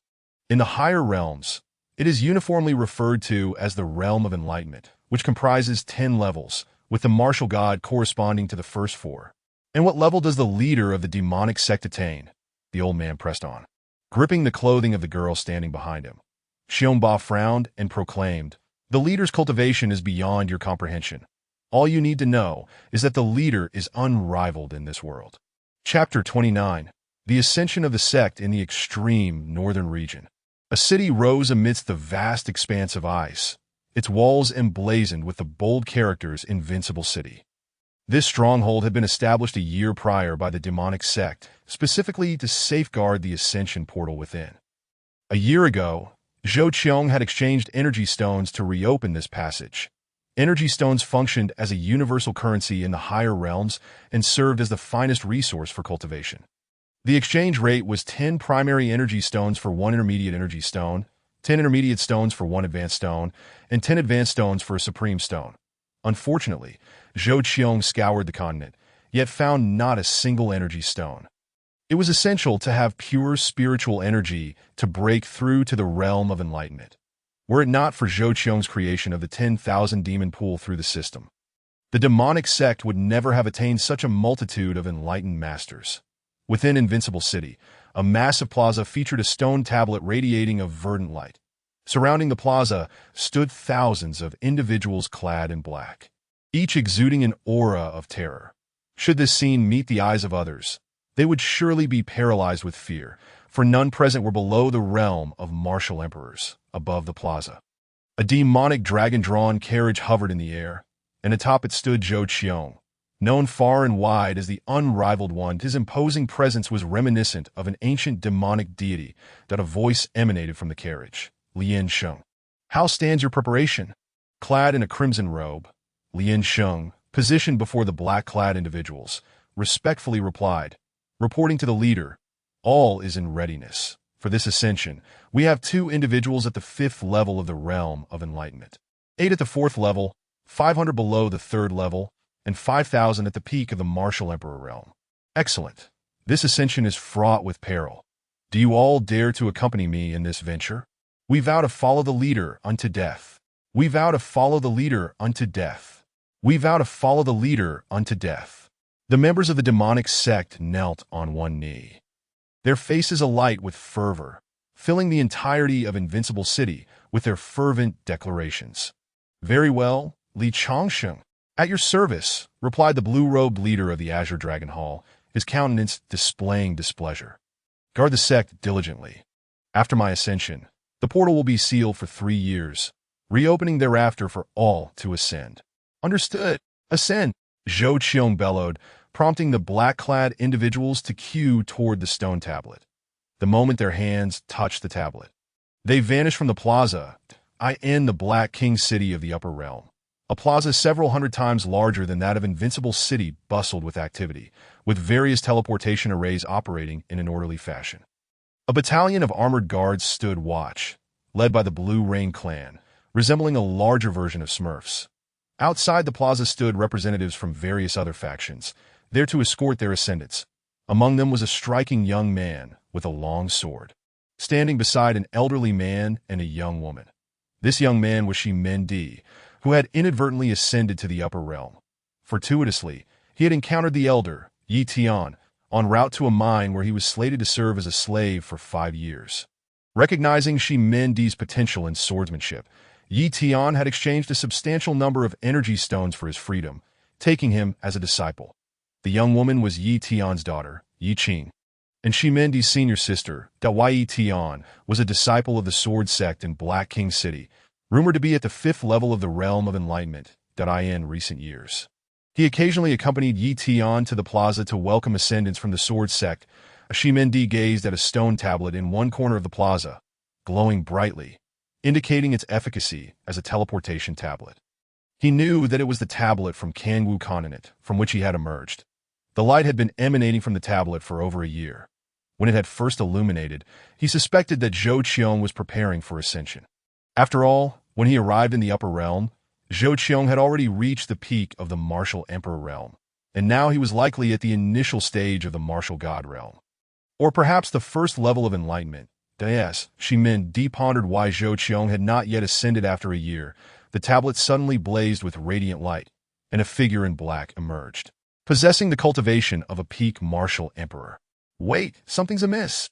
Shi-Min-Di exclaimed, staring at the man who had just stepped out of the tablet. He did not recognize him. He was neither Zhou Qiong nor a high-ranking member of the demonic sect, nor a master from any other faction. Could he be a hidden expert from Kangwu continent? Shi-Min-Di's startled exclamation caught the attention of Yi Tian and Yi Qing. Yi Qing inquired curiously, "What is it, junior brother?" Not daring to conceal the truth, Shi-Min-Di relayed the situation to them. Yi Tian observed him thoughtfully, saying, "It is likely a hidden master from your continent. You may inquire about him before he is taken away." "Very well," Shi-Min-Di nodded in agreement. Meanwhile, the armored guards, noticing the figure emerging from the tablet, prepared to escort him away. However, they soon realized that the individual had merely stepped aside, allowing more figures to continue emerging from the tablet. Before the guards could react, more than 100 black-clad figures had already appeared, all at the peak of the martial emperor realm. The leader of the guards, sensing something was amiss, quickly approached the tablet and questioned the throng of black-clad individuals. "Which faction do you belong to? And why do you ascend together?" The black-clad individuals remained silent, merely shifting aside to make room for those emerging. The commotion immediately captured the attention of everyone within and outside the plaza. As the sight of so many individuals ascending at once was exceedingly rare, the crowd pondered this anomaly. More than 500 black-clad figures had emerged from the tablet, each one at the peak of the martial emperor realm. While this was not particularly remarkable in Black King City, it was astonishing for the lower realms. The sheer strength of such an assembly was staggering. Even Yi Qing stood speechless, turning to Shi-Min-Di, asking, "Is this truly the continent from which you ascended? Your realm is far more formidable than I imagined." Shi-Min-Di's astonishment surpassed that of anyone else present, but he knew that Kangwu continent had not produced a single peak martial emperor in recent years, with Zhou Qiong being a rare exception. Yet, where had these 500 peak martial emperors sprung from? The armored leader, seeing that the black-clad individuals refused to answer his inquiries and that the tablet continued to emit figures, decided to take matters into his own hands. That he raised his arm and struck out at the black-clad individuals, a colossal hand descending from the sky, imbued with immense pressure, intent on asserting his dominance and compelling them to respond. Just as the massive hand was about to strike the black-clad individuals, an authoritative voice boomed from within the tablet. "Dare you!" A brilliant sword light surged forth from the tablet, cleaving towards the descending hand. Chapter 30. The emergence of a historic titan with a thunderous crash. The armored leader staggered back 5 steps, disbelief etched across his features. That he raised his hand to reveal a deep gash that traversed his palm. And as he turned to the tablet, a figure clad in red emerged, wielding a long sword, its blade still stained with blood, a testament to the formidable sword strike that had just transpired. The onlookers gaped in astonishment at the figure stepping forth from the tablet, but if their eyes did not deceive them, it was this red-clad individual who had wounded the armored leader. It was worth noting that the armored leader was a 6th-level cultivator in the realm of enlightenment, although not a top-tier figure in Black King City. He should not have been easily injured by someone from the lower realm. Yi Qing pointed at the red-robed man, looking at Shi-Min-Di with wide eyes. "Is he also from your continent? How could he be so powerful? Is he one of your hidden masters?" Even Yi Tian, standing nearby, wore an expression of sheer astonishment that a person who ascended from the lower realm had directly injured the leader of the upper realm's guards. This had never occurred in the history of Black King City. The prowess of this ascendant was astonishingly even greater than that of Yi Tian himself. Shi-Min-Di gazed at the man in the crimson robe, his eyes filled with disbelief, and muttered, "He is the grand overseer of the Demon Sect." Lianxing. Upon hearing this, Yi Qing hastily turned to Shi-Min-Di, exclaiming, "You know him?" Shi-Min-Di nodded. "Yes, he is the grand overseer of the Demon Sect, Lianxing, who compelled my sect to disband." He pointed incredulously at the incessantly emerging figures clad in black. Could it be that these individuals are all from the Demon Sect? The armored leader, his expression somber, glared at the man in the red robe. "Who are you, possessing such mastery at the 5th level of the Transcendence realm? Did these black-clad individuals ascend alongside you?" Stepping forth from the stone tablet, the man in red surveyed the surroundings of the plaza with curiosity. Taking a deep breath, he remarked, "The words of the sect master ring true. the spiritual energy in the upper realm is indeed abundant, surpassing that of the lower realm by more than tenfold. He then turned to the armored leader and stated solemnly, "I am Lianxing, the grand overseer of the Demon Sect, that we have ascended together. And I implore you not to impede our passage." A flicker of confusion crossed the armored leader's eyes that he had never heard of the Demon Sect, which seemed to be a force from the lower realm. It was perplexing that such a multitude of martial emperors had emerged from this continent all at once, surely over 1,000, and they showed no signs of stopping. The armored leader, his expression darkening, waved his hand, and instantly, over 100 armored guards surrounded them, each a master of at least the second level of the Transcendence realm. Regardless of where you ascended from, to dare provoke my Blue Rain clan is to court death. If you surrender now, I may spare your lives. Otherwise, do not blame us for being merciless. Lianxing observed the armored leader, aware that today's events could not end peacefully, that he brandished his long sword, which transformed into a shooting star aimed directly at the armored leader. With a roar, the armored leader summoned 4 long blades from his forearms and attacked Lianxing. The two immediately engaged in combat. Perhaps due to the stability of the upper realm space, or the unique material of the plaza, the fierce clash between two masters of the 6th level of Transcendence caused no damage to the surroundings. Meanwhile, the armored guards unleashed their attacks on the black-clad individuals. But in the brief moment that followed, a new group emerged from the stone tablet. This time, their cultivation was no longer at the peak of martial emperor, but had also reached the Transcendence realm. While battling the armored leader, Lianxing bellowed, "The armored guards are enemies, attempting to obstruct our ascension. All high-ranking members of the Demon Sect, unleash your full strength." Yes, the numerous high-ranking members who had emerged from the stone tablet responded in unison. The burly Magic Tiger King roared, "Blue whelps, feel the might of my Magic Tiger's skyrending claw. Magic Ape's hammer of heaven. 9 nether dark palm." In an instant, chaos erupted in the plaza. Initially, the Demon Sect appeared to be at a disadvantage. But when an elder wielding a sword emerged from the stone tablet, the tide of battle shifted dramatically. The elder wielded his sword with deliberate slowness, yet with each stroke, he effortlessly dispatched an armored guard. The armored leader gazed at the elder in disbelief, initially confident of victory, only to be taken aback by the emergence of yet another group of formidable opponents from the lower realm. Was this continent truly so powerful? Hadn't it been stated that one must ascend upon reaching the 4th level of Transcendence? How had these individuals maintained their 5th level status until their ascension? The onlookers from other factions, who had initially only been spectators, now observed in shock. They did not believe that this so-called Demon Sect from the lower realm could contend with the Blue Rain clan. After all, there was only one master of the Transcendence realm. Even if he could match the armored leader, it was still an unbelievable feat, yet he was but one individual. However, the Demon Sect shattered their preconceived notions in a matter of moments. As more and more warriors of the Transcendence realm continued to emerge from the stone tablet, including 2 at the 5th level, messages flew across the plaza as factions reported the unfolding events to their respective powers. Beside him, Shiman Di was rendered speechless with terror. The initial figures who ascended were unfamiliar to him, yet upon Lianxing's arrival, he recognized many of the ensuing high-ranking members of the Demon Sect, particularly the Magic Tiger King and the Magic Monkey King, who, if he were not mistaken, had already attained the 3rd level of Transcendence, while he himself had only reached the peak of Martial Emperor by relying on the resources of the upper realm. This was indeed difficult for him to accept. After all, just a few years prior, the two had been unable to withstand even a single blow from him. The armored leader grew increasingly alarmed. Although the crimson-robed overseer was 1 level below him in cultivation, his swordsmanship was astonishingly swift, leaving him no room to divert his focus. He could only respond with all his might. Yet, in the blink of an eye, a significant portion of his armored guards had already fallen, that if he did not devise a strategy soon, he risked total annihilation. Gritting his teeth, the armored leader produced a jade pendant from his bosom and crushed it. Instantly, an overwhelming force surged from 100 miles to the east of the plaza, and a figure materialized above the venue.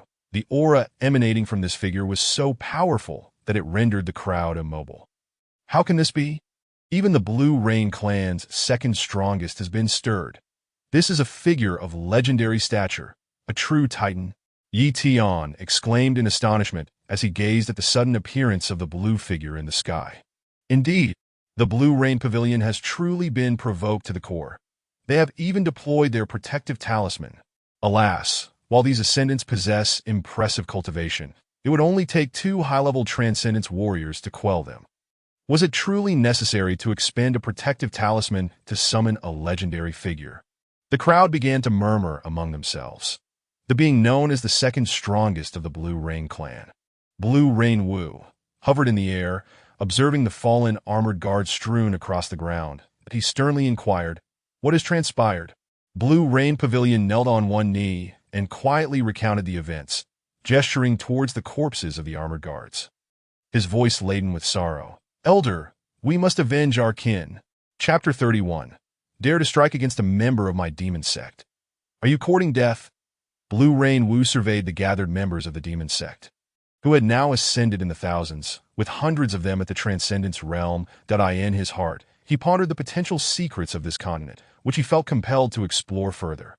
However, it was imperative to capture some high-ranking members first to inquire about the specific circumstances of this realm. Blue Rain Wu extended his claw-like hand downward, as if to grasp them, the air seeming to be locked in place, rendering even Lianxing and Bai Haoyan unable to escape.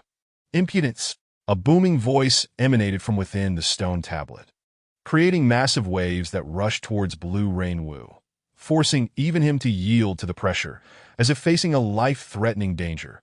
The entire plaza was left in stunned silence by the sound. Everyone's ears resonated with the echoing words, "Impudence! Impudence!"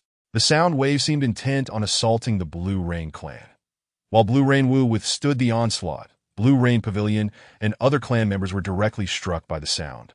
Bleeding from their orifices and crying out in agony, that a dragon's roar echoed from the stone tablet, and a colossal magic dragon surged forth, drawing the attention of the plaza's occupants. Inscribed on either side of the chariot were the words, "With the sun and moon in hand. I pluck the stars. In this world, there is none like me." In the center stood a man clad in a magic dragon battle robe, a silver-black lightning bolt striking down from his brow.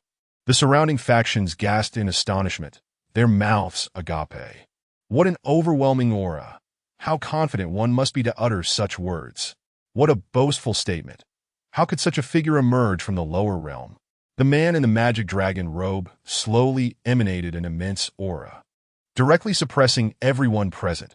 Even Blue Rain Wu felt an immense weight bearing down upon him. All were unable to believe their eyes, staring in fear at the man atop the chariot. Blue Rain Wu, unable to fathom the situation, exclaimed, "How is it possible for there to be a legendary figure from the lower realm?" At that moment, the last of the Demon Sect had completed their ascension from within the stone tablet, which dimmed once more, losing its brilliance. Over 5,000 members of the Demon Sect knelt, proclaiming loudly, "We pay our respects to the sect master. Rise!" The man atop the chariot regarded Blue Rain Wu, who still resisted his aura, and spoke in a deep voice. "Who are you to dare lay hands on my Demon Sect? Are you courting death?" Blue Rain Wu's mind was filled with the words "courting death" as he clutched his head, desperately channeling his energy to resist. Meanwhile, Blue Rain Pavilion, bleeding from all 7 orifices, gazed in disbelief at the figure atop the chariot, feeling as though he were in a dream. Had a legendary figure truly ascended from the lower realm? Was this not a jest? Yi Qing, pale from the oppressive aura, nudged the dazed Shiman Di beside him and exclaimed in terror, "Junior brother, is this the Demon Sect's sect master you spoke of? Did you not say he was merely at the peak of martial emperor? Yet this is evidently a legendary figure." Shiman Di was equally bewildered, questioning whether his memory had failed him or if the lower realm had undergone some transformation. Perhaps having passed countless years, he envisioned this surreal scenario. Blue Rain Wu, with great effort, raised his head to address Zhou Qiong. "You, having just ascended from the lower realm, presume to act so tyrannically.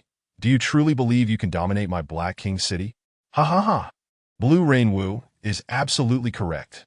Suddenly, a booming laughter echoed across the sky, and a peculiar being, towering at 8 zhong, with black skin and a single eye, appeared in the plaza, emanating an aura potent enough to rival Zhou Qiong's.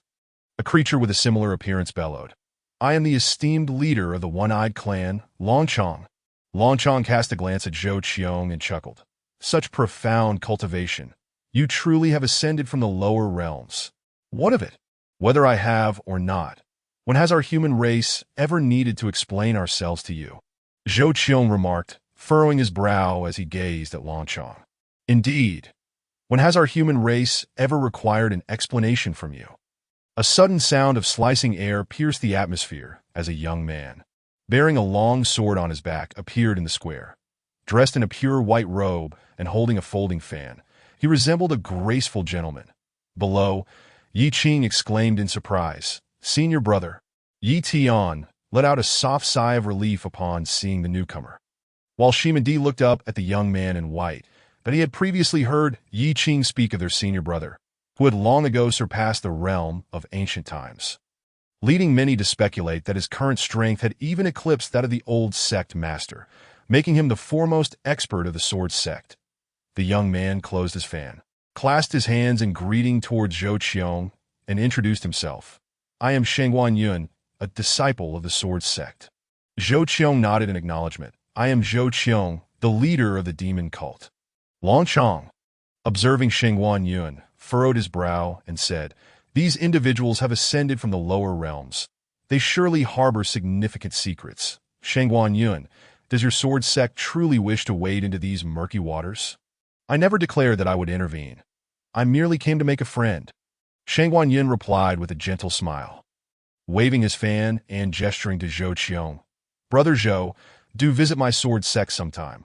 I shall ensure you receive a warm welcome." Zhou Qiong nodded in return. "I shall make time to visit. Do not find me bothersome, Brother Shengguan." Shengguan Yun let out a hearty laugh, waving his sleeve as he whisked Yi Tian, Yi Qing, and Shimandi away, disappearing from the square. That a voice echoed from the sky.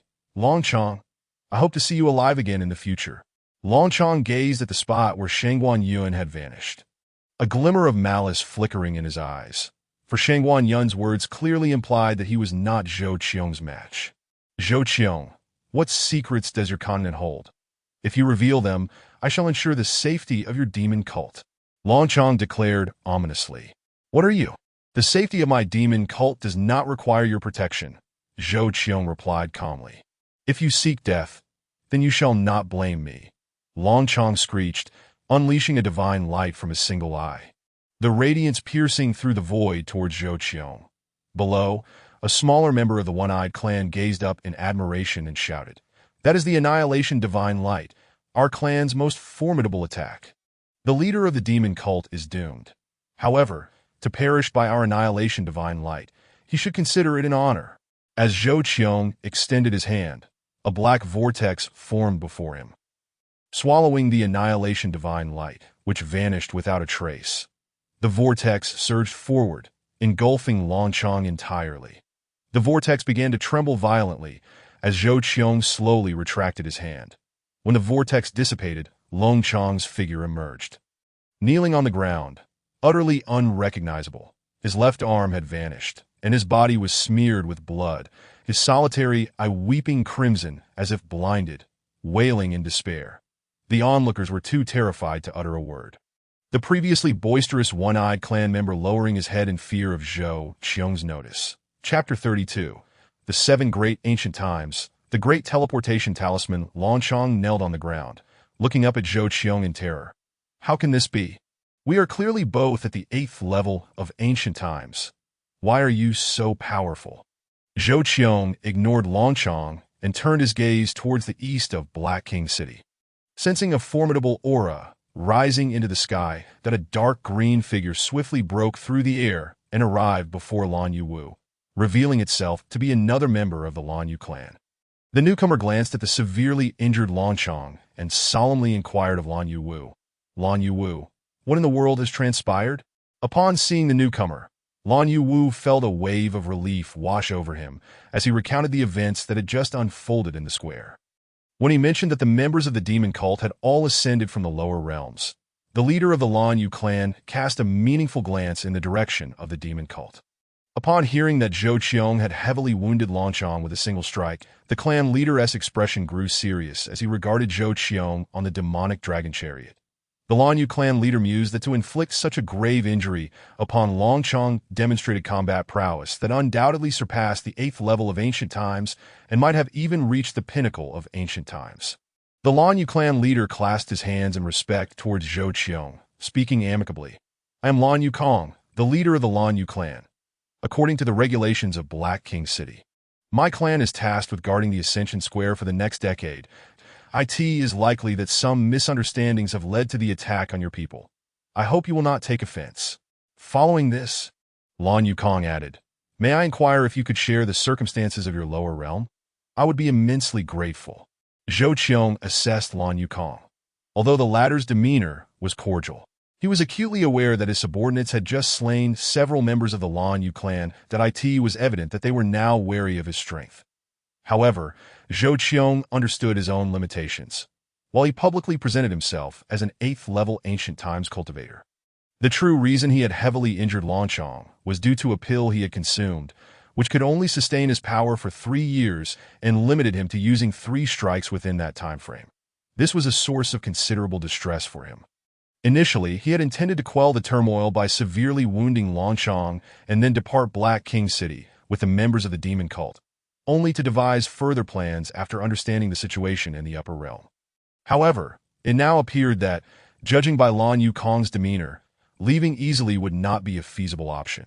Just as Zhou Qiong was about to respond to Lan Yu Kong, he suddenly furrowed his brow and, surveying the surroundings, spoke in a low voice.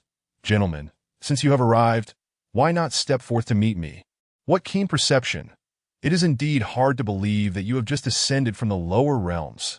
Several figures emerged in the air, each appearing to belong to different factions. Yet they had skillfully encircled Zhou Qiong, effectively cutting off any possibility of escape. Among them was a stout, yellow-clad man of the human race, whose earlier words had been his. He chuckled as he spoke. The other figures were not human.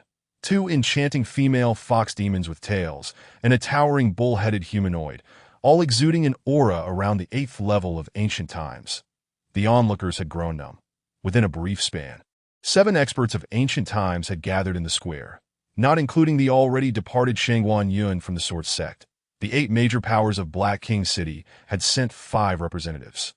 The middle-aged human man regarded Zhou Qiong once more, stating, Brother, I am Qian Sihai, the leader of the Jiang Gang in Black King City, that I am also quite curious about the secrets of your lower realm.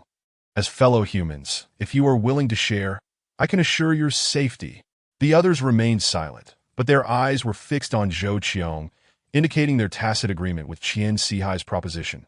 After all, the secrets of the lower realm piqued their curiosity far more than challenging Zhou Qiong, who was also a formidable 8th-level ancient times expert. Unless absolutely necessary, there was no reason to confront him. Yet if Zhou Qiong refused to divulge information, they might not remain so amiable. Zhou Qiong understood that unless he revealed the situation of the lower realm today, these individuals would not allow him to leave easily. System. Open the marketplace. I wish to purchase the Great Teleportation Talisman. Understood, host. The marketplace is now open. The Great Teleportation Talisman requires 300,000 villain points for purchase. Do you confirm? Confirm the exchange. Exchange successful. 300,000 villain points have been deducted. You now have 80,000 villain points remaining. Suddenly, a talisman appeared in Zhou Qiong's hand, displaying a peculiar formation. Zhou Qiong surveyed the crowd and spoke in a solemn voice. We of the demon cult have ascended this time to avoid unnecessary conflict. Once I have settled my matters, we shall have a proper discussion. The bull-headed humanoid shouted. Do you truly believe that you can leave without clarifying matters today? A massive hammer appeared in his hand, clearly indicating his intent to strike. Zhou Qiong disregarded him, waved his hand, and shattered the Great Teleportation Talisman. The space began to ripple as it enveloped all the members of the demon cult, before the crowd could react. The members of the demon cult vanished from the square. Qian Sihai was the first to regain his composure, glancing towards the direction where the demon cult had disappeared, exclaiming, What an incredible teleportation talisman! What grade of talisman is this? It can transport so many people at once. Such treasures exist in the lower realm. The others also extended their senses, searching the surroundings, but Qian Sihai sighed and said, "Do not waste your efforts with a talisman of this grade. The person is certainly no longer within Black King City." Qian Sihai's gaze shifted to Lan Yuting, knowing she was the leader of the guards stationed at the square by the Lan Yu clan. He directly questioned, "Where did those individuals ascend from that stone tablet?" Lan Yuting looked towards clan leader Lan Yukong, as did the other faction leaders, and ultimately, Lan Yukong nodded gently. After all, this was not a secret. Many people had witnessed the events in the square. Qian Sihai's inquiry was merely to expedite his understanding, and he had no need to offend the major factions over this issue. Lan Yuting pointed towards a dim stone tablet in the corner of the square, causing Qian Sihai's expression to darken. "Are you jesting with me? How could a dim stone tablet possibly bring people to ascend?" Lan Yu Pavilion bowed deeply to Qian Sihai, saying, "Master Qian, I assure you, I have not deceived you. The group that claimed to be from the Demon Sect indeed ascended from this stone tablet, yet the tablet has dimmed since their ascension, a fact witnessed by many present." As Qian Sihai and his companions turned their gazes towards the surrounding crowd, a chorus of agreement arose, with many asserting that the Demon Sect had indeed ascended from that stone tablet.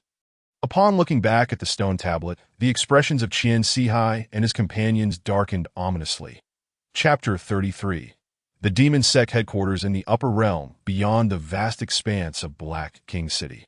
Atop a desolate mountain, various creatures frolicked about. Suddenly, the air shimmered as a multitude of figures clad in black emerged from thin air. Hovering above them was a demonic dragon chariot. Clearly, it was the members of the Demon Sect who had relocated from Black King City. Zhou Qiong, standing atop the dragon, produced a model of a mountain from his hand. It was the upgraded version of the True Demon Protective Mountain Array, the Great True Demon Protective Mountain Array. Exchanged for 100,000 villain points, that IT was a formation of true martial level, capable of repelling even the most formidable true martial experts with ease. With a gentle wave, the array enveloped the entire desolate mountain, and wisps of mist began to rise, obscuring the interior from outside view. "Where are the 4 divisions of heaven and earth?" Zhou Qiong proclaimed loudly. From among the crowd, a group donned in masks of gold, silver, copper, and other materials stepped forward, responding, "We are here to serve. Gather intelligence on the surroundings with utmost expediency." Understood. The 4 divisions promptly took flight beyond the mountain. "The rest shall remain and recuperate. This mountain will serve as the headquarters of our Demon Sect in the upper realm." "Yes," the members of the Demon Sect echoed in unison. Though this was merely a desolate mountain, its height rivaled that of the heavenly demon peak in the lower realm, perhaps even surpassing it, likely owing to the abundant spiritual energy of the upper realm, rendering the peaks exceptionally towering. Thus, this desolate mountain appeared unremarkable amidst its grandeur. In an instant, the mountain resonated with a cacophony of sounds. Some commenced the construction of palaces, others managed the waterways, while others paved roads. A symphony of activity unfolded. At the foot of the mountain, a colossal stone tablet was erected, inscribed with the 3 characters Heavenly Demon Peak, signifying that the Demon Sect officially claimed its territory in the upper realm. Meanwhile, in the lower realm, at the vast square of Heavenly Demon Peak on Kangwu Continent, a throng of youthful faces brimmed with excitement, each reflecting the joy of having passed the rigorous assessment to join the continent's mightiest force, the Demon Sect. Hovering above the square was Li Changsheng, the leader of the Azure Dragon Hall. Clad in a black robe, he proclaimed, "You have all been chosen through rigorous selection. Henceforth, you shall become the pillars of our Demon Sect. You must remember the rules of our sect and pledge your unwavering loyalty to our esteemed leader." "Yes," the youths below responded. Bowing respectfully, I Changsheng issued a few brief instructions to those around him before departing. He aimed to devote himself to training, having heard from the leader that the cultivation environment in the upper realm was superior, and he resolved to double his efforts over the next 3 years, lest he fall behind. That a steward donned in a purple robe led the group of youths away from the square to tour the various sites of the Heavenly Demon Sect. In no time, they arrived at the hall of the Demon Sage. The purple-robed steward casually remarked, "This is the sacred site for cultivation in our Demon Sect. Entry is restricted to those who have achieved merit." The youths gazed in astonishment at the hall of the Demon Sage. To be regarded as a sacred site by the continent's strongest force implied an extraordinary level of power. One youth in a brocade robe whispered, "I know of this place. My uncle entered here for cultivation 2 years ago, and within merely 2 months, advanced from the peak of martial emperor to the late stage of martial sovereign. He has since ascended alongside our esteemed leader." Is that true? To break through 3 levels directly, what could possibly be within the hall of the demon sage? Are there perhaps abundant spirit herbs and celestial plants? The other youths stared at the brocade-robed boy, their faces awash with disbelief. The brocade-robed youth refrained from responding, aware of the secret his uncle had shared with him. However, he hesitated to disclose it, fearing the steward's displeasure could result in dire consequences. The purple-robed steward regarded the brocade-robed youth with a hint of approval. He found the youth commendable. Though somewhat brash, he exhibited decorum and discernment regarding what to say and what to withhold. A rare quality for one so young. As the group passed the hall of the demon sage, they observed numerous cultivation sites in secluded areas, culminating in their arrival at the hall of the heavenly demon. Since the ascension of the leader Zhou Qiong and his companions, the hall of the heavenly demon had remained in a semi-closed state, with steward Li Chongqing issuing commands from his azure dragon hall. The purple-robed steward guided the group into the hall of the heavenly demon. Within, dozens of statues stood, prominently displaying a towering figure clad in demonic dragon armor, exuding an air of authority that a silver-black lightning bolt adorned his brow, adding an aura of mystery, while his eyes glimmered with an endless darkness, as if dismissing the world around him. Upon entering the grand hall, the youths felt an overwhelming sense of majesty, as if an ancient demon god were engaging in battle against the world. Amidst a sea of corpses and rivers of blood, the hall erupted with cries of terror. More than half the youths fainted on the spot, while the remainder lay on the ground, lamenting their fate. Only 2 youths appeared distinct, one being the brocade-robed youth, and the other a boy bearing a long sword on his back. Though their faces paled, they remained silent throughout the ordeal. At that moment, a guard beside the purple-robed steward whispered a few words to him before stepping back. After a quarter of an hour, the oppressive atmosphere in the hall dissipated, leaving only the 2 youths standing. While the rest were roused by the guards, the purple-robed steward addressed the remaining youths. "Do you recognize the statues within the hall?" Most of the youths looked bewildered, although the names of the high-ranking members of the Demon Sect were renowned across the continent. They were too young to have seen their likenesses. Only the brocade-robed youth and the sword-bearing boy maintained a semblance of calm. The purple-robed steward, eyeing the brocade-robed youth, recalled that the guard had informed him of the boy's identity as the 3rd prince of the Qian dynasty, while the sword-bearing youth was the young lord of the Yellow Sand Fortress. "Prince Qian, you should introduce yourself to everyone." The brocade-robed youth bowed to the purple-robed steward, saying, "Esteemed steward, I am Qian Yuqi. You may refer to me as Qian San." Turning to the bewildered assembly, he continued, "Though you may have heard of him, you likely have not seen him. The figure in the center is our Demon Sect's supreme leader. Beside the leader, dressed in red, is our esteemed Grand Steward, Lord Lianxing. To his left, adorned in white, stands the Grand Protector, Lord Bai Haoyan.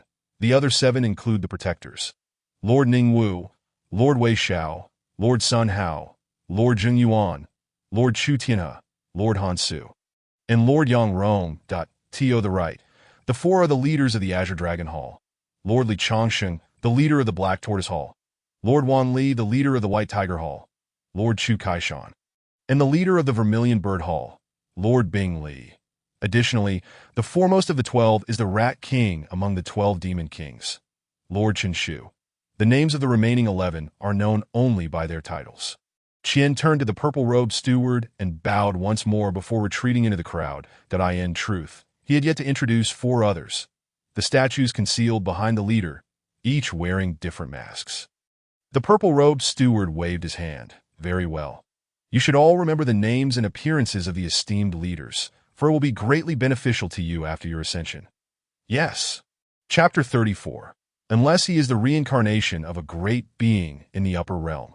Atop the new heavenly demon peak, a palace several times larger than the hall of the heavenly demon in the lower realm stood. Zhou Qiong remained seated upon the demonic dragon throne, while below, a figure in a golden mask knelt beside another in a silver mask, both of whom were Shieni. Esteemed leader, our sect currently resides in the chaotic region known as the territory of Black King City. There are over 200 cities like Black King City within the chaotic regions, and the dominion of Black King City spans 1,000,000 miles. Each city governs itself, and the chaotic region is vastly larger than Kangwu continent. Beyond that, there are several dynasties and sects with territories even more boundless, but I have yet to gather comprehensive intelligence due to their distance. Zhou Qiong nodded calmly. He had anticipated such a situation, as the system had previously indicated that the upper realm was indeed boundless. Now, tell me about Black King City. Yes, the Lord of Black King City is known as Mu Lao, reportedly a tree spirit of true martial cultivation. The strongest in the city. However, he is affable and does not interfere with governance. Consequently, Black King City is currently governed collectively by 8 major powers: the Lanyu clan, the Red Fox clan, the One-Eyed clan, the Bullhead clan, the Sword Sect, the Great River Gang, the Ghost Sect, and the Flower clan. Every decade, these powers exchange control over the city square, allowing the ascended martial artists to assist them without charge for a few years, while also scouting for promising talents. Do you have any other useful information? According to the city guards, Mu Lao will celebrate his 3,000th birthday in a month, to be held at the Lord's Mansion, during which a secret realm will be opened. However, I have not gathered further details. Zhou Qiong nodded. The two figures slowly vanished within the Grand Hall, but he mused that he needed to seize Black King City within 3 years to ensure the safe ascension of the Demon Sect members from the lower realm. Ding, task generating. Attend Mu Lao's birthday celebration. Obtain qualification for entry into the secret realm. Successfully enter the secret realm, and elevate the host cultivation by 2 minor levels, rewarding 200,000 villain points. Failure incurs no penalties.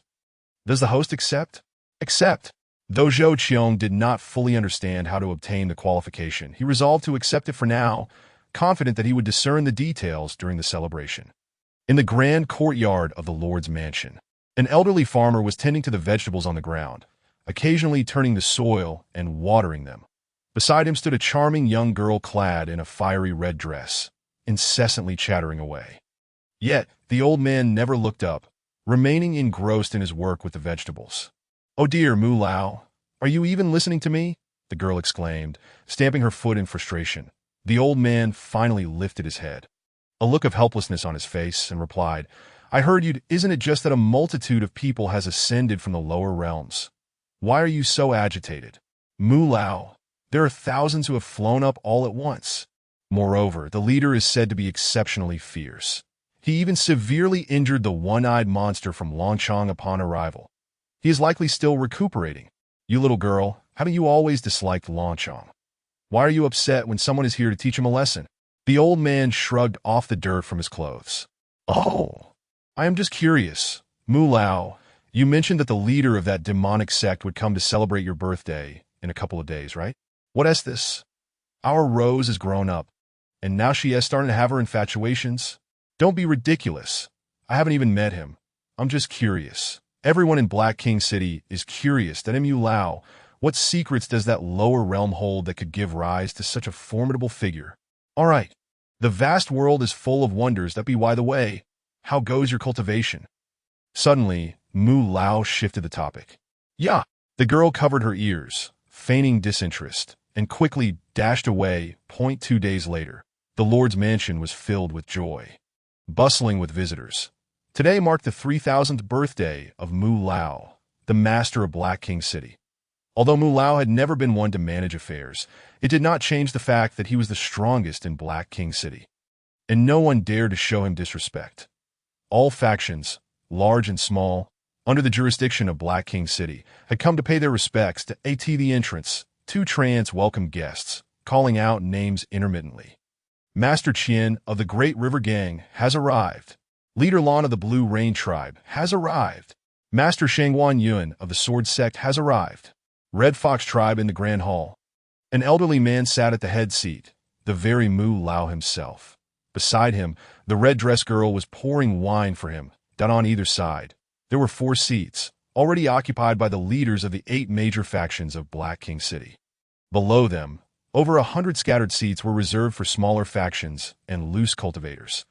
The two trants continued to announce arrivals when suddenly, three figures appeared before them. The leader wore a battle robe adorned with demonic dragons, exuding an air of audacity, while the two behind him were a handsome youth in crimson and a figure clad in black with a silver mask. They were none other than Zhou Qiong. Lian Sheng and Xian Yi Point, one of the trants, bowed to Zhou Qiong and asked, "Do you have an invitation?"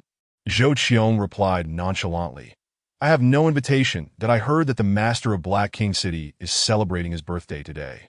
So, I came to offer my congratulations, that I asked that not allowed." As he spoke, an overwhelming aura emanated from him, pressing down upon the two trants. The other trant hastily responded, "Of course, but may I ask which faction you represent?" "We ought to announce your arrival. I am the leader of the Demonic Sect." Without waiting for their announcement, Zhou Qiong strode in with Lian Sheng and Xian Yi, leaving the trants too intimidated to impede their entrance. Inside, the leaders of the major factions were engaged in conversation.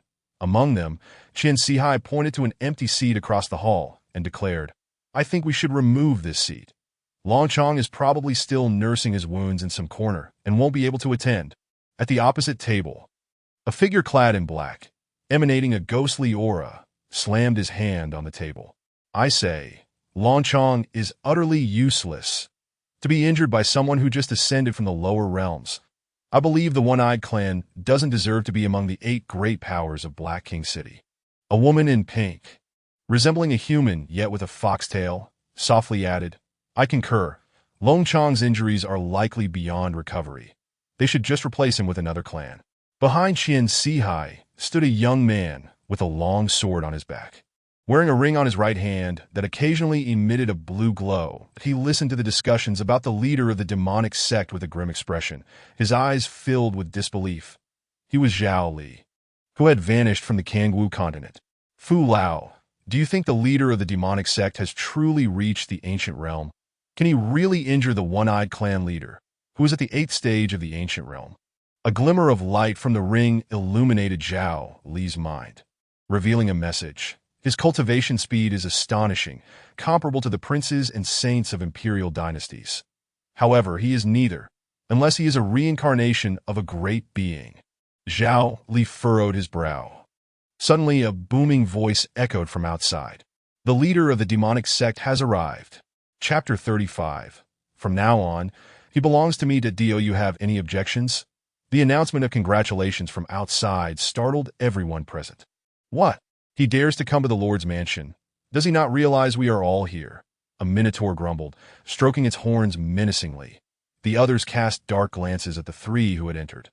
Even Mu Lao, seated at the head of the table, turned his gaze toward the newcomers, while the red-dressed girl pouring wine for him looked up, her eyes filled with curiosity.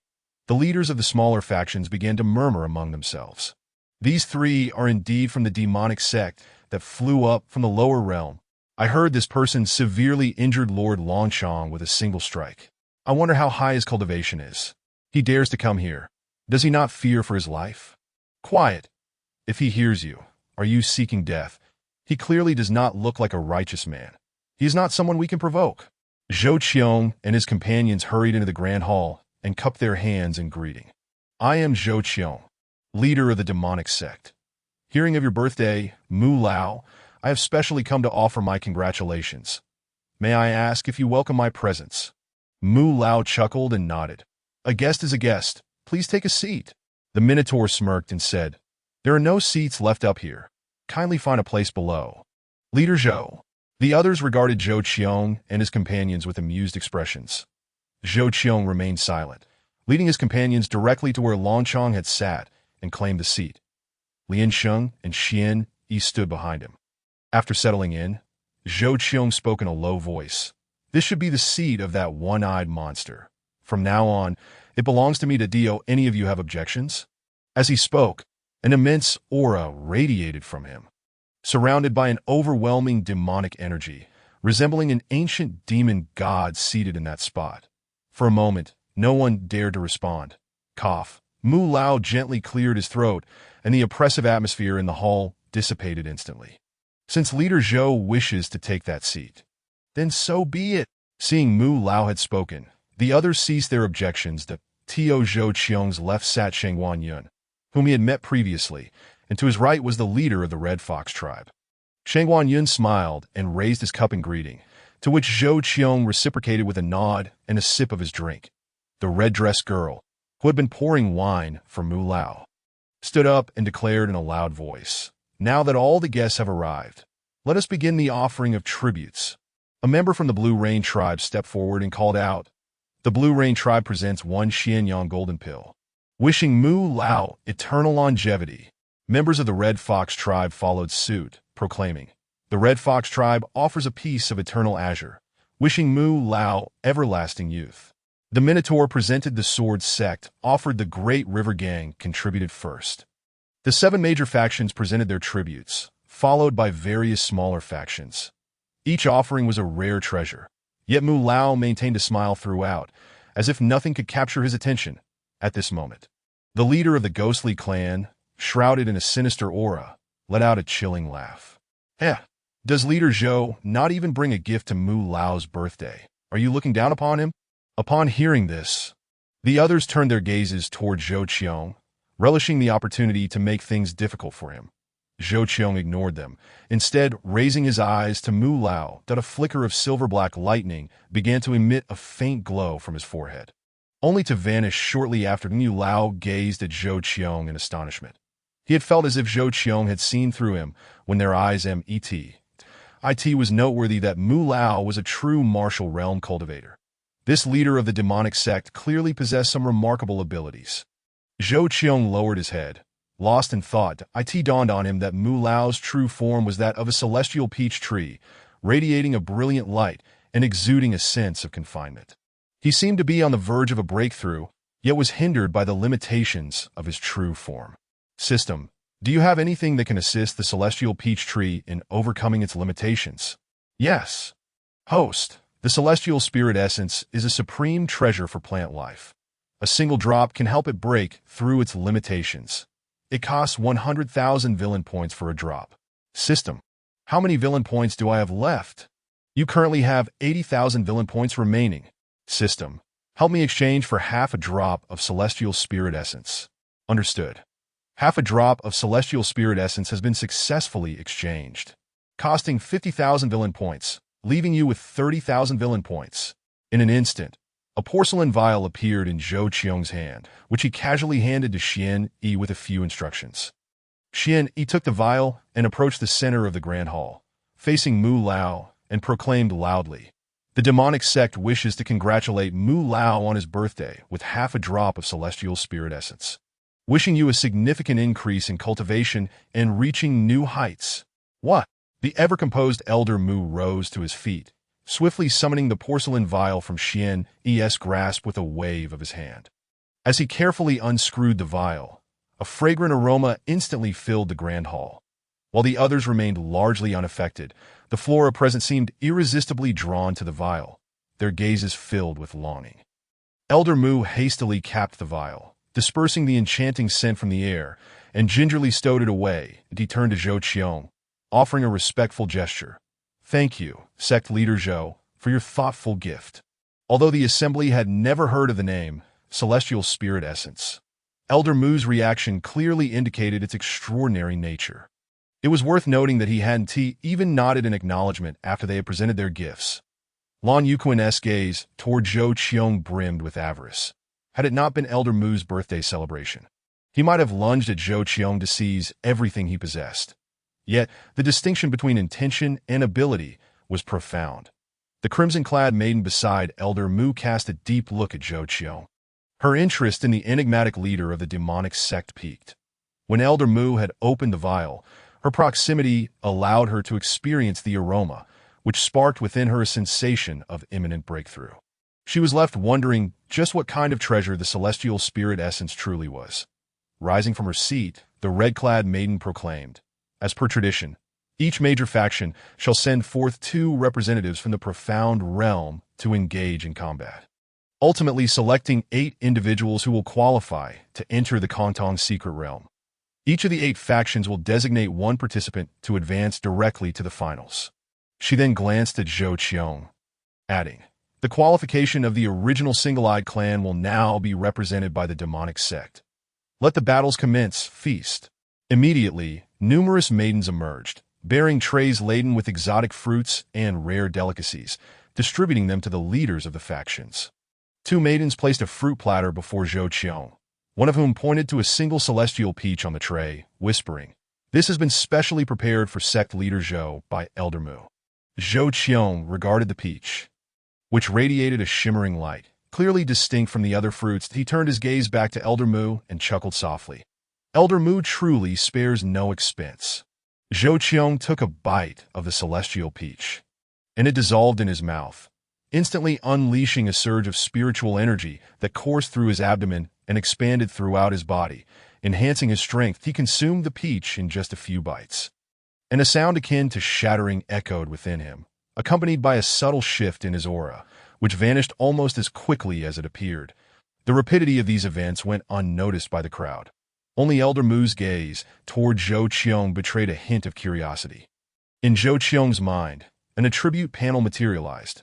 Character: Zhou Qiong, Zhou Invincible, Position: Leader of the Demonic Sect Cultivation, Profound Realm 9th Layer, including Ancient 9-Layer Aura, Martial Arts, Demonic Divine Technique, Celestial Life and Death Hand, Divine Demon Eye, 2nd Layer of Sky, Swallowing Demonic Art Mount, Demonic Dragon Flying Chariot. The Celestial Peach had elevated Zhou Qiong by a minor tier. Had it not been for his exceptionally solid foundation, he might have ascended even higher, underscoring the peach's extraordinary value. Zhou Qiong cast a deep glance at Elder Mu. Acquiring this peach, along with the tree it bore, would significantly bolster the demonic sect's influence. Elder Mu, seated at the head of the table, suddenly felt a chill run through him, sensing that someone harbored ill intentions toward him, yet he could not discern who it was to be. Why this time? 4 contenders had emerged from the dueling platform that a mysterious energy enveloped the arena, constraining each participant's cultivation to the first tier of the profound realm. That a massive protective barrier ensured that all residual waves of attack remained confined to the combat arena. The red-clad maiden announced, "Excellent. The qualifying rounds have concluded. Each major faction shall now send forth their representatives to duel the seed contestants, culminating in the selection of 6 victors who will earn the right to enter the secret realm. Each faction, at the elevated seats, sent forth a representative, with Zhou Qiong dispatching Lian Sheng, as well. 8 contestants from the major factions and 4 seed contestants commenced drawing lots for their matchups, each battling 3 times, with the 6 contestants achieving the most victories ultimately prevailing. At this juncture, Xianyi leaned in to whisper to Zhou Qiong, who furrowed his brow as he surveyed the battlefield, that a swordsman was currently locked in combat with a minotaur, the former's swordplay exceptionally refined, effectively suppressing his opponent. Yet it was not the duel that caught Zhou Qiong's attention. Rather, it was the ring upon the swordsman's right hand. Had Xianyi not reminded him, he might have forgotten all about Zhao Li. Zhou Qiong had initially intended to eliminate him on Kangwu Continent, only to discover that he had ascended to the upper realm ahead of schedule. Observing Zhao Li's cultivation, which had advanced to the 5th tier of the profound realm, Zhou Qiong mused that it was no surprise he was the protagonist favored by the old man. His growth was indeed swift. It seemed he would need to find an opportunity to deal with him sooner rather than later. "Ah! You perverted scum!" A piercing scream erupted from the dueling arena as a red-clad vixen clutched her face, blood streaming from a gash that marred her features.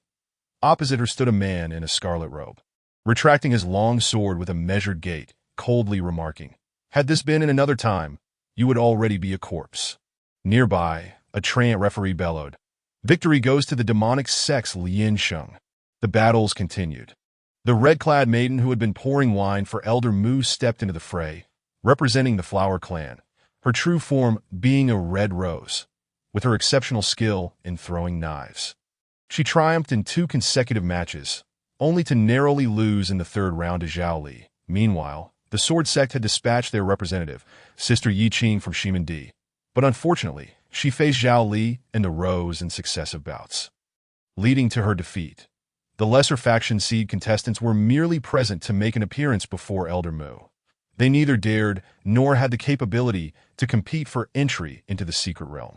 After 2 hours of fierce combat, 4 victors emerged. Lan Yuzhu of the Lan Yu clan, the Flower Clan's Rose, Nioke of the Minotaur clan, and the Ghost clan's Ghost Cry. The final two remaining were Lian Sheng and Zhao Li, both having secured 2 victories, thus qualifying for advancement. However, Zhao Li insisted on facing Lian Sheng in a duel.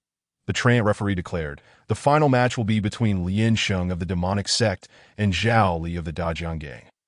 Regardless of the outcome, both will receive the right to enter the secret realm.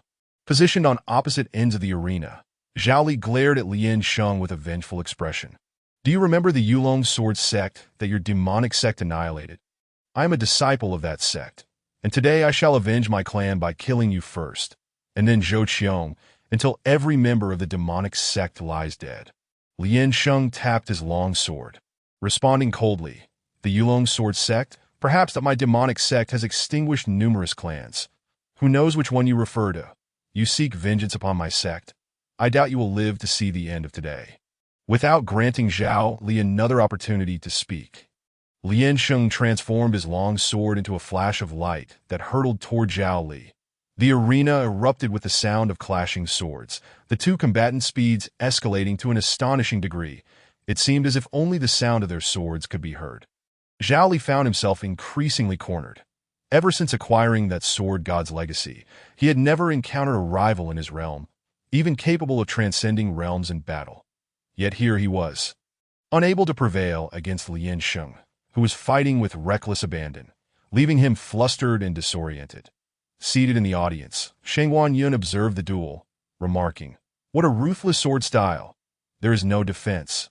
It's merciless to the enemy, and merciless to oneself." An astonishing scene unfolded on the battlefield as Lian Sheng's reckless approach escalated the intensity of the duel. Evil-slaying sword technique, 72 paths combined. Sword slash across the heavens. A colossal wave of residual energy caused the protective barrier of the arena to tremble, revealing the 2 combatants within. The audience gasped as they witnessed Lian Sheng, bloodied, with a long sword piercing through his chest, standing defiantly in the arena. Lian Sheng slowly extracted the sword from his body, discarding it to the ground, before turning to exit the arena and returning to Zhou Qiong's side. In stark contrast, Zhao Li lay severed in 2, blood gushing from his mouth. Though such injuries would not claim a life at the profound realm, they were sufficient to cripple his foundation. Lian Sheng's earlier thrust had evidently inflicted irreparable damage, demonstrating his ruthless nature.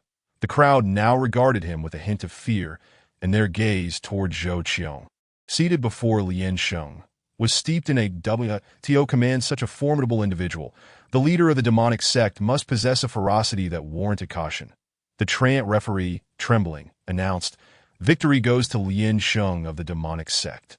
Members of the Dajiang Gang rushed to assist Zhao Li, urgently administering spiritual medicine and reattaching his severed body. Chapter 37. Kantong's Secret Realm. Ancient monsters. The battles have concluded. The factions that earned the right to enter the secret realm are the Lan Yu clan, the Flower clan, the Minotaur clan, the Ghost clan, the Dajiang Gang, and the Demonic Sect, the red-clad maiden declared with a beaming smile. The banquet continued until dusk, with numerous guests gradually departing. Even the Red Fox clan and the Sword Sect, who had not secured qualifications, left the Lord's mansion with a sense of reluctance.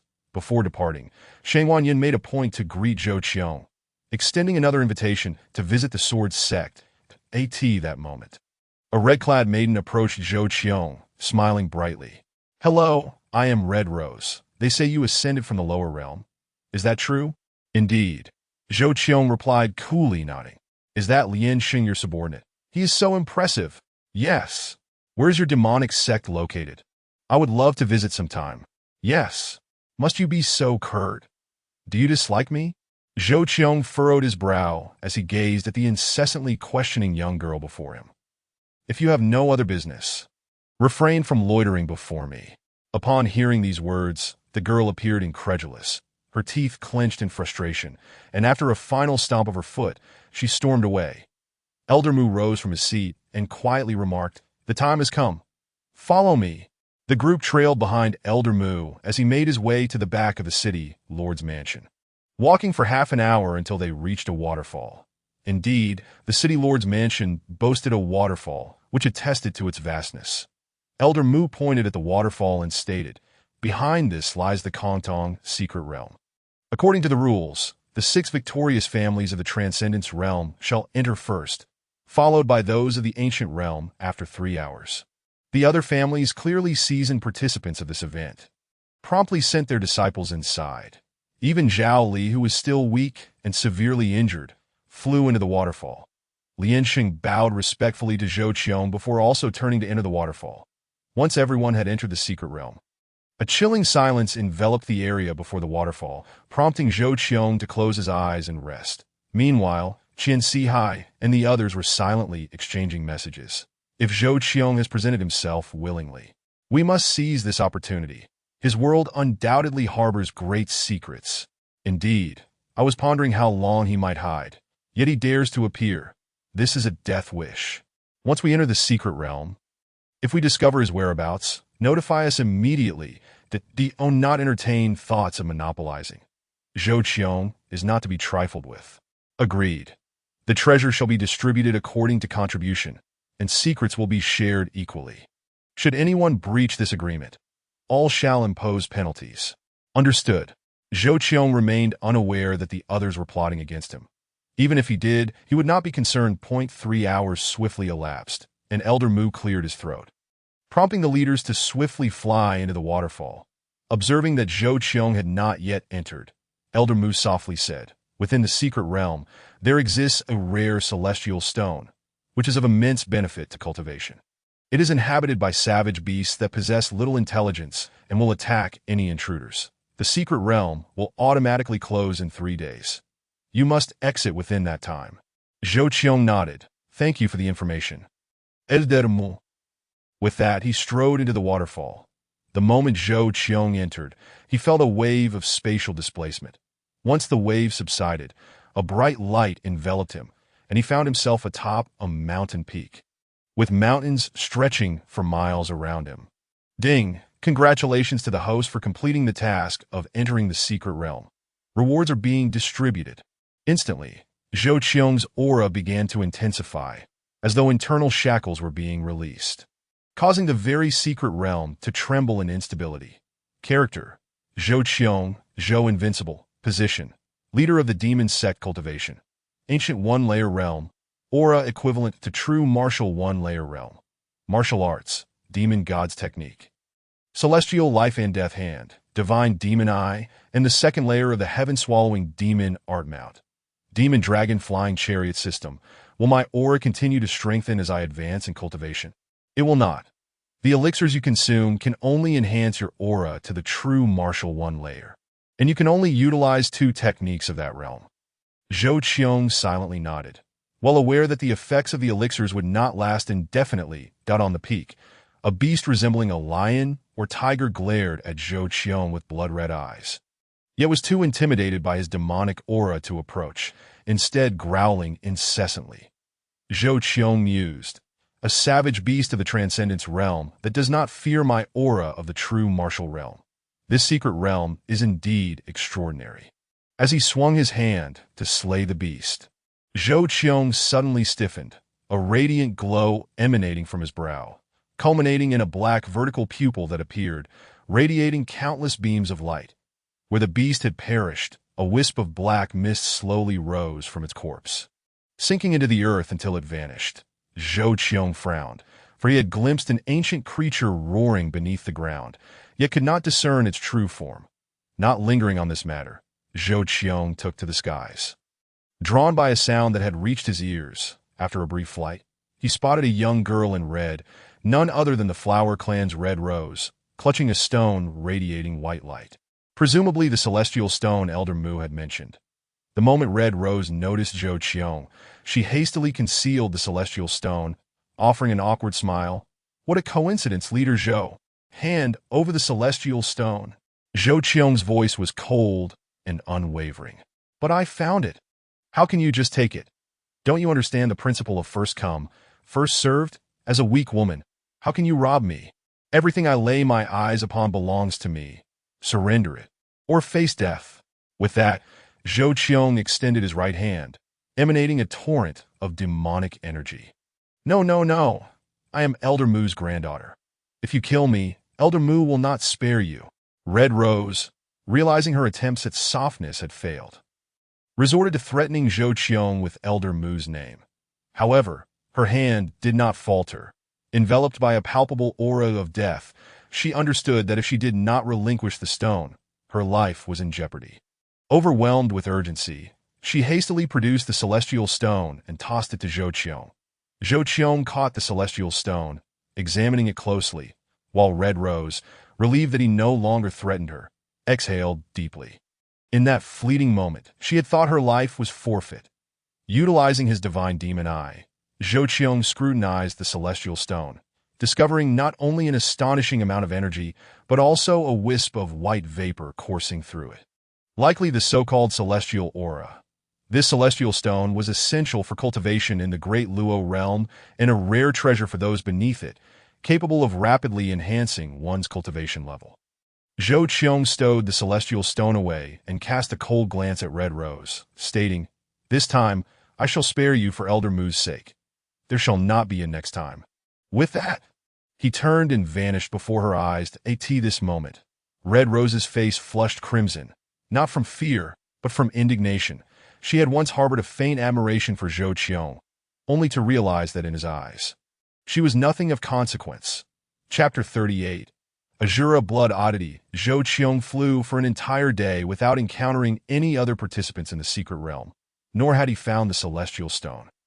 The vastness of this secret realm was indeed staggering. After a full day of flight, he had yet to see an end. He consistently soared westward, as if some unseen force were drawing him toward that direction.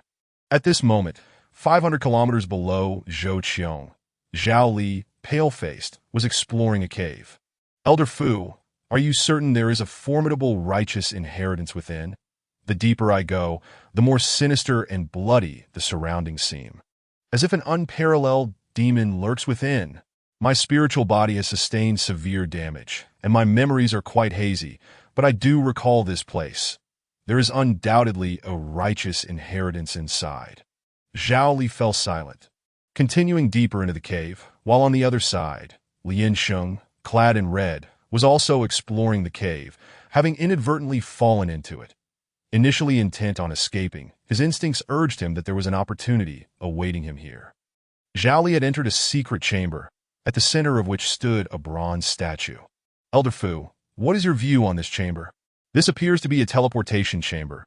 Try twisting the left hand of the bronze statue on the right." Upon hearing this, Zhao Li moved the right hand of the statue, and instantly, the entire chamber sprang to life, intricate formations appearing on the ground that a beam of light shot from the statue's eyes, enveloping Zhao Li, who vanished before he could react. Above the cave, a shadow suddenly appeared on the ground. Zhou Qiong, who frowned as he surveyed the scene below, his instincts told him something down there was calling to him. Without hesitation, Zhou Qiong unleashed a powerful strike against the ground, creating an unfathomably deep pit, and leaped into it 10,000 meters below the cave. Zhao Li gazed in bewilderment at the scene before him.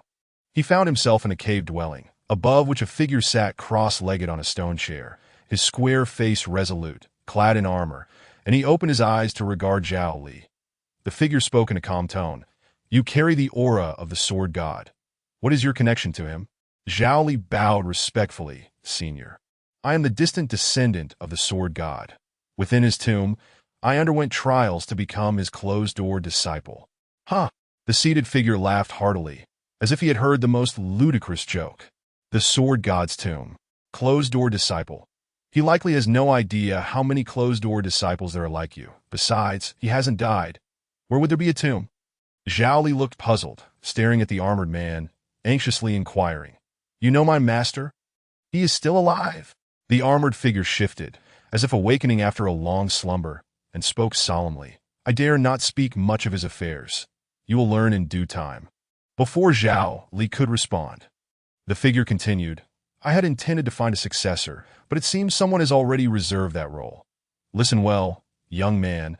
My avatar has been tasked with suppressing evil for 2 millennia, and the time has come for me to disperse. Since you have arrived, I shall impart a technique to you. How much you can learn depends on your aptitude." With that, the armored figure rose, conjuring a long spear in his hand, and bellowed, "The spear shakes the heavens." The spear trembled rapidly, And although there was no fluctuation of spiritual energy, to Zhao Li, it was as if a general were suppressing myriad evils before him, captivating his very spirit. The armored man gazed at Zhao Li, who appeared to be in a moment of enlightenment, and nodded with a smile. After a sigh, his figure gradually faded away, just before his complete disappearance. The armored man's eyes suddenly turned towards the west, a hint of perplexity flashing across his gaze. The west was indeed the site where the malevolent forces were suppressed, that moment, within a vast cavern in the west. A gaunt creature, towering at least 100 feet tall and drenched in blood-red hue, was incessantly howling, bound by countless iron chains, each adorned with a talisman. Every attempt the creature made to break free was thwarted as the talismans emitted radiant light, repressing it anew. Suddenly, the creature ceased its struggles, and before it stood a man clad in the robes of a demon dragon, towering 100 feet high. At last, a visitor has arrived. I am Ashura Bloodkey, and I have awaited your presence for a long time, proclaimed the creature, its voice resembling a habitual roar, as if it had not spoken for ages. The man before it was none other than Zhou Qiong, who had fallen into this cavern after relentlessly assaulting the ground. Upon encountering the creature that identified itself as an Ashura, Zhou Qiong could sense the inexplicable allure emanating from it. Human, what is it that you desire? I can fulfill any of your wishes, as long as you assist me with a single task, the creature said, its blood-red eyes fixed upon Zhou Qiong, as wisps of imperceptible malevolent energy seeped into its body from the ground. Zhou Qiong quickly understood that the beasts on the ground had lost their reason due to the influence of this creature, attacking only their foes, and upon death, their malevolent energy flowed into the creature's body. Judging by the creature's appearance, it had likely been suppressed for an extensive period, surviving solely by absorbing this malevolent energy. Zhou Qiong regarded the creature and, with a calm demeanor, inquired, "What benefits can you offer me?" The creature pondered for a moment before responding. I can assist you in enhancing your cultivation. I see you are currently at the first layer of true martial realm. If you help me, I shall impart to you the supreme secret techniques of my Ashura clan, enabling you to reach the great Luo realm within a century. System. If the other party attempts to seize my body, will they succeed? No. Regardless of who it is or their level of cultivation, they cannot usurp the host. Rest assured. Upon hearing the system's affirmative response, Zhou Qiong fixed his gaze on the creature. What is it that you require from me? The creature softly replied. All you need to do is tear off the talisman from the third iron chain on the left, with your true martial realm cultivation. It should pose no challenge. I must first receive some benefits. You must present something that piques my interest. It is ill-advised to engage in empty promises. The Ashura creature glared at Zhou Qiong, its expression filled with fury, before reluctantly producing a blood-red orb from its mouth, as if in great pain. This is the Ashura clan's treasure, the Ashura orb. It can quintuple your cultivation speed. Zhou Qiong took the orb, feeling an immense amount of malevolent energy within it, accompanied by countless vengeful souls incessantly roaring inside, clearly forged from the slaughter of innumerable beings. Those with weak resolve would inevitably fall into madness upon merely gazing at this orb, succumbing to its influence. Raising his gaze towards the creature, Zhou Qiong declared, You are attempting to deceive me. Chapter 39. Devouring the Ashura. Annihilating Fu Lao, the Ashura creature bellowed. No, observing your overwhelming demonic aura. You have certainly taken many lives. Furthermore, with your true martial realm cultivation, you should be impervious to mental influence. Zhou Qiong glanced at the Ashura, conjuring a vortex that directly consumed the orb, and in an instant, his aura surged, enveloped by boundless malevolent energy. Countless vengeful souls roared within him, yet all were constrained by the vortex surrounding Zhou Qiong, gradually restoring tranquility. For a moment, Zhou Qiong's aura intensified once more, now laced with traces of malevolence and wickedness, rendering him nearly unapproachable. Character: Zhou Qiong, Zhou Invincible. Position: Leader of the Demon Sect cultivation. Third layer of Ancient Realm. Aura of the first layer of True Martial Realm. Martial Arts, Demon Divine Technique. Celestial Life and Death Hand. Demon God Eye. Second layer of Devouring Heaven Demon Art Mount. Demon Dragon Chariot, the Ashura Orb, enabled Zhou Qiong's cultivation to ascend 2 minor levels. How is this possible? Ashura Bloodkey exclaimed, its blood-red eyes wide in disbelief that IT had just lost connection with the Ashura Orb, which was cultivated through the slaughter of billions of beings using secret techniques, originally intending to stabilize Zhou Qiong. It never anticipated the orb would vanish entirely. Observing Zhou Qiong's state, it was highly likely that the orb had already been absorbed. After some time, Ashura Bloodkey managed to steady its thoughts and solemnly addressed Zhou Qiong. You have taken the item. Now it is time to help me remove the talisman. Zhou Qiong, upon hearing this, did not hesitate and walked towards the chain indicated by Bloodkey, gently peeling away the talisman. The moment the talisman was removed, Zhou Qiong felt something abruptly penetrate his body. Ha ha ha! At last, I am free from confinement. You shall all pay for daring to restrain me. Once I regain my strength, I will shatter your corpses and grind your bones to dust. The voice of Bloodkey echoed incessantly in Zhou Qiong's mind. Why does this body's cultivation feel off? Its physique seems robust, and the foundation is quite formidable. But what is this spiritual energy? System, did you resolve it? Yes, it has been dealt with. Did you leave me any memory fragments? Completely obliterated. Nothing was left. Ashura Bloodkey perished without ever understanding the cause of its demise. It had plotted for over a millennium, utilizing secret techniques to separate its soul from its body, all for the chance to seize another's body and be reborn, after finally deceiving a human. It never expected to be eliminated by the system without even a chance to plead for mercy. Meanwhile, the Ashura body on the iron chain instantly lost its breath, transforming into a lifeless Ashura corpse. Just as Zhou Qiong contemplated turning to leave, his expression suddenly sharpened. He sensed that the inexplicable allure still lingered, emanating from the Ashura corpse. The demon god eye in the center of his forehead pulsated, as if yearning to manifest, transmitting desires that seemed to urge Zhou Qiong to consume the Ashura. Without hesitation, Zhou Qiong fully activated the devouring heaven demon art, conjuring a massive vortex that enveloped the Ashura corpse, which swiftly faded away into nothingness. In an instant, Zhou Qiong's body was engulfed in blood flames, swelling as if on the verge of explosion, while the demon god eye above his brow emitted a beam of black light that enveloped him. Gradually, Zhou Qiong's body began to normalize. The demon god eye continued to emit light, and upon closer inspection, one could discern that besides the demon god ring slowly revolving within, a long blade stood upright in the center, its blade shimmering with boundless blood light. Item: Demon God Eye fragmented, nurturing divine weapon. Demon God Ring, Demon God Blade. The Demon God Blade, a supreme divine weapon nurtured by the Demon God Eye, feeds on blood and souls for sustenance, capable of unleashing a demon god strike whose power is contingent upon the quantity of absorbed blood and souls. Zhou Qiong pondered silently. It appeared that the demon god I could also recover from damage through devouring other entities, necessitating vigilance towards such items in the future. Another trump card had emerged, arriving just in time for Zhou Qiong. Moreover, the recent forceful consumption of the Ashura had caused the devouring heaven demon art to break through a layer, elevating his cultivation to the 5th layer of Ancient Realm. Ding! Congratulations, host, for completing the hidden mission, devouring the Ashura. You are awarded 200,000 villain points. With a loud crash, the left stone wall was suddenly breached, and a figure with a sword on its back emerged, muttering to itself, "This wall is truly sturdy. I've finally broken through." That roar just now originated from within here, Da Fu Lao. Do you think that armored man who claimed to be a general is of what cultivation level? At the very least, he is at the Great Luo realm. Since he is acquainted with the sword god, you will undoubtedly meet him again one day. Just remember this fortunate connection. Zhou Qiong chuckled lightly at the mumbling figure, showing no hesitation as he unleashed a palm strike. What? How could he be here? Run!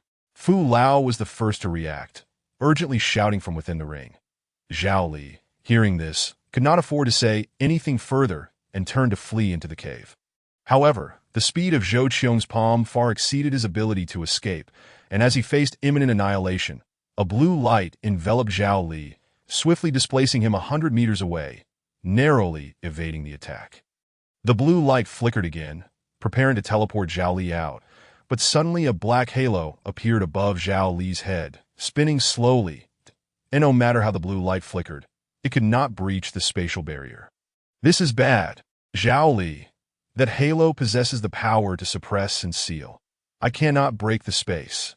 Fu Lao shouted helplessly from within the ring. Zhao Li looked at Zhou Qiong, who wore a sinister smile, and declared, Zhou Demon Head, do you think that by killing me you can eradicate future troubles? There are countless righteous individuals in this world. Can you eliminate them all? What awaited Zhao Li was Zhou Qiong's overwhelming palm, which struck directly toward him. Given Zhao Li's current immobile state, death was inevitable at that moment. The ring in Zhao Li's hand began to spin rapidly, and a blue figure emerged from it, revealing an elderly man with a long beard. He looked at Zhao Li with kindness. Meeting you has been worthwhile. With that, he waved his hand gently, causing the space around Zhao Li to ripple, and in an instant he vanished from the cave.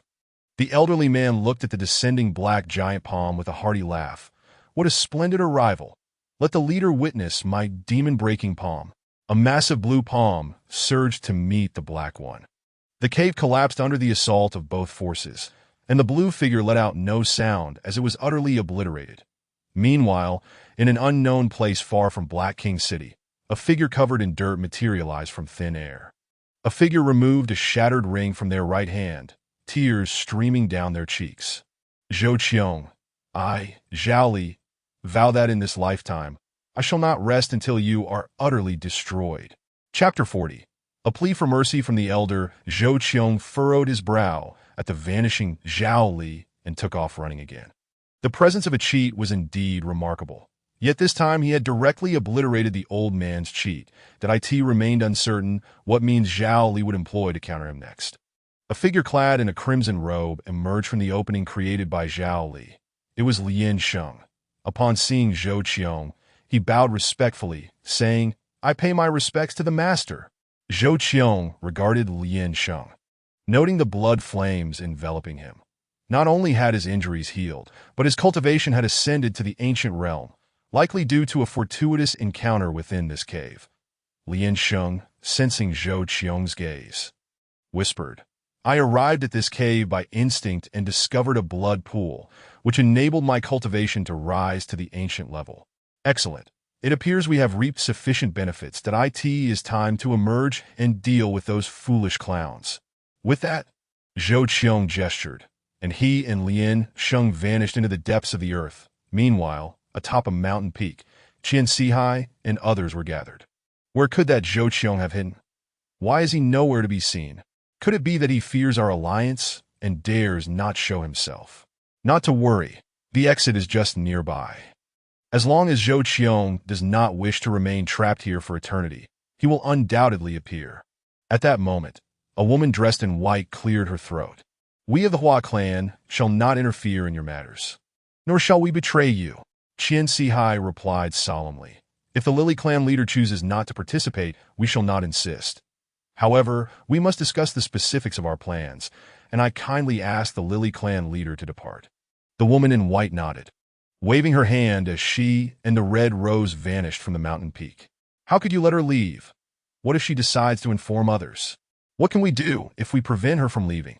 If we were to kill them, do you think Old Mu would let you off the hook? As the argument continued, two figures suddenly appeared atop the mountain. Point one was clad in demonic dragon battle attire, exuding an overwhelming aura of dark energy, while the other wore a crimson robe, bloodlights swirling around him. It was Zhou Qiong and Lian Sheng. Upon sighting them, the gathered individuals felt a surge of joy. The ghostly clan leader grinned ominously, saying, You refuse to leave heaven, yet dare to storm hell. Zhou Qiong, today you cannot escape your doom. At that moment, Qian Sihai's trembling voice broke through, Impossible! How can this be? True martial realm. Zhou Qiong, how can you possibly be in the true martial realm? The others turned their gaze toward Zhou Qiong, who was engulfed in demonic flames. Yet upon closer inspection, a trace of martial intent was discernible, an unmistakable mark of the true martial realm. Their mouths fell agape in disbelief. True martial. This was indeed the true martial realm. It is known that those below the profound realm are referred to as mortal realms, with lifespans not exceeding 200 years. The profound realm signifies transcendence from the mortal body, granting a lifespan of 500 years. Upon reaching the ancient realm, one may be called an ancient giant, with a lifespan of up to 3,000 years. In this chaotic land, one could easily establish a faction and be revered as a patriarch. Moreover, the true martial realm can oversee a territory, akin to Old Mu, who commands a city and governs the lives and deaths of millions, with a lifespan recorded in the tens of thousands of years. Were you not discussing the killing of this seat? Now that I have appeared, why do you hesitate to act? Qian Sihai and the others exchanged glances, unsure of how to respond. I shall grant you an opportunity. 2 of you may survive. Do not heed his words. He seeks to incite us to turn against one another. Let us unite against him. Before the Bullhead clan leader could finish, he felt a sharp pain as his heart was ripped from his chest. Turning, he saw Qian Sihai grinning sinisterly. Before the Bullhead could react, the Ghost Clan leader shattered his skull with a single claw. Now, only Qian Sihai, the Ghost Clan leader, and Lan Yukuan remained, eyeing each other warily for signs of betrayal. Qian Sihai and the Ghost Clan leader exchanged knowing nods, as if they had come to a silent agreement. And together they charged at Lan Yukuan.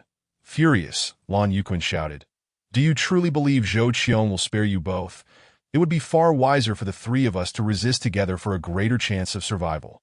However, the 2 paid him no heed, intensifying their assaults, leaving Lan Yukuan unable to defend himself. But he realized that today was a day of reckoning. Even if he evaded their attacks, he could not escape Zhou Qiong's grasp. Yet, his greatest resentment was not directed at Zhou Qiong, but rather at Qian Sihai and the Ghost Clan leader. Had those 2 not resorted to treachery, they could have united against Zhou Qiong. Even in death, he would have found solace, but to perish at their hands was utterly unacceptable. Then let it be that none of us shall find ease. Lan Yukuan bellowed, as his slender form rapidly expanded, growing in size. Not good! Qian Sihai and the others sensed something amiss at the moment Lan Yukuan's voice rang out and hastily retreated. Yet, the speed of Lan Yukuan's self-detonation was too swift. Leaving them no time to react, that a thunderous explosion resonated from the battlefield, the shock waves radiating outwards, shattering the mountain peak, which was 100 times harder than that of the lower realms that I in the distance. Zhou Qiong manifested a protective shield, safeguarding himself, and Lien Shengde as the waves subsided, 2 disheveled figures emerged. Suddenly, a radiant portal appeared nearby, emanating a brilliant light. The time limit of 3 days had elapsed, and the exit of the Kongtong secret realm had opened. Without hesitation, the 2 flew toward the exit.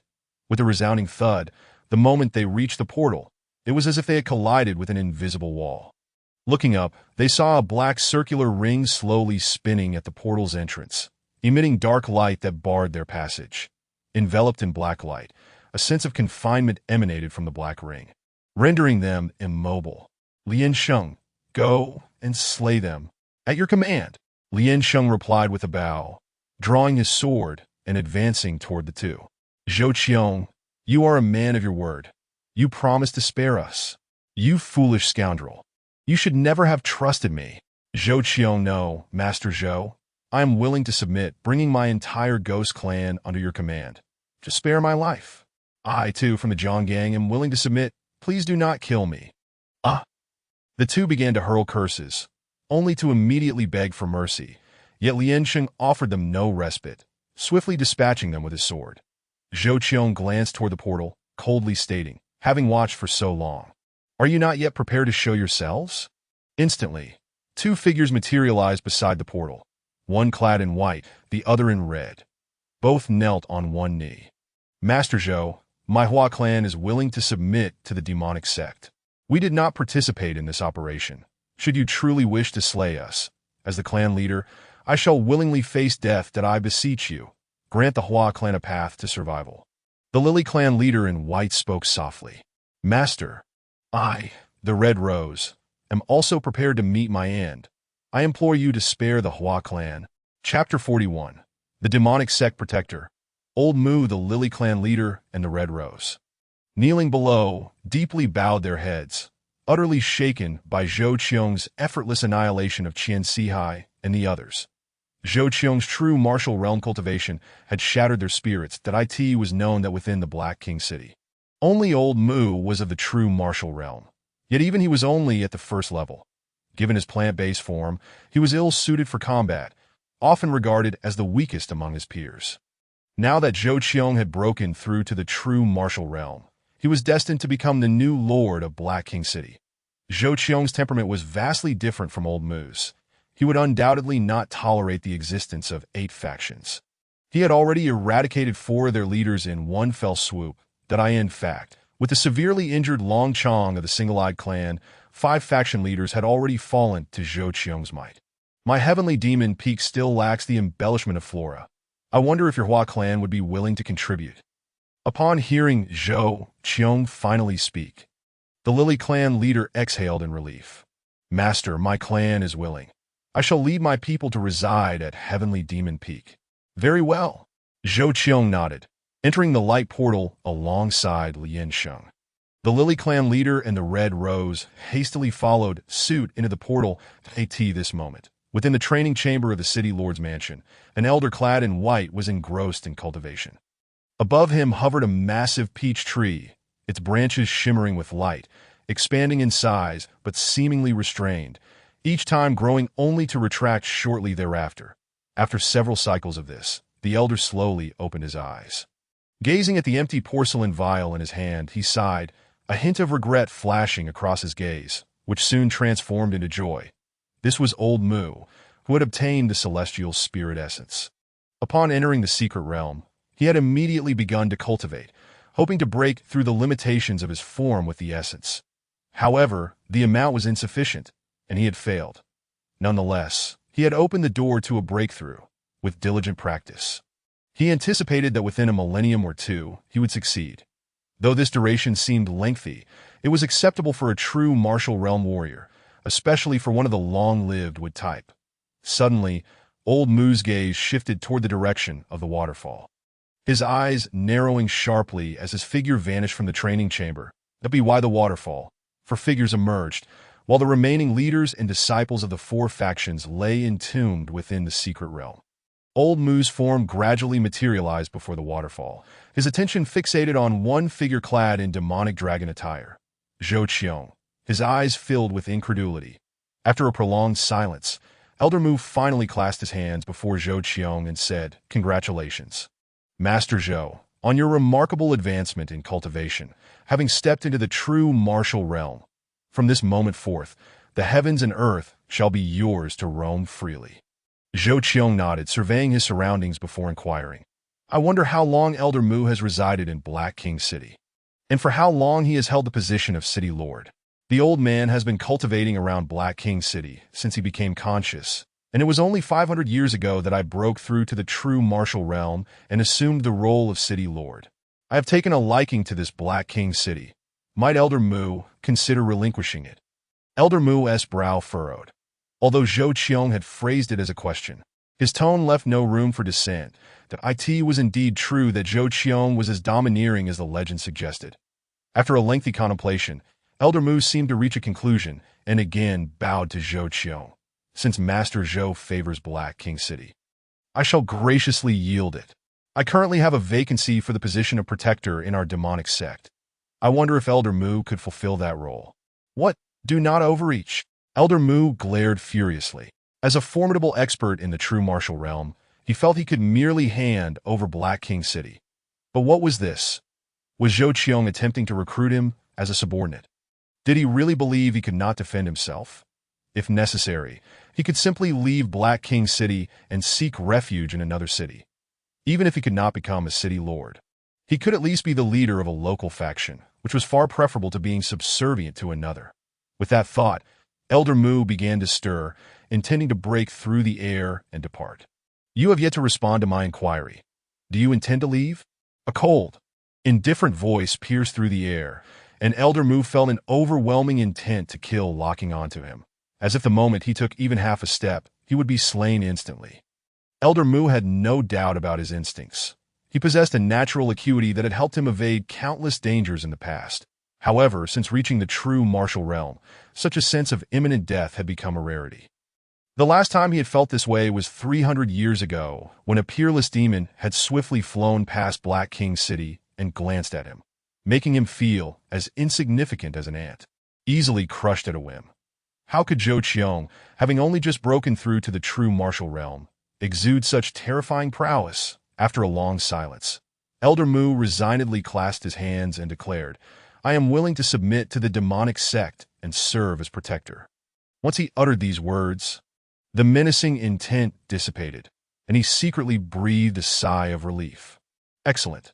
Qian Sihai and the others are dead, and there is no need to spare their kin, aside from the Hua clan and the Sword Sect. Eliminate the rest. This task shall be entrusted to you, Elder Mu. Understood. I shall comply. Elder Mu bowed deeply, and as he straightened up, Zhou Qiong had already vanished with Lian Sheng. Shortly thereafter, a swarm of armored soldiers poured out from the city lord's residence, rushing towards various factions, plunging Black King City into chaos. What on earth is happening? Why are the soldiers of the city lord's residence mobilizing? It has been over a century since they last did so. Could it be that someone has offended the city lord, prompting the dispatch of soldiers to apprehend them? Wait, why does it seem like they are heading towards the residence of my Blue Rain clan? A member of the Blue Rain clan, having made a concerning observation, hurriedly departed. Has the Blue Rain clan provoked the city lord? Are they seeking their own demise?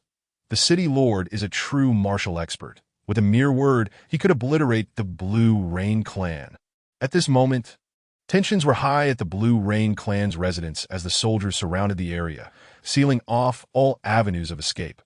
Unbeknownst to them, the clan leader, Lan Yukong, had already perished, the acting leader. Lan Yu stepped forward, solemnly addressing the treant leader amidst the encirclement.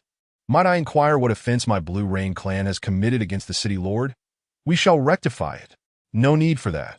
Elder Mu has decreed that the Blue Rain clan is to be delisted, the soldier replied, waving his hand and shouting. Elder Mu's order. Leave not a single creature from the Blue Rain clan. Chapter 42. Dominance over Black King City. The battle concluded swiftly, as the Blue Rain clan had only the single ancient realm expert, Lan Yu, remaining, rendering them utterly incapable of contending with the well-equipped soldiers of the city lord's residence. The ground was strewn with corpses, and Lan Yu's body was nailed to the courtyard wall, marking the complete destruction of the Blue Rain clan. For the entire upper realm, numerous small factions akin to the Blue Rain clan faced annihilation daily, while countless others rose to prominence. Once the soldiers withdrew, the crowd gathered outside erupted in chatter. What is happening? Why would the city lord's residence directly annihilate the Blue Rain clan? What could they have done to provoke such a ruthless response from Elder Mu? Wait! Why are those soldiers heading towards the Ghost clan's residence? As evening descended, Black King City lay in eerie silence, the air thick with the scent of blood. In a single day, the city lord's residence had dispatched soldiers to eradicate the Blue Rain clan, the Ghost clan, the Ox-Headed clan, the One-Eyed clan, and the Dajiang gang. 5 major factions, aside from the severely injured One-Eyed clan's Long Chong, who attempted to resist and was swiftly quelled by the leader of the Lily clan. The other factions were utterly obliterated. Now, of the 8 major factions in Black King City, aside from the Red Fox clan, who had fled upon receiving news, only the Sword Sect and the Hua clan remained. Within an inn, numerous patrons were drinking and dining, engaging in hushed discussions. Why did Elder Mu suddenly strike down the 5 major factions? Indeed, it seems the Red Fox clan was fortunate to flee.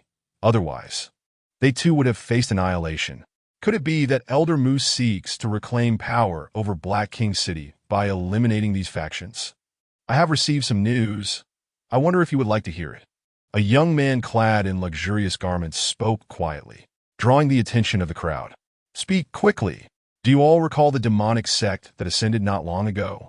Of course, it caused quite a stir in Black King City. It is said that the demonic sect's leader possesses an ancient realm cultivation level and severely injured Lord Long Chong with a single strike. Not at all. You have all misunderstood. A few days ago, the city lord celebrated his birthday, and the demonic sect's leader attended. Can you guess what happened next? What? Do not keep us in suspense. Hurry. The others, frustrated by his teasing, urged him on. I have heard that the demonic sect's leader is not of the ancient realm, but rather a true martial expert. Now that our city lord, Elder Mu, has pledged allegiance to the demonic sect, he has dispatched troops to eliminate the major factions. Do not slander. How could Elder Mu submit to anyone if this word gets out? You might find yourself in grave danger. Similar rumors spread rapidly, some vehemently denouncing the gossipers, while others remained skeptical, awaiting further information. That night, Black King City was destined for a sleepless night as the smaller factions lay awake, fearful that they would awaken to find themselves annihilated by the city lord's soldiers. The following morning, the city lord's residents issued a proclamation that sent shockwaves throughout Black King City, stating, City Lord Elder Mu has officially joined the demonic sect as protector, and Black King City is now wholly under the demonic sect's rule. Subsequently, the Hua clan also released a notice, declaring their formal allegiance to the demonic sect that in an instant, the cultivators and warriors of Black King City were left dumbfounded. Within a single night, the entire city had undergone a seismic shift, falling under the control of a newly ascended faction from the lower realms, the Sword Sect stronghold. Atop a towering peak, many high-ranking members gathered in the main hall. The frail elder seated at the head spoke gravely. Let us discuss our thoughts. What should we do now? Why has the city lord's residents not moved against our sword sect? Indeed, they have annihilated everyone except the Hua clan. What could be the meaning of sparing us? A young man sitting beside the elder cleared his throat. I believe I might have some insight into this matter. Everyone turned their attention towards the young man, who, despite sitting next to the sect leader, radiated an aura that commanded attention. This was Shangguan Yun, the sword sect's eldest disciple and its foremost expert, whose cultivation had reached the ancient realm's 9th level. Had he desired power, he likely would have already become the sect leader. Shangguan Yun spoke slowly. Initially, I was uncertain, but having seen the proclamation from the city lord's residence today, I now understand. He proceeded to share his encounters with the demonic sect's leader. Upon hearing his account, the others' expressions brightened. Might it be possible for us to speak with the demonic sect's leader and request to remain in Black King City for our cultivation? The sect leader inquired softly. That may not be feasible. Zhou Qiong's nature cannot tolerate insubordination, and besides, my relationship with him is not particularly deep, Shangguan Yun replied, a hint of helplessness in his voice. What then shall we do? The group was filled with concern, uncertain how to navigate this crisis. Suddenly, Shangguan Yun's expression hardened as he gazed down the mountain, and the elder leader mirrored his seriousness. Go, ring the bell, and commence the highest honors of the sword sect to welcome our guests. With that, Shangguan Yun vanished from the hall. Below, several sword sect disciples practiced their swordplay, while a father and daughter engaged in conversation. Father, is the demonic sect truly that formidable? They have just ascended from the lower realms and have already claimed dominance over Black King City, forcing Elder Mu to submit. I am uncertain as well, but to have subdued the venerable Mu, it is likely that the leader of that demonic sect has attained the true martial realm, said one. Father, you mentioned that junior brother Shiman also ascended from that lower realm. His talent is indeed remarkable, yet he is still nearly on par with the leader of the demonic sect, replied another. Indeed, your junior brother Shiman possesses exceptional talent in swordsmanship. Even when compared to Shangguan Yun, he stands shoulder to shoulder. Not long ago, he confided in me that he has experienced a profound enlightenment and has ventured out to seek opportunities, the first speaker noted.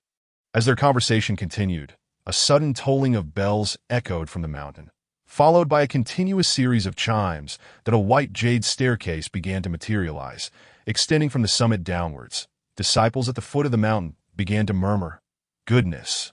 The celestial bell and the white jade staircase. Who are we welcoming? It has rung over 70 times. Why does it still toll? Last time, when Mu arrived, it only rang 81 times, another commented. Could it be that Mu has returned? No! Wait, it has exceeded 81 chimes. Why does it still resonate? Look, the senior brother has arrived, and the sect leader is here too. A multitude of high-ranking members of the sword sect swiftly descended the mountain. By this time, the bell had tolled a full 100 times before falling silent.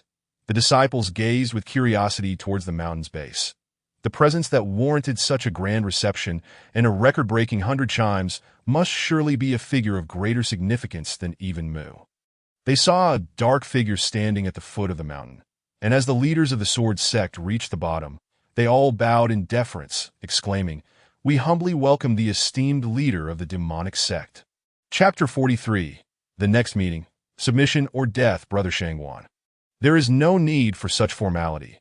I have come at your invitation to visit the Sword Sect, said Zhou Qiong, observing Shangwan Yun's bow with a gentle smile. It is our honor for you to grace us with your presence. Sect leader Zhou, please come in. Shangwan Yun gestured invitingly. Zhou Qiong, unreserved, strode up the white jade staircase towards the summit, followed by the high-ranking members of the Sword Sect, who wore forced smiles as they introduced the various scenic views of their sect. As they watched the figures gradually disappear atop the mountain, the disciples of the Sword Sect erupted in excitement. Is this truly the legendary leader of the demonic sect? How imposing.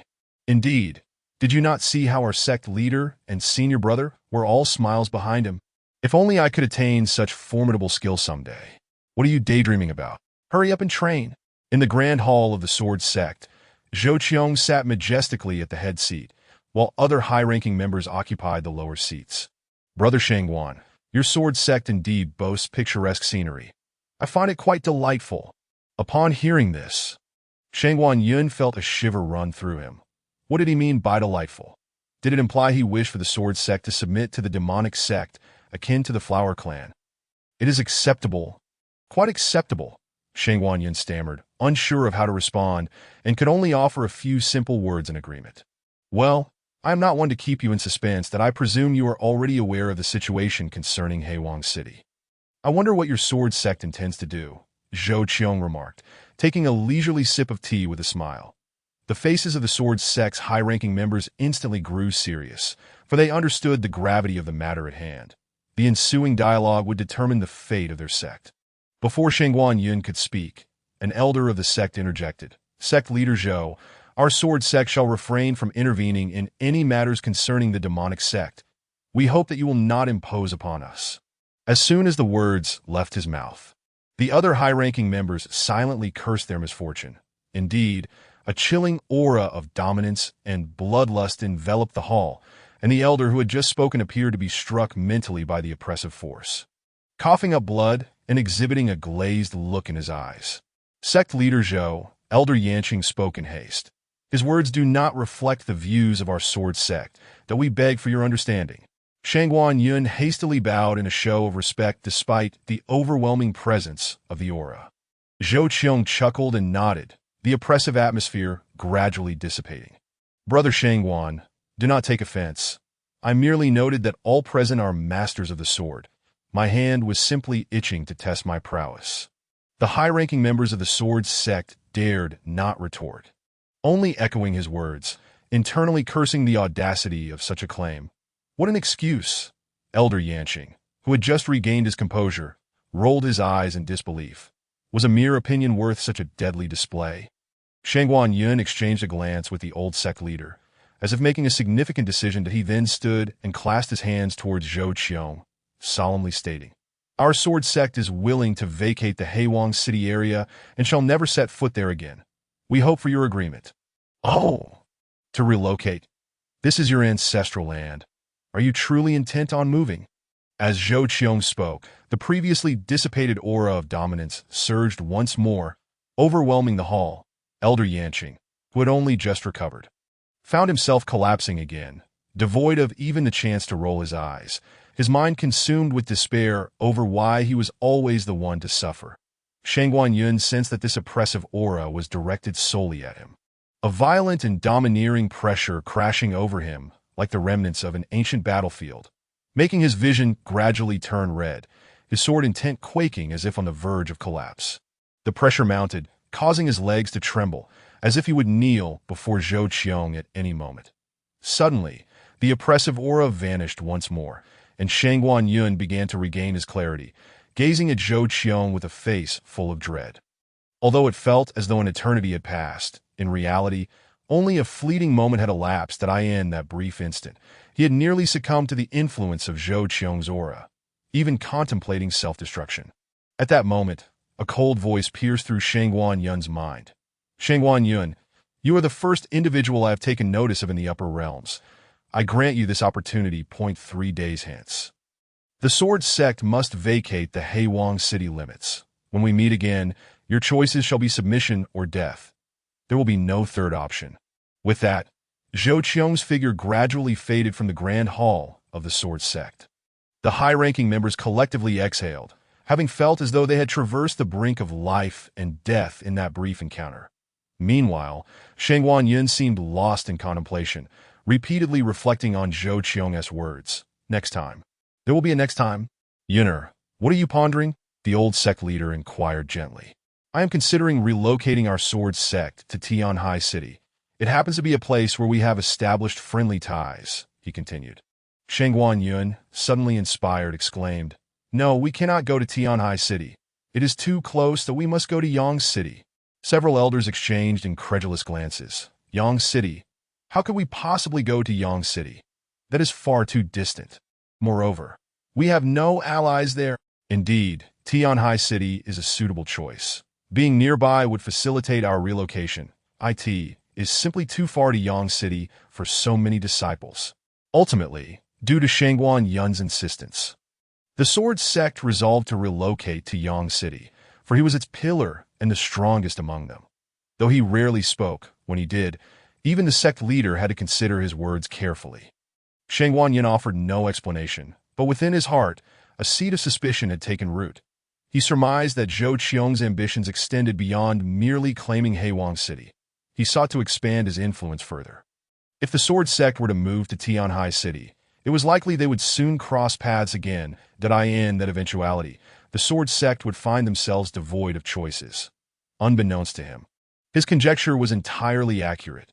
Zhou Qiong would not be satisfied with merely Haywang City, for his sights were set on even grander territories. As the Sword Sect deliberated their relocation, a cataclysmic transformation was unfolding at the headquarters of the demonic sect.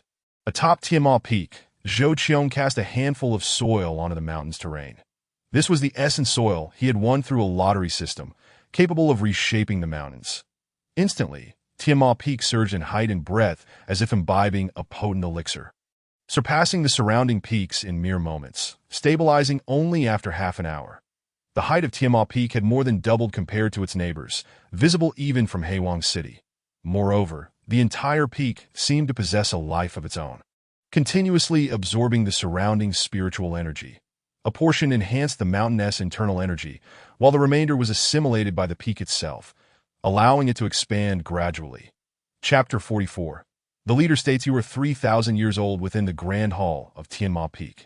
High-ranking members of the demonic sect stood on either side, while Zhou Qiong, enveloped in a fiery aura, sat majestically at the top. Beside him, Lian Sheng, clad in a crimson robe, bowed and addressed Zhou Qiong. Leader, the entirety of Haywang City has come under our demonic sect's dominion. We have identified all the energy mines belonging to the 8 major forces, totaling 11 high-level energy mines and 50 mid-level ones. Excellent. Increase the intensity of our mining operations. Our demonic sect requires a rapid enhancement of strength, Zhou Qiong replied. Understood. Lian Sheng then retreated to Zhou Qiong's side. At that moment, Huang Yi, donning a bronze mask, knelt on one knee and reported, Leader, it has been verified that there are 220 cities within the chaotic realm, each comparable in size to Haywang City, with Tianhai City being the closest. What is the situation in Tianhai City? Zhou Qiong inquired. Leader, Tianhai City is under the control of the human race's Hong family, with the city lord being the elder of the Hong family, known as Hong Tu, who is over 10,000 years old. His cultivation reached the true martial realm over 3,000 years ago, though his current precise level remains unknown. Additionally, there are over 20 individuals at the ancient realm and several thousand at the profound realm. After a moment of contemplation, Zhou Qiong concluded that the current strength of the demonic sect was insufficient to seize Tianhai City. Lian Sheng, where is Bai Haotian? I am here. Lian Sheng and Bai Haotian both bowed in acknowledgement, saying, I grant you 2 years to utilize all available resources. After 2 years, our demonic sect shall officially march on Tianhai City. Understood, they replied in unison. After the numerous high-ranking members of the demonic sect withdrew, Zhou Qiong silently pondered within the Grand Hall. Ding. Task to dominate the Chaos Territory initiated. Rule over the entire Chaos Territory. This task is divided into 10 levels, upon completing 1/10 by conquering 22 cities. The host will receive a level increase and 1 million villain points. There are no penalties for failure, nor is there a time limit. Does the host accept? I accept. System. I still have some lottery draws pending. Let me draw them all now. Very well. Meanwhile, news of a demonic sect's takeover of Haewang City spread to the surrounding cities, yet it failed to stir much commotion. While it was not an everyday occurrence for cities to change hands in this chaotic land, it was not entirely uncommon either. Most merely sighed in response that at the back mountain of the demonic sect stood a massive peach tree atop a peak, radiating a myriad of colors, clearly indicating it was no ordinary peach tree. Before it stood Bai Haotian, clad in white robes. Bai Haotian respectfully clasped his hands and said, "Greetings, Wood Guardian." The peach tree gradually transformed a visage of an elderly man from its trunk, who gazed at Bai Haotian and softly remarked, "Bai Guardian, there is no need for such formalities. As the Grand Guardian, I should be the one to pay my respects." As he spoke, the trunk gently swayed, bending slightly. "There is no need for such formalities, Wood Guardian. I have come at the behest of the sect leader to procure some peaches."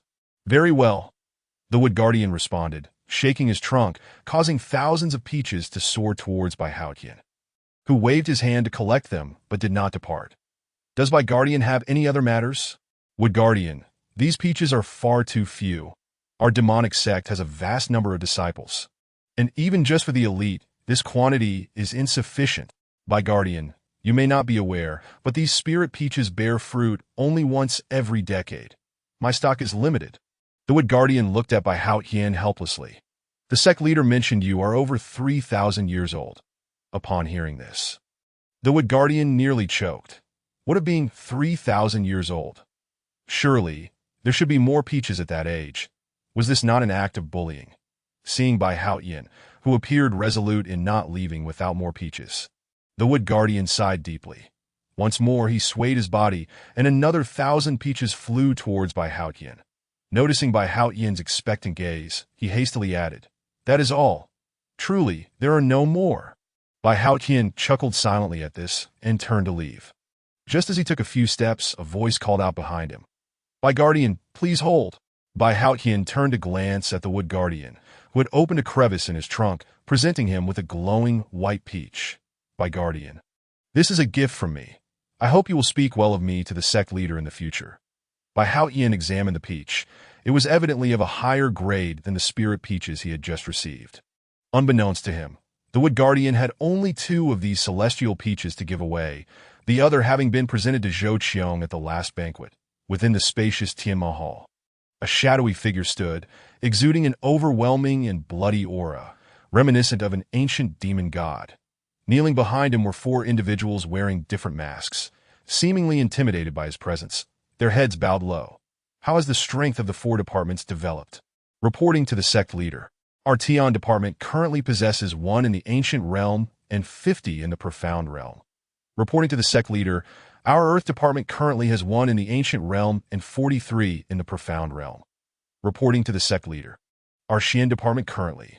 Reporting to the sect leader, our Huang department currently. Indeed, the leaders of the 4 departments, Heaven, Earth, Xian, and Huang, had all reached the ancient realm, making them nearly unmatched by anyone else within the upper echelons of the demonic sect. Save for Lian Sheng. This remarkable growth was attributable to Zhou Qiong, who, shortly after ascending, had drawn a secret technique from the system suitable for the 4 departments, named Dark Department, coupled with the complete resource supply from the demonic sect. The 4 departments had grown exceedingly formidable and would continue to become increasingly terrifying with this technique. You 4 investigate the conditions of the cities throughout the Chaos Territory in all 4 directions. This land will become the domain of our demonic sect in the future. Understood. The 4 responded in unison, their figures gradually vanishing from the Grand Hall. System, how many villain points do I have left? Currently, the host has 200,000 villain points. Open the marketplace. I wish to exchange for a technique. Very well. Zhou Qiong browsed the marketplace incessantly until he stumbled upon an intriguing technique, which bore a single character, Demon. The exchange cost, however, was exorbitantly steep, requiring a staggering 500 million villain points. System, what is the situation with this technique? Clearly, I cannot afford it, yet it is lit up and I cannot open its description. Host. This technique can be exchanged in tiers. The first tier requires only 100,000 villain points, and each subsequent tier doubles in cost. The description can only be accessed after the exchange. How many tiers does this technique have? 13 tiers. Although the system was rather unscrupulous, Zhou Qiong ultimately made the exchange. Truthfully, this was the most valuable item he had acquired from the system thus far, even if it was merely the first tier. Zhou Qiong opened the introduction to the technique Demon and was immediately taken aback. He felt as if he had stumbled upon a treasure. Chapter 45. If you do not submit, then slaughter the city. The introduction read, the technique Demon is a mysterious tome generated when an unknown great world shattered. Just this single sentence was enough to astonish Zhou Qiong, while he was unaware of the might of that great world. The sheer number of villain points required indicated its extraordinary nature. Zhou Qiong mused that this technique could likely endow one with the powers of a protagonist in a world. System, with the remaining 100,000 villain points. Exchange for some cultivation elixirs. Very well, host. Time flowed by, and 2 years swiftly passed. For those at the true martial realm, 2 years was hardly more than a brief nap, given the immense longevity of their lives. At this moment, within the grand hall of Tianma Peak, numerous high-ranking members stood with expressions of exhilaration on either side. These 2 years had witnessed the most rapid development of the demonic sect. Utilizing all the resources from Heiwang City for their cultivation, alongside the techniques provided by the sect leader, the strength of the demonic sect had escalated multiple levels in succession. Zhou Qiong, seated at the head, slowly opened his eyes. During these 2 years, his own gains had been substantial, as he had directly transformed his primary cultivation technique into Demon, breaking through 2 levels in just 2 years, and his cultivation had reached the 7th level of the ancient realm. Though his aura still remained at the 1st level of the true martial realm, that a light cough escaped Lian Sheng's lips, and the hall fell silent instantly. Lian Sheng bowed to Zhou Qiong and said, reporting to the sect leader, our sect has made tremendous progress over the past 2 years. We now have 5 individuals in the ancient realm, over 30 at the peak of the profound realm, and more than 4,000 in the profound realm. Zhou Qiong nodded inwardly. This was indeed rapid progress. Given a few more years of development, the demonic sect would likely have over 100 individuals in the ancient realm. However, Zhou Qiong was not inclined to wait that long. He believed in fostering talent through battle, dismissing the possibility of some talents falling by the wayside. Lian Sheng, at your command, go and deliver a message to Tianhai City. Inform them that our demonic sect grants them 3 days to consider. If they submit to our sect, all will be well. If they do not, we shall annihilate the city and exterminate their lineage. Understood. Zhou Qiong believed that to swiftly expand their influence, others must recognize the ruthlessness of the demonic sect. Thus, their first official strike must serve to instill fear in others that the city gate of Tianhai. As usual, 2 rows of guards stood on either side, watching the flow of pedestrians, each guard possessing advanced cultivation of the profound realm, indicating the formidable strength of the Hong family in Tianhai City. Although the guards stood rigidly, their minds had long since wandered elsewhere. They did not believe anyone would dare to cause trouble. After all, it had been over 1,000 years since someone had dared to create a disturbance at the gates of Tianhai City, leading to their immediate demise at the hands of the Hong family, reportedly by an expert of the ancient realm. Suddenly, a blinding sword light shot towards the city gate, the sword cleaving through the air as if tearing space itself. Before the guards could react, it was already embedded in the city wall. The leader of the guards quickly scanned the surroundings, but saw no trace of a figure. Turning to the long sword lodged in the wall, his eyes narrowed as he noticed a blood-red battle edict affixed to it. The leader hastily drew the sword, examined the edict, and sprinted towards the Lord's residence. The crowd entering the city watched this scene in astonishment. What is happening? Who dares to drive a sword into the gates of Tianhai City? Do they not fear the Hong family? I saw the guard leader take something red from the sword and rush towards the Lord's residence. Whatever the situation, With the Hong family in Tianhai City, can anything really change? True. At the Lord's residence, the guard leader hurried inside, presenting the edict to the steward on duty, who, upon reading it, wore a face of fury and swiftly made his way towards the main hall. The current head of the Hong family is not Hong Tu. He is merely the venerable ancestor, who has long been in seclusion, focusing on his cultivation and attending only to significant matters. Presently, the affairs of the family are managed by his son, Hong Biao. At this moment, Hong Biao is seated in the main hall, sipping tea while perusing the financial reports presented before him, contemplating how to augment the family's wealth. Suddenly, a series of knocks at the door disrupts his thoughts. "Come in," he calls out. The butler, donned in a formal robe, hurriedly enters, swiftly handing a blood-red letter to Hong Biao. "Master, the Dark King City's demonic sect has issued a declaration of war against us." Hong Biao, momentarily taken aback, feels as though he has misheard. Who would dare send a declaration of war to the Hong family? He quickly snatches the letter, and with each word he reads, his anger intensifies, veins bulging with rage. With a resounding crash, he slams his palm down, shattering the table. The butler's mention of a declaration seems an understatement. This is nothing short of an insult, demanding the Hong family's surrender within 3 days, or face annihilation, a clear indication of their utter disdain for the Hong lineage. "Go! Summon the senior members to the council hall for a meeting," Hong Biao commands, his face a stormy shade of fury. Half an hour later, in the Hong family's council hall, numerous high-ranking members are gathered, with Hong Biao presiding over them, his expression dark and foreboding. "Brother, why have you summoned us?" one inquires. "Indeed, I have a project to oversee in the southern city shortly." Hong Biao dismissively waves the letter, tossing it to a few members. "Take a look. Someone has dared to send a declaration of war to our Hong family." "What? A declaration of war?" The others stare incredulously at the letter. This is an outrageous affront. Has the demonic sect lost its mind? Indeed. Do they think that having subdued an old man named Mu makes them formidable? Compared to our ancestor, that Mu isn't even worthy of carrying his shoes. This is not a declaration of war. It is a blatant insult.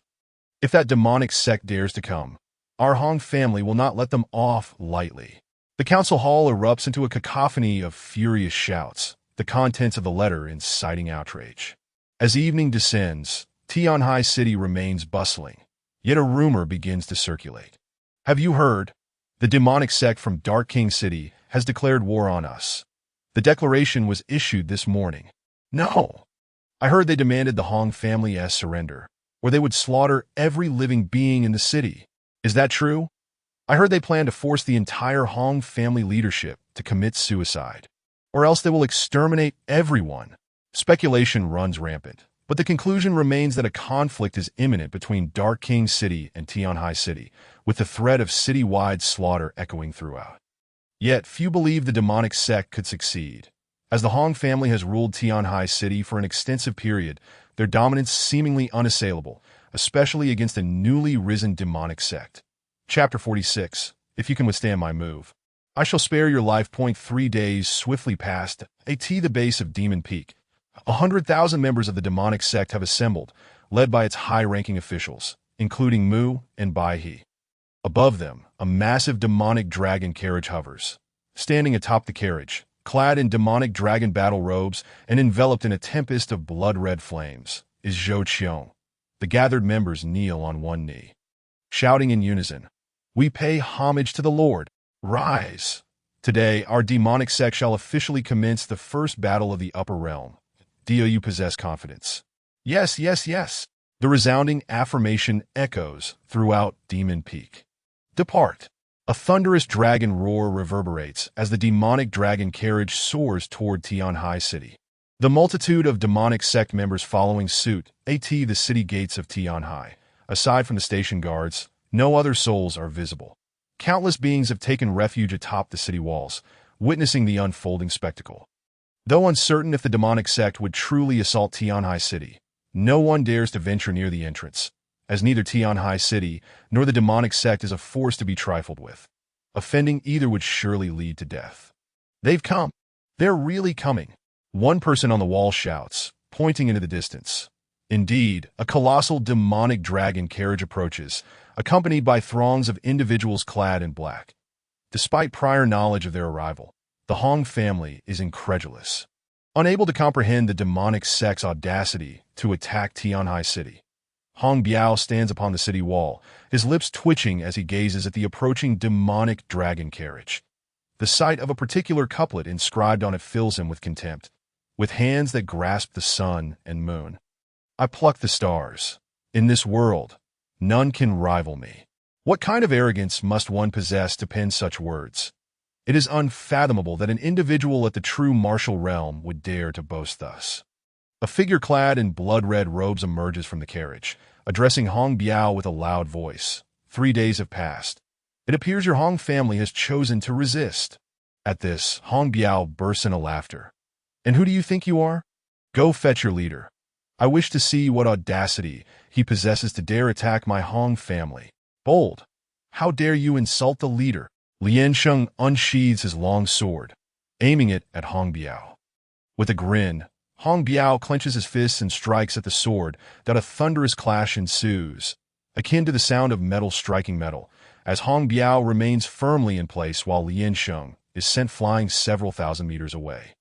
Just as Hong Biao contemplates pressing his advantage and eliminating Lian Sheng, an old man with a cane suddenly appears before him, sending him crashing back into the city, once more atop the city wall. Blood trickling from his mouth, Hong Biao glares at the elder before him. Old Mu, you truly have become a pawn of the demonic sect. How disappointing for one of your stature to so easily submit. Old Mu remains silent, but furrows his brow, his cane glowing as he strikes toward Hong Biao. Although he has yielded to the demonic sect, he is not one to be insulted lightly. Suddenly, a punch of light bursts forth from the city lord's residence. Hurtling toward Old Mu, unable to continue his assault on Hong Biao, raises his cane to deflect the attack, retreating swiftly until he reaches the side of the demonic dragon carriage that a man, robust as a mountain, appears above Tianhai City, gazing at Old Mu beside the carriage. Old Mu, you have indeed made considerable progress over the years. Upon seeing this man, the members of the Hong family kneel and exclaim, We pay homage to the ancestor. Good. You have not brought shame to the Hong family's aspirations. Hong Biao, you have also done well. Thank you, Father, for your praise. Hearing the compliment, Hong Biao beams with pride. The man's gaze shifts toward the demonic carriage, sensing the overwhelming aura of bloodlust emanating from within. Upon glimpsing the couplet, he narrows his eyes and speaks gravely. You must be the leader of the demonic sect. I am Hong Tu, the patriarch of the Hong family in Tianhai City. Silence ensues as the doors of the demonic carriage swing open, revealing a formidable figure who steps forth, glancing coldly at Hong Tuesday. I have no interest in the names of the deceased, that if you can withstand a single strike from me, I shall spare Tianhai City. Otherwise, I will annihilate every living being within. The populace below is struck with terror by Zhou Qiong's proclamation. Even Old Mu is shaken, having sensed Hong Tu's cultivation level to be at least at the 5th tier of the true martial realm. He is astounded that Zhou Qiong would propose to settle matters with a single strike. The city erupts in murmurs. What did that demonic leader just say? He wants Lord Hong Tu to withstand a single blow. Is he unaware of Lord Hong Tu's might? Goodness, this demonic leader is indeed as tyrannical as rumored, but this is beyond outrageous. Has he truly lost his mind, believing that the ancestor cannot withstand a single strike? Hong Tu's expression grows increasingly frigid as he gazes at Zhou Qiong, anger boiling within him. Since ascending to the true martial realm, none have dared to belittle him thus. Who does he think he is, the king of heaven? Very well, I shall not await your strike. If you can withstand a punch from me, I too shall spare your life. Zhou Qiong refrains from responding, his pupils glowing faintly as a pitch-black long knife materializes in his grasp, gradually lifting it. A suffocating aura of bloodlust envelopes the surroundings, and Zhou Qiong roars, slash. In an instant, an overwhelming wave of murderous intent and bloodlust surges toward Hong Tu, the energy so potent that it conjures the shadow of a demonic deity. Upon witnessing the long knife, Hong Tu senses something amiss. It appears as a peerless weapon, seemingly drenched in the cries of countless vengeful souls. Despite the knife's seemingly slow approach, he feels an inescapable lock upon him. An irresolute expression spreads across his face. Having cultivated to the true martial realm, he is not one to fear death. Enormous fists manifest from Hong Tu's form, striking toward the long knife as he bellows. Invincible iron fist. None can rival me. With an explosive collision, the shockwave reverberates through the air, shattering the protective barrier of Tianhai City. Many of the weaker inhabitants are struck dead on the spot by the aftermath.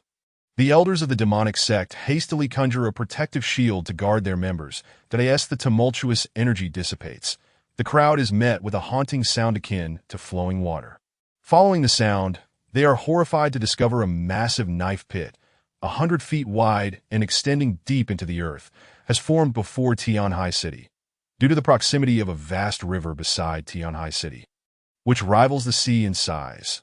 The waters of the river are gradually flowing into a deep pit, as if constructing an immense moat around Tianhai City. Chapter 47. The Annihilation of Millions.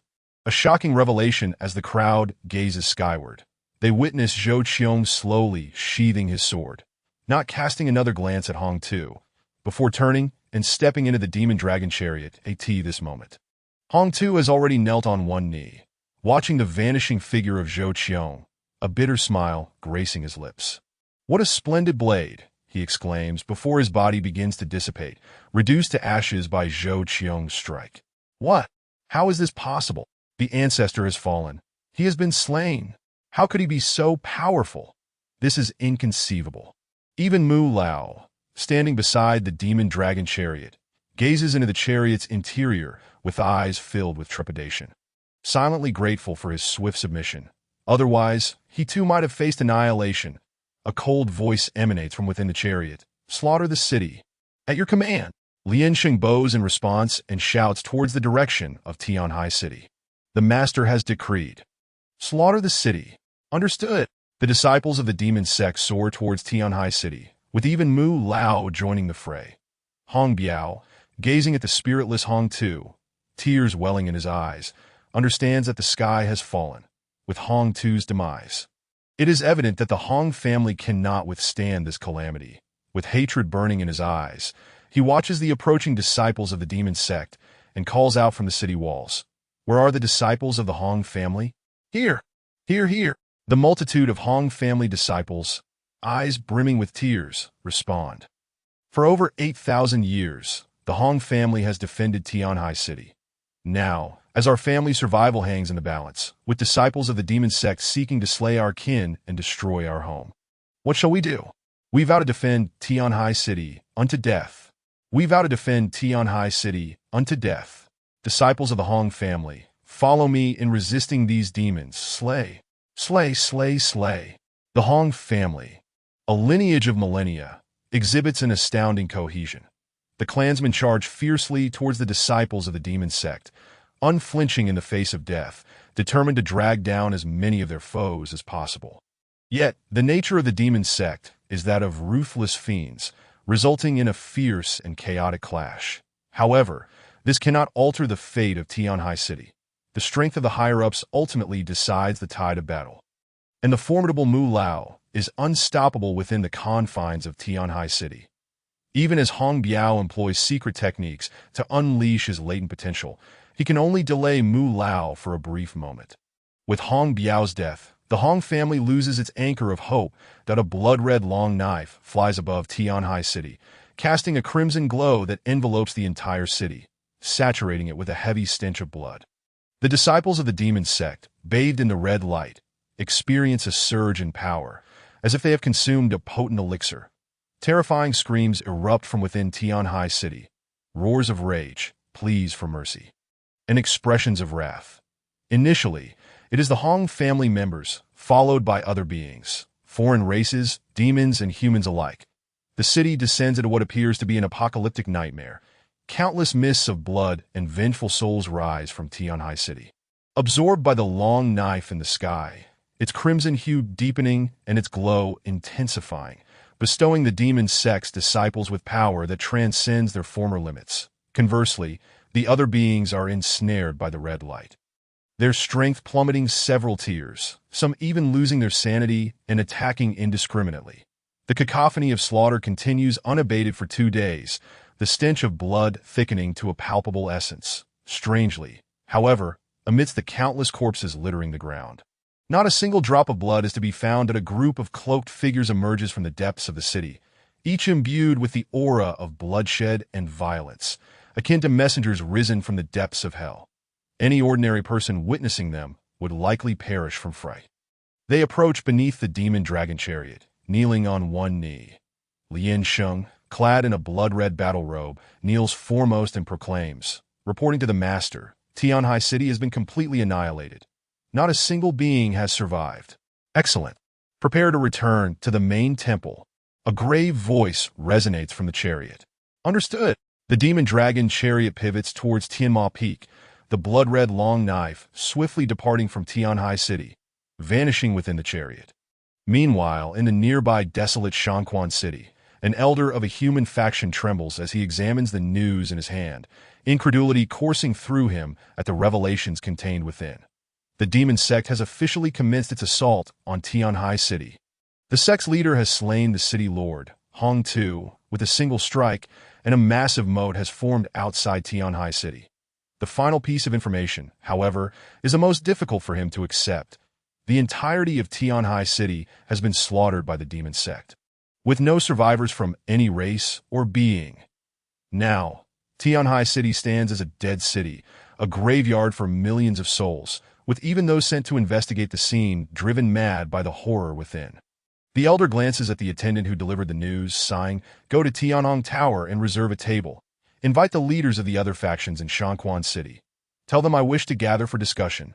In truth, it is not only Shangquan City that is shaken, but all surrounding factions receiving word are left in shock. Were it not for the undeniable reality of Tianhai City's utter desolation, they might have thought it a jest. In an instant, the higher-ups of various cities begin to converse incessantly, their discussions revolving solely around one question. Will the Demon Sect attack the next city? The consensus drawn is affirmative. The Demon Sect, having recently ascended from below, swiftly overtook Black King City and has now obliterated Tianhai City. It is evident that they are driven by insatiable ambition, unwilling to be content with their current power. Consequently, fear permeates the smaller cities, with several factions already initiating relocations to stronger cities farther from the Demon Sect, anxious to evade another slaughter. Those factions that remain in place live in constant dread, fearing a sudden onslaught from the Demon Sect. News continues to spread rapidly, even reaching the most remote settlements. The massacre carried out by the Demon Sect has irrevocably shattered the balance of the chaotic realm. At this moment, within the council hall of a peak on the outskirts of Yang City, several elder swordsmen are gathered, leisurely sipping tea. These are the members of the Sword Sect, who have recently relocated and established a foundation in Yang City after half a year of effort. Although they do not yet constitute a major power, they are no longer subject to arbitrary bullying. Elder Yin Qing chuckles ruefully. It seems our nephew Shengguan possesses great foresight. Had our Sword Sect moved to Tianhai City, we would likely have faced extermination by now. Indeed, the other elders murmur in agreement. One wonders how the leader of the Demon Sect has cultivated such prowess. To slay Hong Tu with a single strike is simply unfathomable. Shangguan Yun, however, refrains from joining their discussion, his expression laden with concern.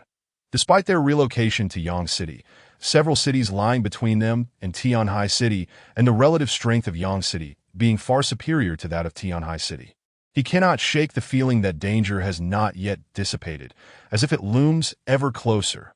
Chapter 48. The Fall of Two Cities, a voluntary surrender at the main temple of the Demon Sect. Within the Grand Hall of Tianma Peak, numerous high-ranking members stand on either side. Lian Sheng, what spoils has our sect acquired from this endeavor? Lian Sheng, bowing respectfully beside Zhou Qiong, responds, reporting to the master.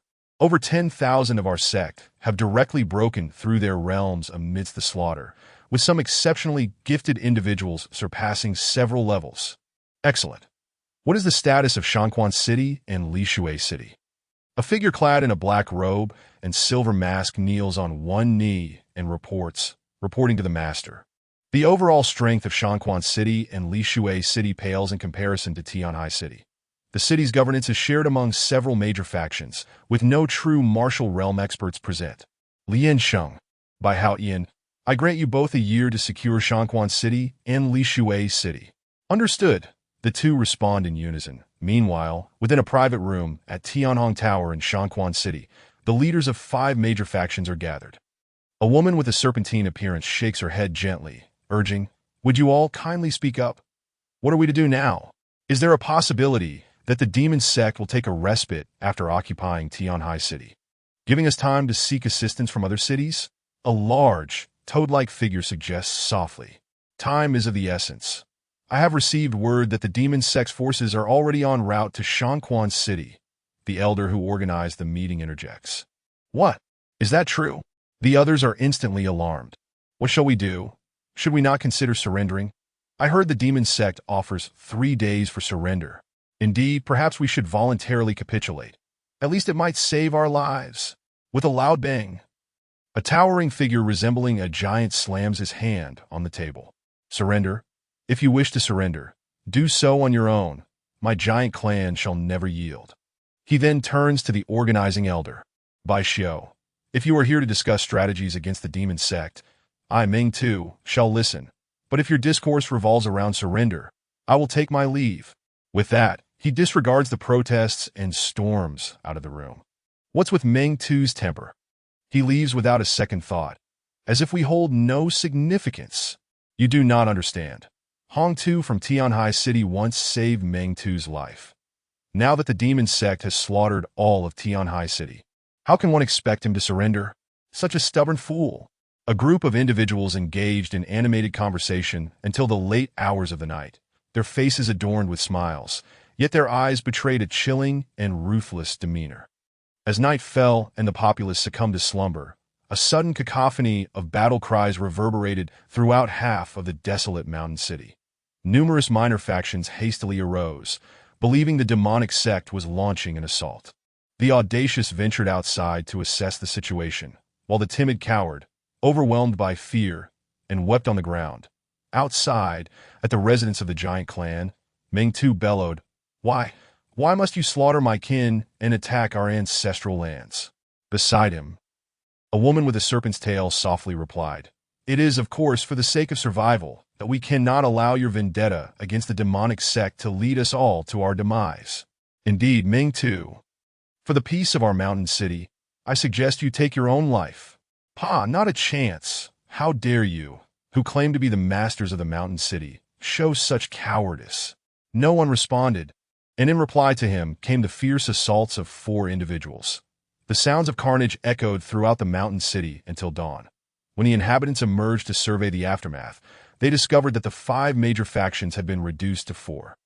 The giant clan had been annihilated overnight by the combined forces of the other 4 factions, and the body of their leader, Meng Tu, was gruesomely displayed upon the city wall. Notices were plastered throughout the city, announcing that the 4 factions had resolved to submit to the demonic sect. The citizens of the city were elated, showing no sign of dissent. In fact, every face radiated joy at the voluntary surrender of the 4 factions. They feared a rebellion might provoke the demonic sect to unleash another massacre, which would spell doom for them all. Simultaneously, the 4 factions secretly rejoiced, realizing that had they truly wished to resist, they might have faced retaliation from the very populace they sought to control, potentially offering them up to the demonic sect in exchange for their own survival. That it was evident they lacked the prowess to suppress all, as the combined strength of the minor factions likely surpassed that of the 4 major families. 100 miles outside the mountain city, the members of the demonic sect, led by Lian Sheng, soared towards the city. "Oh, Chief Steward, do my eyes deceive me? Or is there indeed a giant hanging from that city wall?" inquired the formidable Magic Tiger King, gazing at the distant wall. Lian Sheng raised his gaze towards the city and beheld a massive humanoid corpse impaled upon the wall. "Chief Steward, the 5 factions of the mountain city included the giant clan. I surmise this must be one of their kin, that I am at a loss as to why they were treated in such a manner," murmured the Magic Rat King. Chen Shu, beside him, at the city gates. The leaders of the four factions stood at either end, watching as countless figures clad in black approached. That a palpable aura of bloodlust washed over them, so intense that it unsettled some, causing them to tremble as they faced the approaching figures like messengers from hell, struggling to fathom the extent of the carnage wrought by the demonic sect. The members of the demonic sect halted at the city gates, and Lian Sheng furrowed his brow as he regarded the four factions, his gaze drifting to the corpse on the wall, as if a realization dawned upon him. Bai Xiao and the others directed their attention to Lian Sheng, recognizing him as the chief steward of the demonic sect, and promptly bowed in unison, proclaiming, "The Bai family of the human race in the Mountain City welcomes the chief steward of the demonic sect. The beautiful serpent clan of the Mountain City welcomes the chief steward of the demonic sect. The ghost toad clan of the Mountain City welcomes the chief steward of the demonic sect. The Scorpion clan of the Mountain City welcomes the chief steward of the demonic sect." Lian Sheng chuckled softly, pleased to confirm his earlier suspicions. Bai Xiao glanced at Lian Sheng and continued, "We, the four factions, are prepared to lead the Mountain City in submission to the demonic sect." The other three nodded in agreement. Lian Sheng gestured towards the corpse of Meng Tu on the wall. "What transpired here?" "Chief Steward, this is Meng Tu, the leader of the giant clan in the Mountain City. That he was obstinate and, due to his long-standing grudge with the Hong family of Tianhai City, refused to submit to the demonic sect. Consequently, we executed him and displayed his remains upon the wall." "Ah, splendid." Lian Sheng's smile widened, delighted to witness the effectiveness of the sect's policy of annihilation. Without lifting a finger, the adversary had voluntarily emerged to pledge their allegiance, and even those who resisted had been dealt with. Unbeknownst to him, Bai Haotian's endeavors were even smoother. Not a single faction expressed any desire to resist, swiftly announcing their surrender. It could be said that the demonic sect had effortlessly captured two major cities.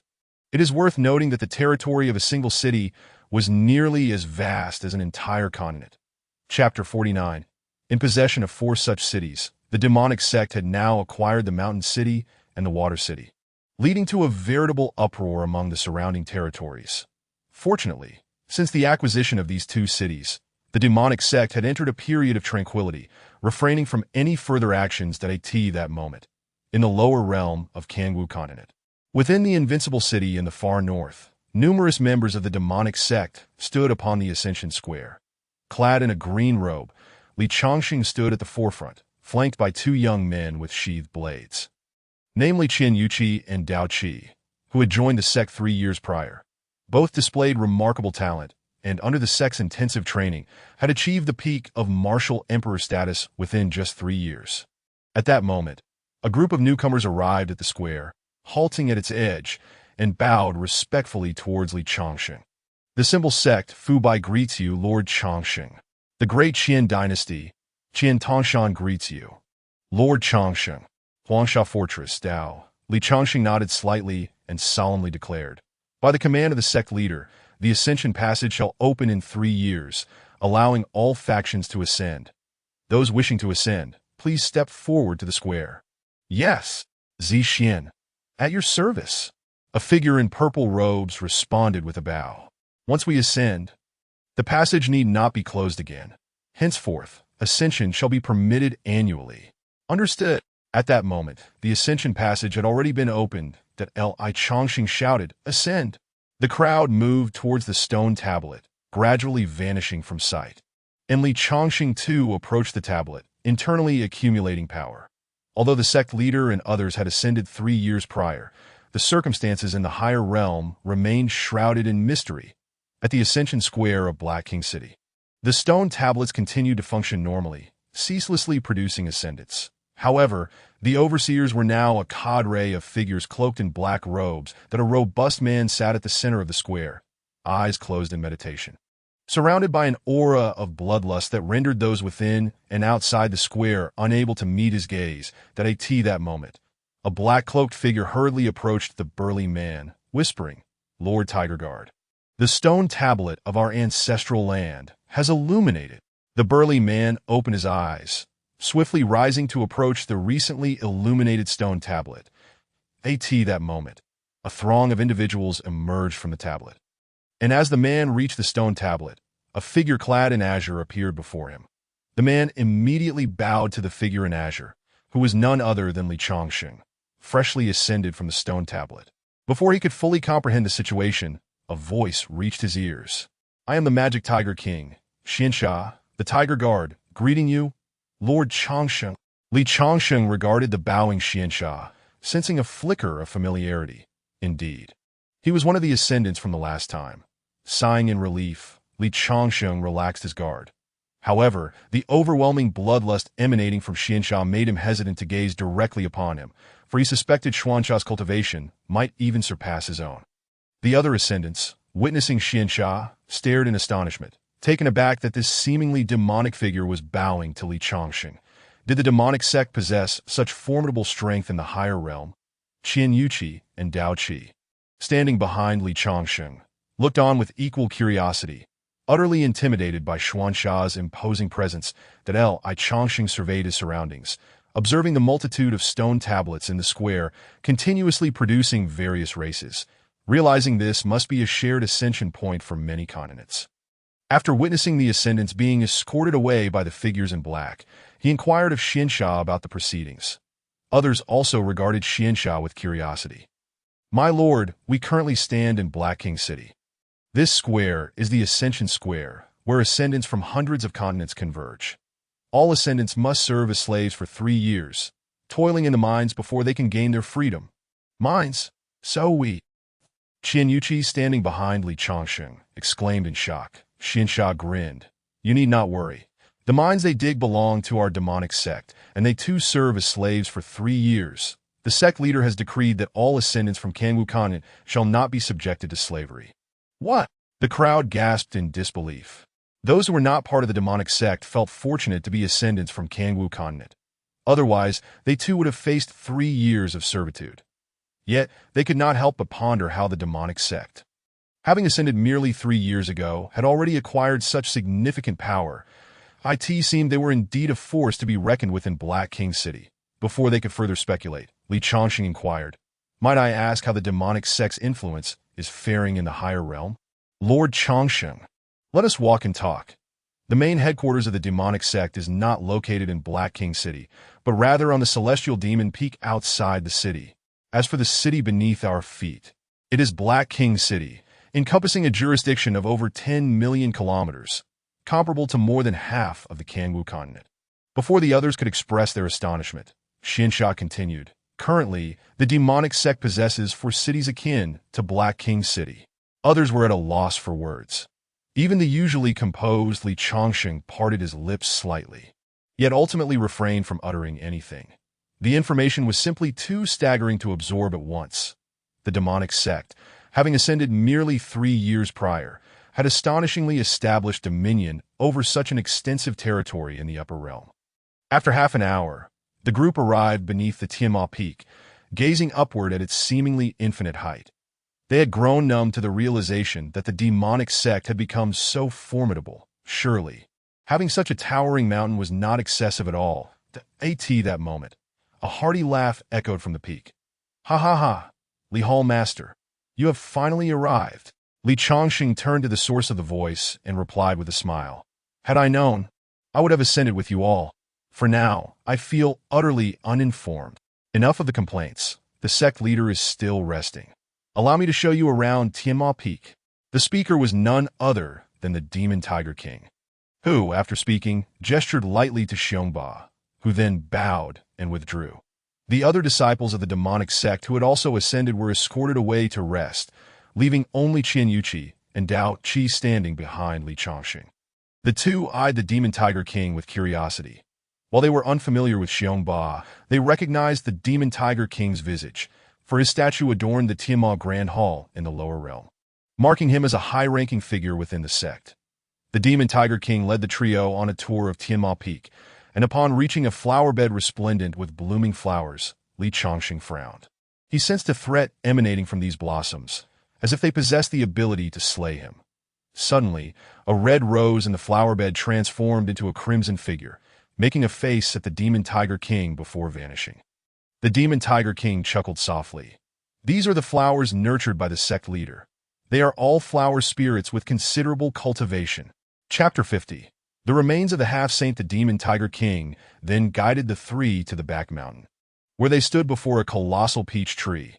The Demon Tiger King clasped his hands before the tree and said, "Wood Guardian, this is Li Changsheng, the newly ascended Hall Master of the Qinglong Hall."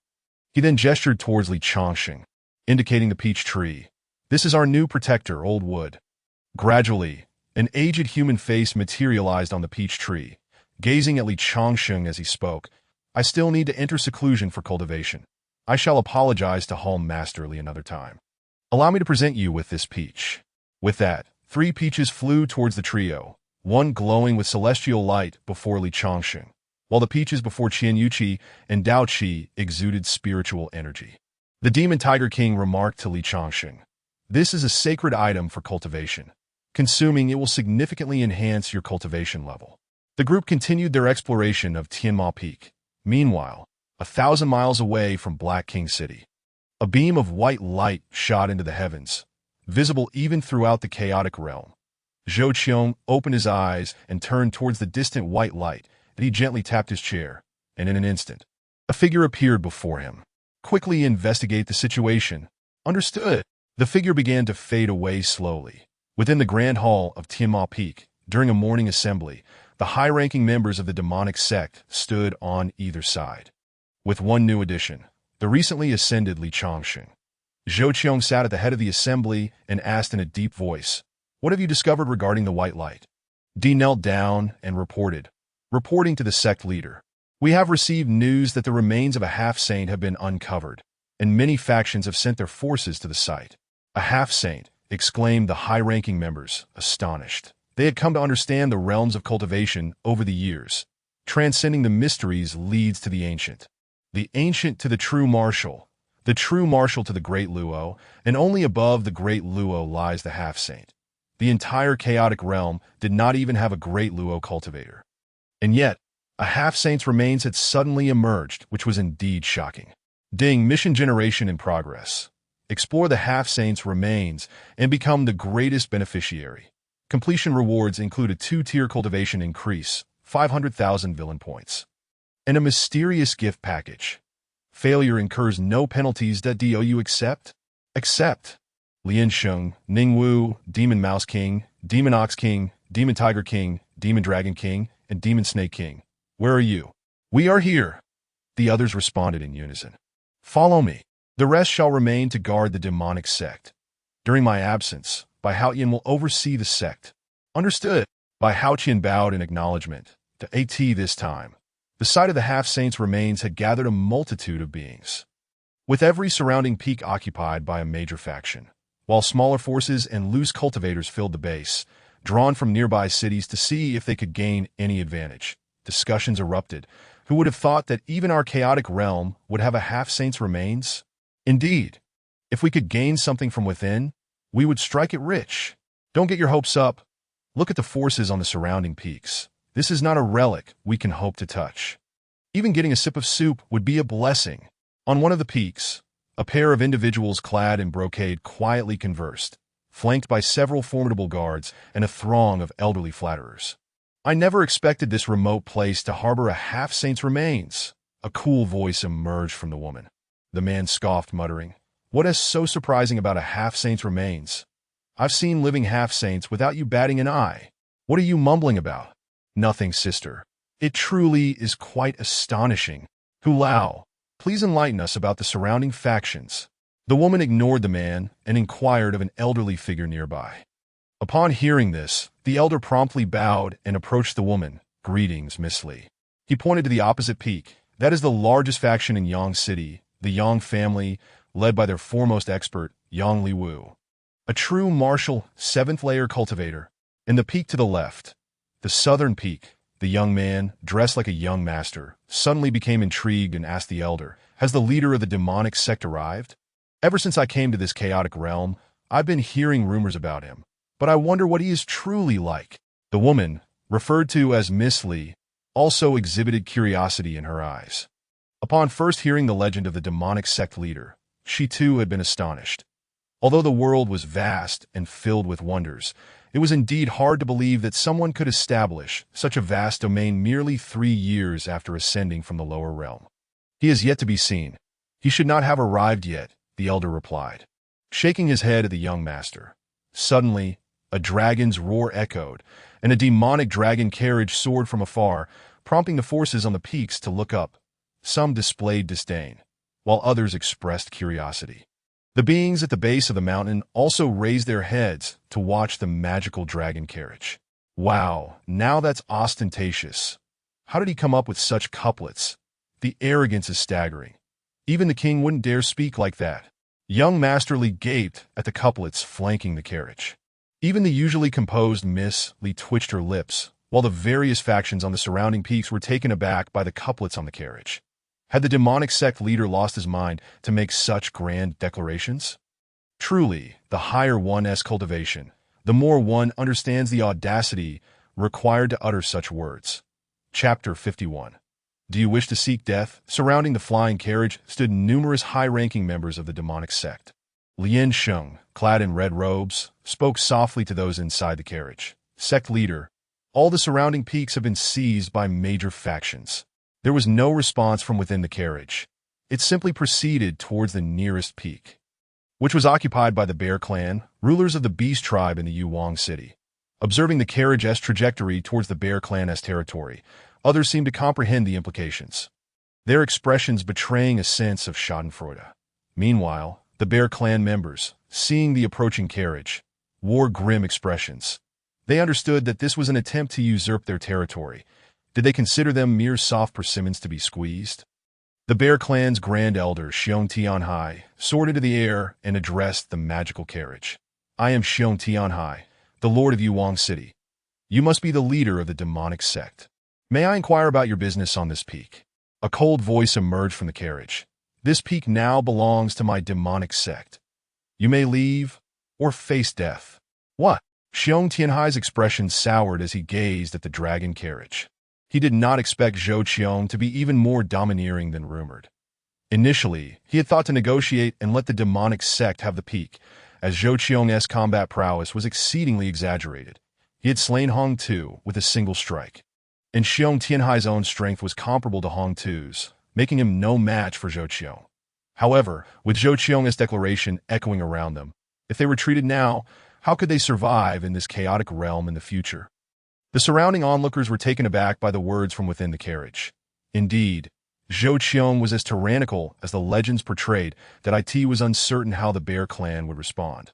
Xiong Tianhai's expression shifted several times, his fists clenched tightly as he glared at the demonic carriage, stating solemnly, Then I shall ask sect leader Zhou for guidance. There was no verbal reply. With a bang, the carriage door swung open, unleashing a surge of blade intent imbued with a sanguine aura that surged towards Xiong Tianhai, the heavy footsteps echoing ominously. With each step, the blade intent and bloodlust intensified. Finally, Zhou Qiong, clad in demonic dragon battle attire, emerged from the carriage and fixed his gaze on Xiong Tianhai, coldly asking, Do you wish to seek death? With a cough, Xiong Tianhai spat blood, kneeling in midair as he was grievously wounded by the earlier bloodthirsty blade intent. Peering up at Zhou Qiong, he was engulfed in terror. The opponent had not even drawn his weapon, yet merely through his blade intent had inflicted grievous harm. He could hardly fathom what would occur should the opponent actually draw his blade. He might not even have the chance to escape. Xiong Tianhai refrained from responding, turning to call out to his clansmen before departing from the mountaintop. Descending swiftly, he had, after all, chosen to concede, fearing that Zhou Qiong might strike him down without hesitation. The surrounding peaks, witnessing Xiong Tianhai and his companions flee without uttering a single harsh word, were met with furrowed brows, their gazes towards Zhou Qiong now tinged with apprehension. The overwhelming aura of sword intent had not only injured Xiong Tianhai, but also instilled a sense of danger in them. Despite the considerable distance that on the peak where the Li siblings stood, a man clad in the attire of a guard addressed the young woman, saying, Young master, young miss, if possible, we should avoid conflict with that demonic sect. The young master, upon hearing this, was immediately displeased. After all, who was he but a person of stature in this remote land? Could he truly be bullied? I say, Ada. How could I possibly be intimidated by a mere demonic sect leader? Duh.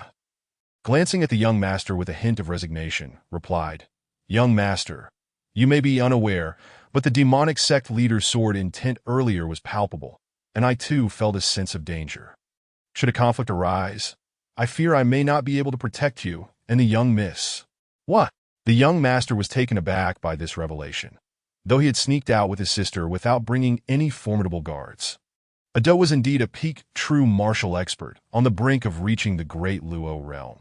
Given his high-level techniques, it was unlikely that any ordinary great Luo would pose a threat to him. Yet now, Ado suggested that he might not be able to safeguard them in the event of a confrontation, leading the young master to ponder the true might of the demonic sect leader. At that moment, Zhou Qiong also turned his gaze towards the Li siblings, specifically towards Ado, who appeared to be the most skilled amongst those present. Without further regard for the others, he stepped into the flying chariot. As the semi-holy secret realm had yet to open, and there was no need for him to linger outside. Seated within the demonic sect's flying chariot, Zhou Qiong opened his attribute panel to name. Zhou Qiong, Zhou Invincible, position, leader of the demonic sect cultivation, ancient sevenfold, the momentum of true martial first layer, martial arts, demonic divine technique. Celestial life and death hand, divine demon eye, third layer of the sky-swallowing demonic art, demon, mount. Demonic dragon chariot. Though Zhou Qiong's cultivation was presently only at ancient sevenfold, he felt no anxiety about being threatened by anyone. Thanks to the unparalleled demonic divine blade.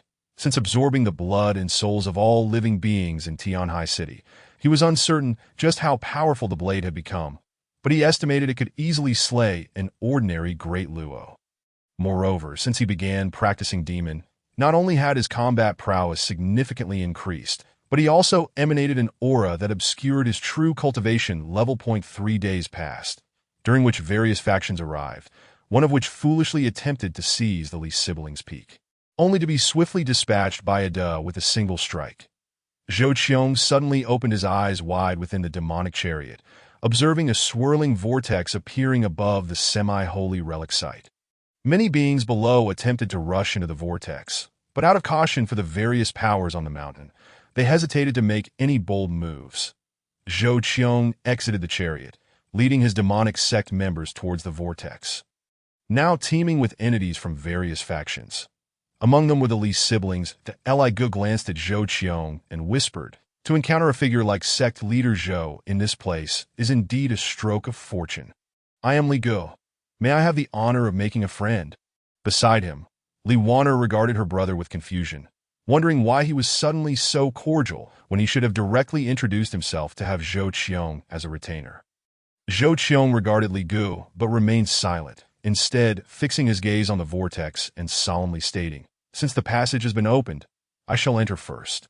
With that, he gestured for his demonic sect members to follow him into the passage. Observing Zhou Qiong's lead, the other factions promptly followed suit to Li Gu.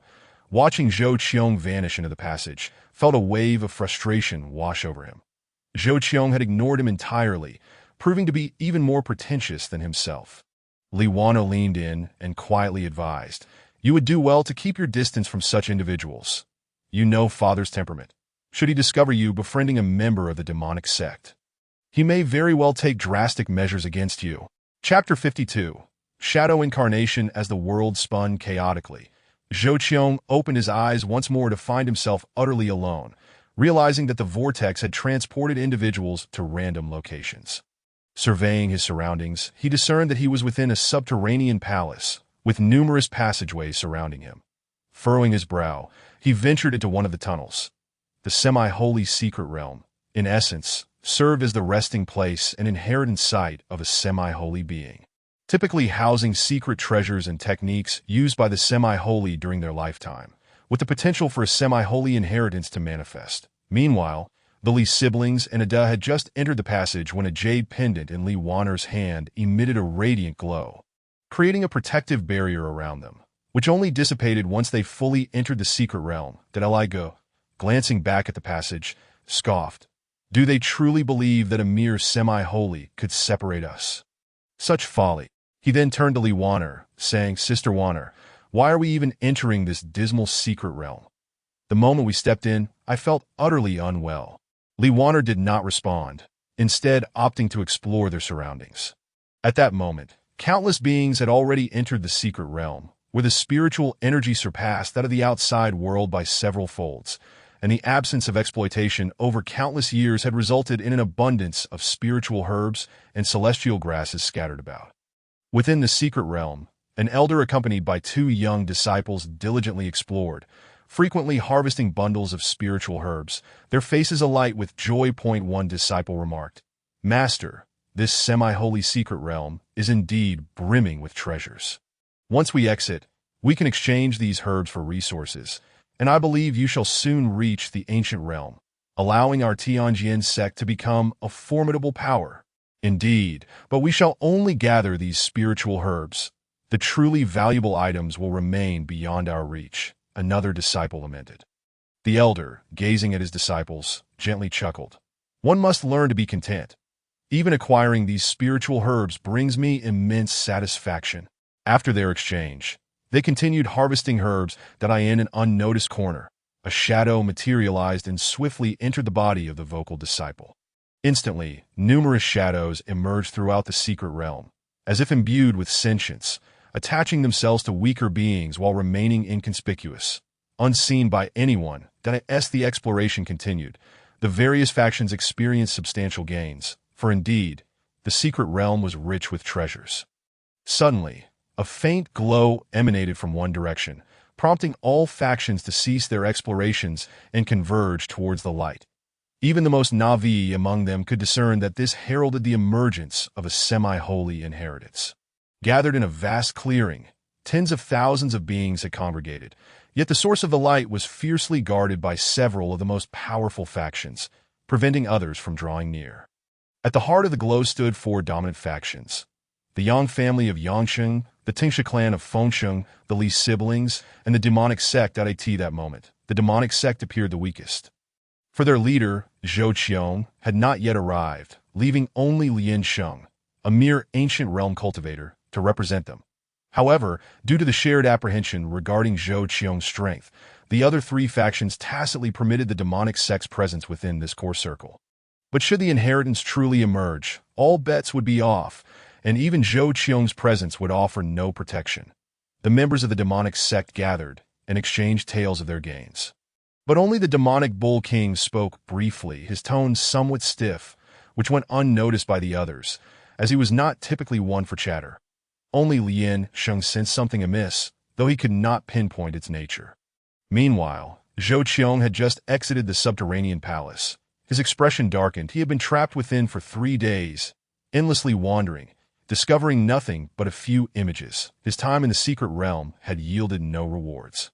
Upon exiting, he glanced toward the source of the white light and surged forward. As the pressure on the demonic sect's members intensified, a shadow appeared beside the white light, revealing Zhou Qiong's presence. The members of the demonic sect immediately bowed in respect, uttering a greeting to their leader, Li Go. Observing Zhou Qiong's sudden arrival, curiously inquired, "Sect leader Zhou, what took you so long? The semi-holy inheritance is about to manifest.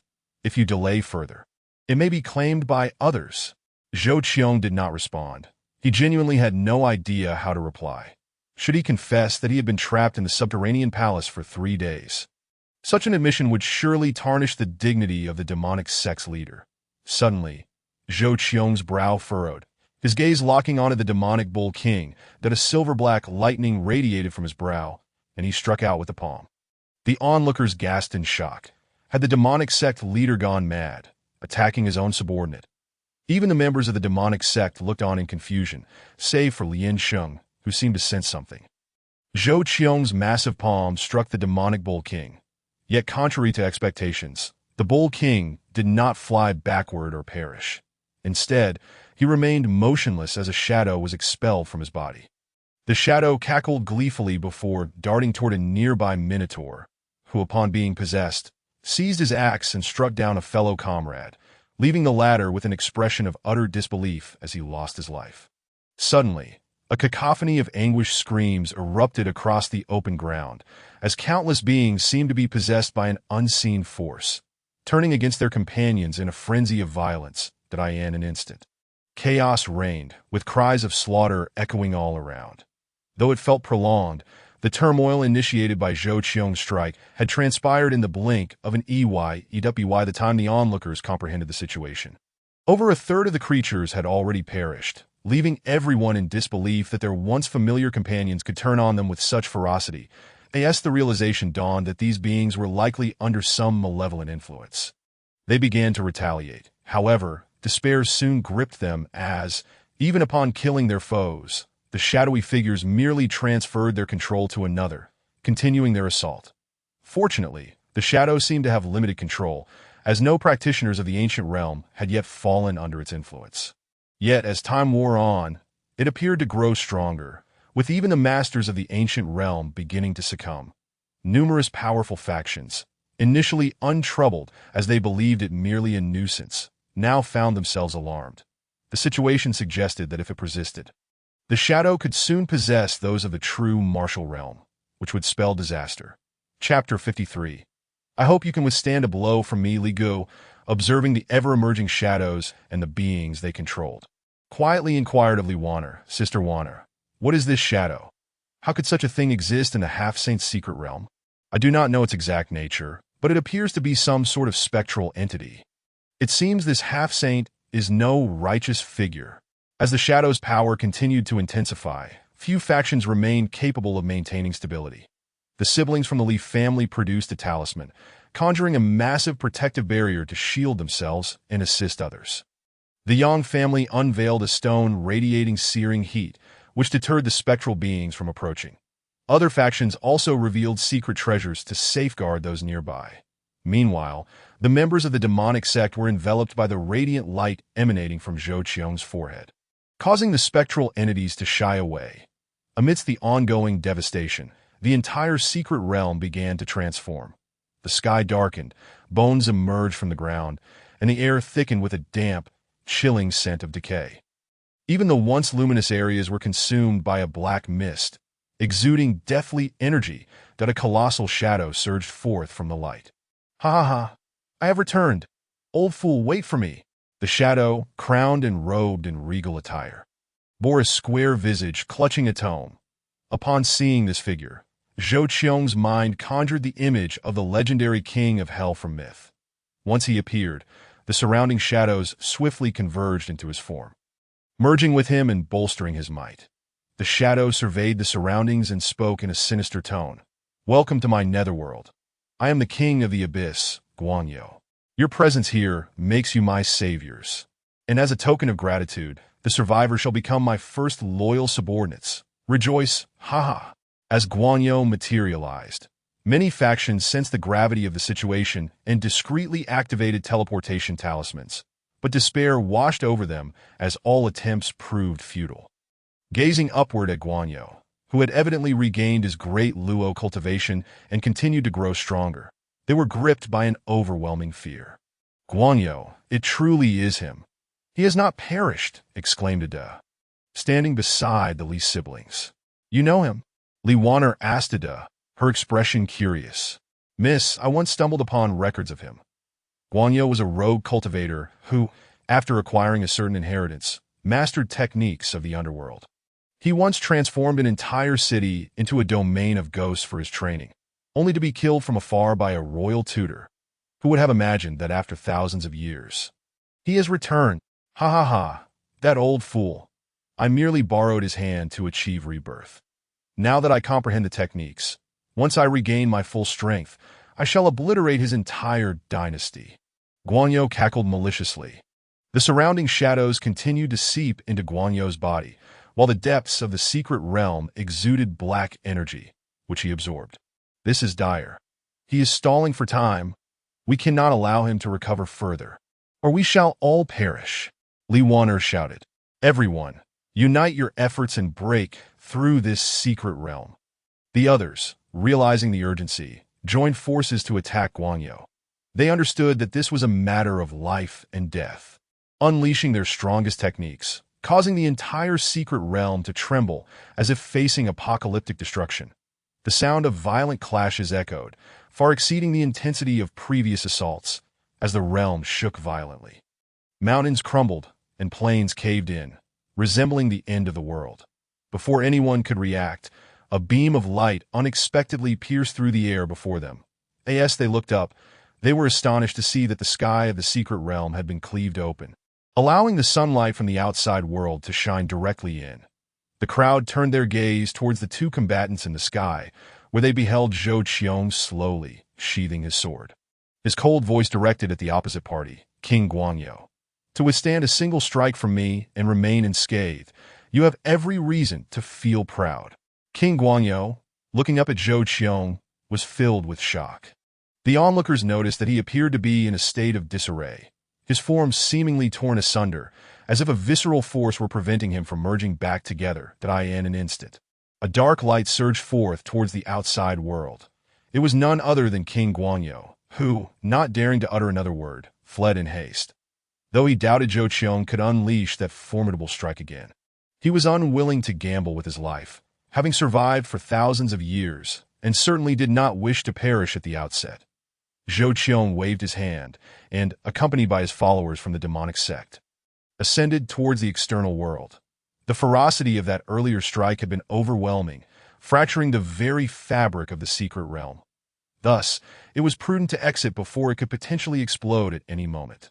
Outside, numerous living beings rushed forth, having suffered heavy losses in this treasure hunt within the secret realm, with barely a tenth of them managing to escape. The survivors bowed respectfully to Zhou Qiong, expressing their gratitude. From the Yang family of Yang City, we thank you, Sect Master Zhou, for your salvation. From the Sun family of Guanqing, we thank you, Sect Master Zhou, for your salvation. From the Tingsha clan, we thank you. From Fai Hushan, Jiangnan brothers, Zhou Qiong nodded slightly, his voice grave as he warned, I hope you do not stand in my way in the future. Otherwise, my blade will find you as well. The crowd exchanged glances, puzzled by his sudden threat amidst their expressions of gratitude. Ignoring their thoughts, Zhou Qiong continued towards the flying chariot with his followers from the demonic sect. Sect Master Zhou, wait! A voice called from behind. And Li Gu, dressed in splendid attire, appeared before Zhou Qiong. Sect Master Zhou, I am grateful for your life-saving intervention. This is my personal jade pendant. Should you find yourself in the Great Wu Dynasty, please visit the Wu Wang Mansion, and I shall receive you with utmost hospitality.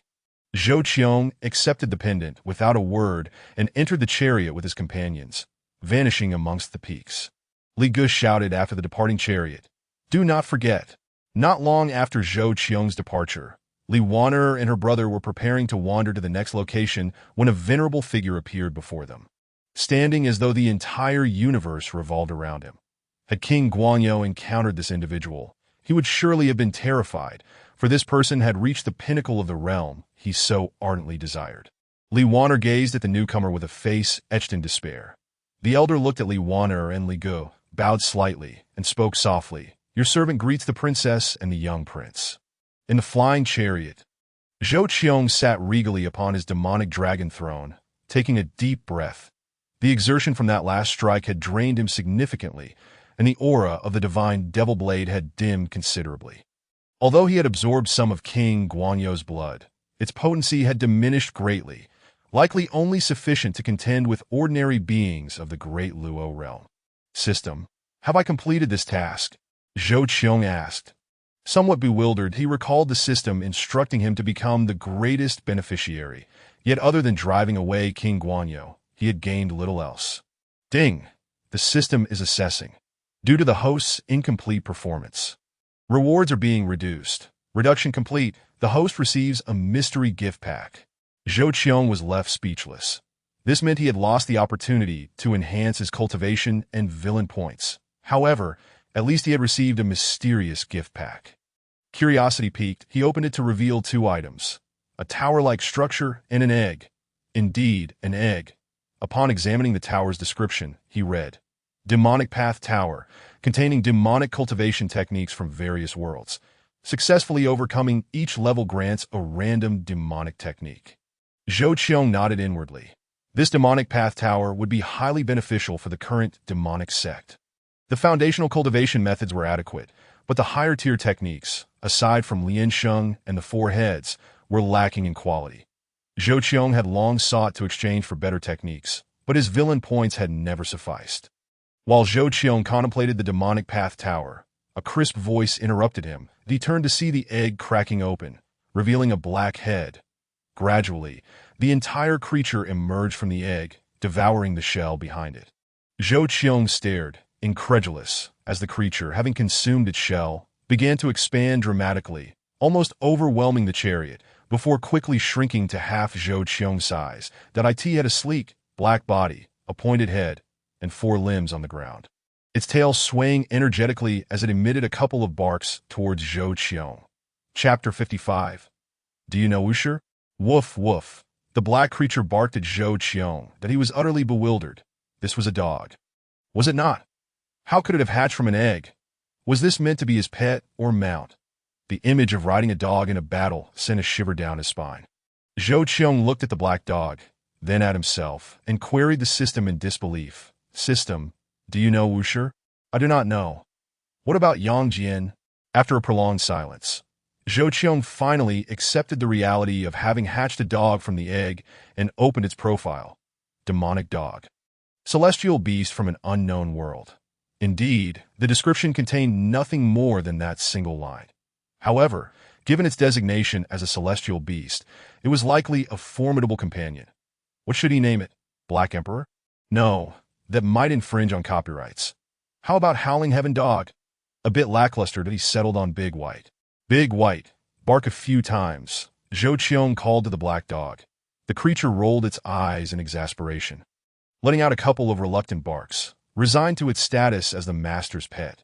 The chariot gradually approached the headquarters of the demonic sect, and Zhou Qiong disembarked, standing atop Tiamat Peak with the black dog by his side and a small black tower in hand, which he tossed gently towards the back mountain of the sect.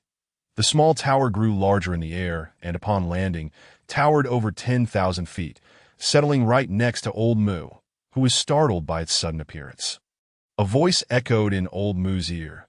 This is the holy artifact of my demonic sect. Guard it well. Understood, Sect Master. In the grand hall of Tiamat Peak, during the morning assembly, as usual, all the high-ranking members stood on either side, with Zhou Qiong seated above and Lian Sheng standing to his right. However, today, an unexpected addition appeared, a black dog, lounging to Zhou Qiong's left. Zhou Qiong gestured towards the dog, stating solemnly, "This is my newly acquired pet, Big White." The members of the demonic sect exchanged incredulous glances, while Lian Sheng looked equally dumbfounded. The name Big White seemed particularly incongruous for a creature devoid of any white markings. The sect master's naming prowess was, well, quite unique. How is the development of our sect progressing? A cold voice interrupted their thoughts. Reporting to the sect master, our sect is growing rapidly, successfully recruiting disciples. We currently have 53 at the Ancient Realm and over 30,000 at the Profound Realm. Lian Sheng replied respectfully. The strength of our demonic sect remains insufficient. Starting today, we shall allocate resources fully and recruit extensively, that I hope that within 10 years, only the voice of our demonic sect will echo in this chaotic land. Yes, the high-ranking members of the demonic sect responded in unison. Time flew by, and by the giant tower at the back mountain of the demonic sect, a group of individuals conversed animatedly. That sword madman has been inside for half an hour. If he hasn't emerged yet, he must have surpassed the 9th level. I believe so. This sword madman has indeed been favored by Master Changsheng. In just a few years, he has not only reached the 9th level of the Profound Realm, but can now conquer the 9th level of the Demonic Path Tower. Indeed, he has become a prominent figure among the rising talents of our demonic sect, with an immeasurable future ahead of him. At that moment, a figure emerged from the tower, a long sword slung across his back, exuding an aura of cold detachment that seemed to repel others. That it was none other than the sword madman. Suddenly, a figure in splendid attire appeared beside him, draping an arm over his shoulder and softly inquiring, "So, how far did you get this time?" The sword madman grinned awkwardly, responding stiffly, "The 10th level, and I obtained a rather peculiar technique." "I knew it. You have good fortune. Go ahead and cultivate. I must also attempt it. I cannot let you surpass me." With that, The figure in splendid attire approached the tower, speaking softly to the elder lounging in a rocking chair at the entrance. "Old Mu, I'm going to challenge the tower." The elder opened his eyes slightly, glancing at him. "Yuqing, go on in." The onlookers continued their discussions as Qian Yuqing entered the giant tower. This one is likely to surpass the 9th level as well. Indeed, he should be able to. Both he and the Sword Madman are the right arms of Master Chongqing, and their strengths are comparable that if the Sword Madman can do it, he surely can as well. Such scenes unfolded daily at the Demonic Path Tower, ever since the revelation that clearing the tower could yield techniques. Countless individuals flocked to challenge it. Eventually, due to overwhelming numbers, a limit was imposed, allowing each person a set number of attempts per year. Since the event of the Half-Saint Secret Realm transpired 8 years ago, the Demonic Sect has been relentlessly recruiting disciples. Coupled with the ascension of disciples from the lower realms each year, the number of disciples within the Demonic Sect has surged to over 1 million and continues to grow. Throughout these 8 years, the sect has refrained from launching attacks on other factions, yet it is common knowledge that they could initiate war at any moment. Despite the looming threat, no one dares to strike the first blow against the Demonic Sect. After all, the combat prowess of Zhou Qiong, the sect leader, has been widely disseminated among the surviving beings, and as time passes, the tales have become increasingly embellished. Some even claim that Zhou Qiong has transcended to the realm of the Half-Saint. Though few believe such rumors. However, when asked who the strongest in the chaotic lands is, there is no doubt that the answer would be Zhou Qiong, the leader of the Demonic Sect, after 8 years of seclusion. Zhou Qiong gradually opened his eyes. While it is not uncommon for someone of his cultivation to enter seclusion for 80 years, Zhou Qiong was unwilling to squander time in such a manner, as it was simply not advantageous for him. Thus, he programmed the system to awaken him after 8 years. During this time, he meticulously organized his cultivation techniques, yielding significant rewards. Zhou Qiong opened his attribute panel. Character: Zhou Qiong, Zhou Invincible, Position: Leader of the Demonic Sect Cultivation. True Martial Level 1 Martial Arts, Demonic Divine Technique. Celestial Life and Death Hand, Divine Demon Eye, Devouring Heaven Demonic Art Level 3, Demon Mount, Demonic Dragon Chariot Pet, Divine Beast Daba. Other aspects remained unchanged, except that his cultivation level had advanced to True Martial Level 1, and a pet section had been added. Speaking of Daba, during his years of seclusion, Daba had been wandering outside, and no one knew where it went. It would return periodically to check on Zhou Qiong, and then vanish again. Initially, the members of the Demonic Sect feared it might get lost and sought ways to confine it. But after an incident where Daba inexplicably stole Elder Mu's peaches, and Elder Mu attempted to teach it a lesson, he ended up being chased and bitten by Daba around Tianma Mountain. Had it not been for Lian Sheng's timely intervention and kind words, Elder Mu might have lost a few pounds. It was then that everyone realized the pet that the leader had acquired was indeed extraordinary. Not only could it not be lost, but it was also a being that no one dared to provoke. In the midst of this, a request for positive reviews and updates was made shamelessly. Chapter 56. The Mysterious Celestial Witch Clan, Elder Mu's Tribulation in a Tavern Within a City of the Chaotic Lands. Patrons were engaged in lively conversation over drinks. Have you heard? The Demonic Sect has recently begun summoning disciples. What's the situation? What could they want with more disciples? Surely it can't mean... Indeed, it seems that war is on the horizon once more in the chaotic lands. I wonder if this city will be affected. Perhaps we should head to Yang City. After all, it is the furthest from the Demonic Sect. The sudden summoning of disciples by the Demonic Sect sent ripples of unrest throughout the chaotic lands. With cities closer to the sect gripped by fear, some considered surrendering to the Demonic Sect, while others resolved to resist until the end. In the past, the entirety of the chaotic lands operated independently. With few large-scale conflicts, the fall of a single city was considered a significant event. However, since the rise of the Demonic Sect, the chaotic lands have erupted into turmoil once more. The stronghold of the Celestial Witch Clan. A group of leaders convened in the Grand Hall to devise strategies. Elder Brother, what are we to do? Why does the Demonic Sect choose this moment to declare war? If only they would wait a little longer. We could simply relinquish the city to them. But now, indeed, we cannot allow the Demonic Sect to seize the city, that if they do, the secret... Yes. Agitated voices echoed within the hall. the leader of the Celestial Witch clan. Sitting at the head of the table, waved his hand darkly. Silence. Send someone to monitor the demonic sect's movements, that if our plans are completed before their arrival, we shall grant them the city. Once we obtain that artifact, the chaotic lands will no longer be dictated by the demonic sect. Understood. In Yuang City, the closest city to the sealed city, a gathering was underway in the Lord's Hall. Seated at the head of the table was a man clad in a red robe, whose cultivation was merely at the ancient realm, yet he was surrounded by numerous experts, including some at the true martial realm. This man was none other than Lien Sheng, the Grand Overseer of the demonic sect. A year prior, the sect had officially begun its conquest of the chaotic lands, capturing over 20 cities. Had the demonic sect not faced a manpower shortage, their speed of conquest would have been even greater. Now, the strategy employed by the demonic sect involved capturing cities while simultaneously training their disciples in both cultivation and combat prowess. After all, the current combat strength of the sect's higher-ups was somewhat lacking. Aside from Zhou Qiong, Elder Mu, and a few others who had submitted, there was not a single true martial expert among them.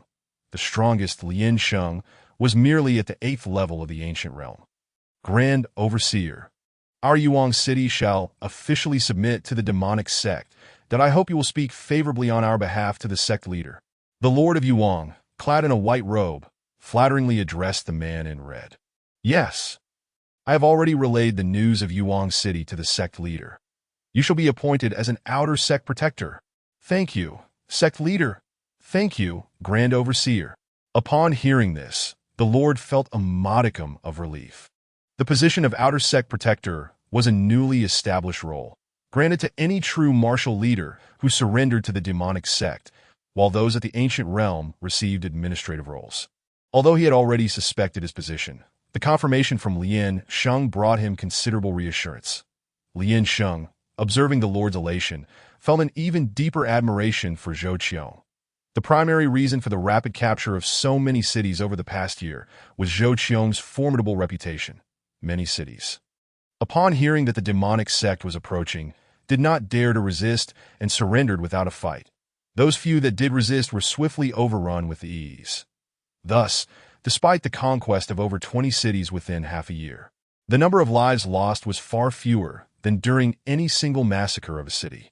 Lord, what do you know about the Celestial Witch clan in the sealed city? Lien Sheng inquired softly, for his true purpose for being here was to gather intelligence on the Celestial Witch clan. This clan was shrouded in mystery, with countless legends surrounding them, and their members rarely ventured out. Not even during the tumultuous events of the Half-Saint's secret realm did they make an appearance. The Lord pondered for a moment before responding. Grand Overseer, the sealed city is indeed enigmatic. Over 3,000 years ago, they suddenly appeared in the chaotic lands, directly seizing the sealed city and expelling all living beings within. Remarkably, they have rarely ventured outside their territory in the past 3,000 years. Moreover, they resemble humans closely.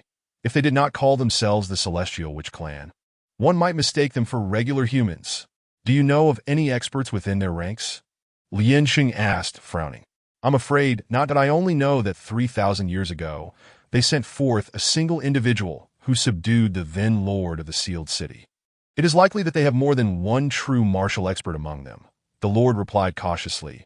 Lien Sheng waved his hand, summoning a shadow guard before him. Relay this information to the sect leader. And also request Elder Mu and a few outer sect protectors to come here. The shadow guard nodded and vanished from the hall. Lien Sheng felt a growing wariness towards the mysterious Celestial Witch clan. His instincts told him that they were far from ordinary. Meanwhile, behind Tianma Peak, a colossal peach tree exuded a terrifying aura, with countless spiritual energies flooding into its form, amplifying its might and causing it to radiate celestial light. Suddenly, a mass of dark clouds gathered in the sky, pregnant with lightning. Zhou Qiong, seated in the grand hall, looked up at the heavens and murmured, "Tribulation lightning," casting a complex gaze towards the peach tree on the mountain's rear. It seemed this tree was no ordinary specimen. As merely breaking through its physical limitations had summoned the tribulation lightning, it is known that such lightning only appears when a true martial cultivator seeks to ascend to the Great Luo. Yet, Elder Mu was merely at true martial level 1, that upon realizing the situation, The members of the demonic sect rushed towards the rear mountain. The dark clouds above grew more tempestuous, and the lightning became increasingly furious, culminating in a massive bolt striking the peach tree. Without pause, two even larger bolts followed in succession. When the members of the demonic sect reached the site of the lightning strike, they found that the once magnificent peach tree had been reduced to mere roots, charred and resembling coal. Could Elder Mu have perished? What nonsense! With Elder Mu's strength, how could he possibly die? But the tribulation lightning was too terrifying. Now he has turned to charcoal. As the members of the demonic sect debated, a new branch suddenly sprouted from the charred remnants, rapidly budding and growing, that in less than a few breaths, a towering peach tree emerged, larger than before, its aura intensifying and a fragrant peach scent wafting throughout Tianma Mountain. With the enormous tree laden with fruit once more. Chapter 57. Invulnerable to all laws. Investigating intelligence, the peach tree gently swayed, sending a multitude of peaches flying towards the members of the demonic sect, which then gradually shrank and transformed into the human form of Elder Mu. Esteemed ones, I present these peaches as a token of gratitude for your concern, Elder Mu said with a beaming smile, truly elated as the constraints of his physical form had finally vanished. Woof woof! A voice reached Elder Mu's ears, startling him, and upon looking down, he saw a black dog standing before him. The old man Mu was confronted by the black dog baring its teeth at him. A wave of fear washed over him, for the shadow cast by this creature loomed large in his memory. Initially, he had intended to teach the rogue dog a lesson for stealing his peaches. But to his astonishment, the beast showed no fear of attacks, be they physical or magical, rendering them utterly ineffective. Moreover, with its sharp teeth, it had bitten off a chunk of Mu's flesh, leaving him in excruciating pain with no hope of immediate recovery. He could not fathom where the cult leader had procured such a formidable beast, nor why it had been bestowed with the grand name Dabai. In desperation, Mu tossed another peach towards Dabai, who disdainfully crushed it underfoot, eliciting a furious expression from Mu. Dabai barked loudly, revealing its menacing teeth, sending shivers down the spines of Mu and the other cult members, who dreaded the thought of being bitten. With a pallid complexion, Mu, feeling the pang of lost flesh, reluctantly retrieved a glowing peach, distinct from the ones he had distributed earlier, and threw it to Dabai, who gulped it down in one swift motion before fixing its gaze on Mu. At that moment, a figure clad in the robes of the demon dragon appeared before the assembly. Upon recognizing the newcomer, Dabai immediately sheathed its teeth and wagged its tail vigorously.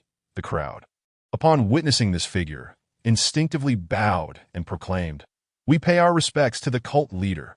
Observing Dabai's demeanor, their expressions shifted. It was evident that this dog thrived on the weakness of others, cowering before strength. "Mu, the protector, you have broken through," Zhou Qiong remarked solemnly, regarding Mu. "I am grateful for the cult leader's elixir, which has facilitated my breakthrough." Mu replied, bowing with palpable excitement. "Now, Lian Sheng requires your assistance. Proceed."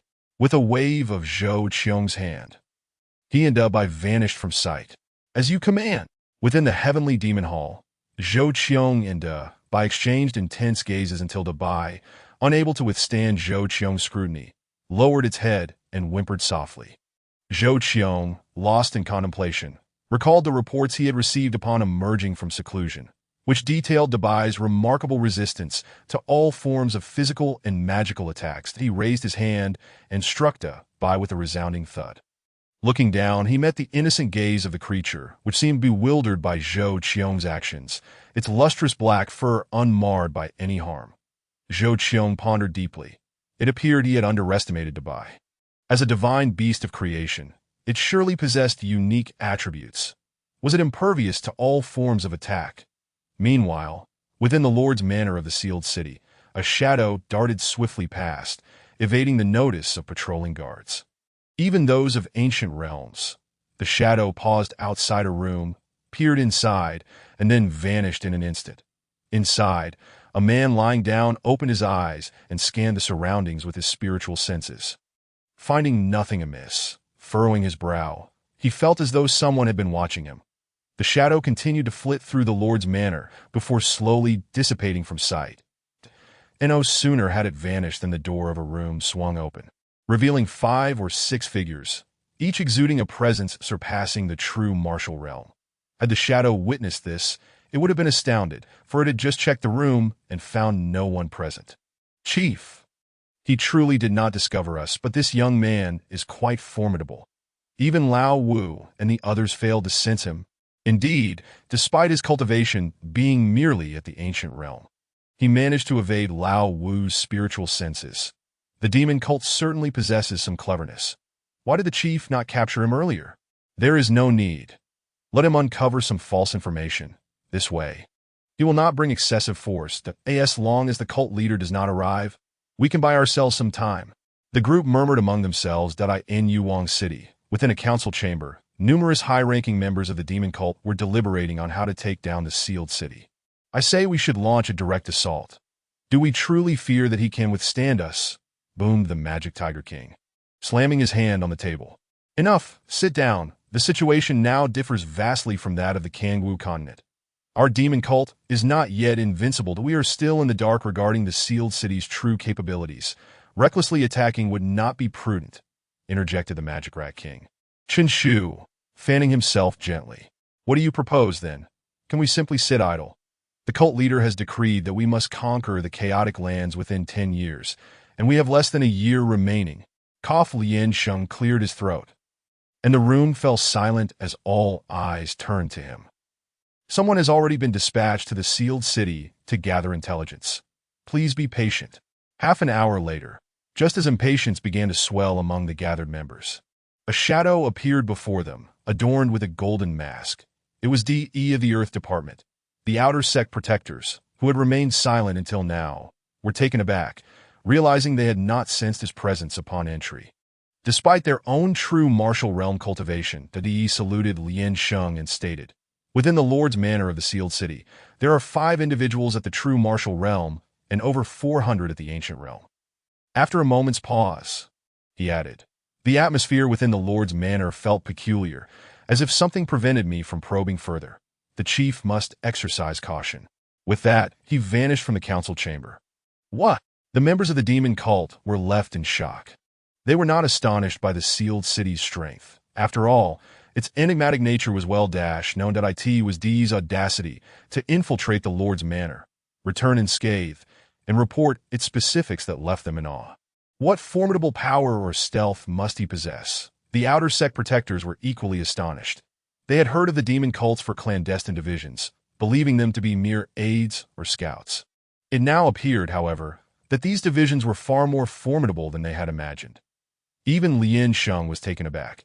He had originally thought that sending DE to gather intelligence would suffice, only to discover that he had uncovered the sealed city's true strength. Chapter 58.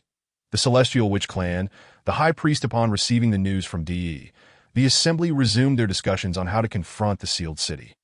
Moo! The Protector, the Outer Sect Protector Group, the Magic Rat King, the Magic Tiger King, and Master Wan. Lien Sheng spoke gravely. "At your service," the crowd responded in unison. "Tomorrow, we shall set forth to the sealed city to ascertain its true nature." "As you command." At that moment, the sealed city had also received word of the demon cult's impending assault. "Elder brother, the demon cult is attacking. Should we not simply capture them all?" "No need. The cult leader has yet to mobilize, and we are at a critical juncture in our plan that we should delay as long as possible. Lao Wu, take your men to handle the situation. Remember not to pressure them too tightly. Just create a sense of pressure." "Understood," a burly man responded. Outside the city gates of the sealed city, 2 factions stood opposed. One comprised of members of the demon cult, the other belonging to the Celestial Witch Clan. "I am Wu Shan, honored to meet the chief. May I inquire as to your purpose for visiting our sealed city?" The stout, robust elder of the Celestial Witch Clan addressed Lien Sheng. Lien Sheng regarded Wu Shan and found him remarkably similar to the human race, save for his greater stature. This was indeed his true form, not a mere illusion. "Wu Shan, you are undoubtedly aware of my demon cult's intentions. Should you surrender and hand over the city, we shall grant you the position of protector. Otherwise, do not blame us for our ruthlessness," Lien Sheng declared coldly. "I, The Celestial Witch Clan am willing to surrender. Wu Shan's unexpected admission threw Lien Sheng off balance. Surely he would not simply capitulate. Was this a ruse? As Lien Sheng struggled to comprehend this sudden shift. Wu Shan continued. However, my clan has 3 conditions. What conditions? Lien Sheng's gaze sharpened, sensing the gravity of the situation. First, we demand 5 protector positions. As you know, we have 5 true martial realm members. Second, our disciples must be treated as equals within the demon cult. Third, the sealed city shall remain under the jurisdiction of the Celestial Witch Clan. Wu Shan stated earnestly, as though the moment the demon cult acquiesced to these terms, they would immediately submit. Lien Sheng considered Wu Shan's gaze, deep in thought. The first 2 conditions were hardly conditions at all, while the third could be seen as a significant request. Notably, as Wu Shan finished articulating the third condition, he looked up at Lien Sheng with a sense of gravity that did not escape the latter's notice. The Celestial Witch Clan seemed adamant about retaining control over the sealed city, having previously expelled all life forms upon conquering it. This city undoubtedly concealed a substantial secret of great importance to the Celestial Witch Clan. Very well. My demon cult shall accede to your demands. Now open the city gates and allow us entry, Lien Sheng said with a cold smile directed at Wu Shan. Upon hearing this, Wu Shan's expression shifted. His fist clenched as he faced Lien Sheng. It seems the demon cult is unwilling to accept our conditions. Let us see what your cult is truly capable of. Lien Sheng refrained from idle chatter, recognizing that his opponent had no intention of surrendering. With a wave of his hand, the members of the Demon Sect surged forward. This time, 6 external guardians accompanied by the Elder Mu made for a total of 7 formidable true martial realm experts. While the Tianwu clan could muster only 5, that Elder Mu did not engage directly but remained by Lien Sheng's side, aware that 6 against 5, with all combatants being of the lower tier of the true martial realm, clearly favored the Demon Sect. However, events unfolded contrary to their expectations. Wu Shan boldly confronted 2 external guardians, demonstrating a prowess that evidently did not yield. His unique technique radiated a rich, earthen glow as he stood firmly on the ground, exuding an unyielding aura that seemed inexhaustible. That in other skirmishes, the Demon Sect gradually found itself on the back foot. The Tianwu clan appeared unconcerned with depleting their energy, launching every attack with full force, leaving the Demon Sect's members scrambling to respond. Observing the situation, Elder Mu leaned closer to Lien Sheng and whispered, "Chief, I shall lend my assistance." "Go ahead," Lien Sheng replied solemnly, his gaze fixed on the several true martial experts from the Tianwu clan opposite him. His brow furrowed in concentration, but he sensed that the opponents were not exerting their full strength, especially Wu Shan, who, though single-handedly holding off 2 true martial experts, seemed to strike with the intent of avoiding critical hits, devoid of any murderous intent. Others may not have noticed. Even the 2 true martial experts engaged with Wu Shan believed they could not overcome their opponent, unaware that had Wu Shan not been holding back, they might have already met their demise. Only Lien Sheng, due to his training in the Sunflower Demon Cannon, possessed the insight to perceive the Tianwu clan's restraint. "Retreat!" A thunderous shout shattered Lien Sheng's contemplation. Wu Shan, upon seeing Elder Mu engage, ceased all resistance and commanded the Tianwu clan to retreat within the sealed city, staying behind to cover their withdrawal. After enduring 2 strikes from Elder Mu, he too retreated into the city. Just as the Tianwu clan entered the sealed city, an enormous protective barrier materialized, impervious to the Demon Sect's assaults and taunts. Despite the combined efforts of several true martial experts, they could not breach it and were ultimately compelled to withdraw. Upon returning to the conference hall of the city lord's estate, Wu Shan boisterously declared, "Elder brother, the Demon Sect is not as formidable as we thought. Had you not instructed me to hold back, I could have obliterated them today." However, once inside the hall, he found that his words were met with silence, as the others wore grave expressions. Glancing up, he was startled to discover that the seat of honor was occupied not by his elder brother, but by an aged man, whose pallid countenance bore traces of blood, a pool of it staining the ground before him, evidently the result of recent blood loss. Wu Shan gazed at the elder in shock, exclaiming, "High priest, what happened? Who has harmed you? Let me take vengeance." Beside him, Wu Li, the elder brother Wushan referred to, cleared his throat and interjected, "Do not raise such a commotion that N01 has injured the high priest. He merely performed a divination." "What kind of divination?" Wushan inquired. Curiosity piqued, wondering what sort of powerful individual could prompt such a reaction from the high priest. "The high priest has just divined the Demon Sect's leader, Zhou Qiong," Wu Li disclosed. "What?" Wushan's astonishment was palpable. He recalled that the last time the high priest had divined a semi-saint level expert, he had merely appeared slightly pale. Now, having divined the leader of the Demon Sect, Zhou Qiong, the high priest had bled. What incredible strength must Zhou Qiong possess? "High priest, what did you discern?"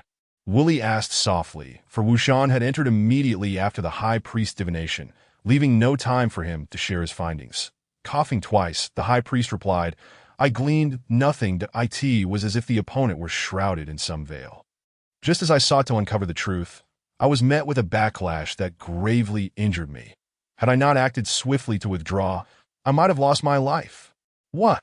The high priest's words stunned all the members of the Tianwu clan. Initially assuming that the ability to draw blood from the high priest meant Zhou Qiong was a formidable adversary, they were now confronted with the revelation that he had divined nothing at all. "High priest, why were you unable to discern anything? Is Zhou Qiong truly so powerful?" Wu Li asked earnestly.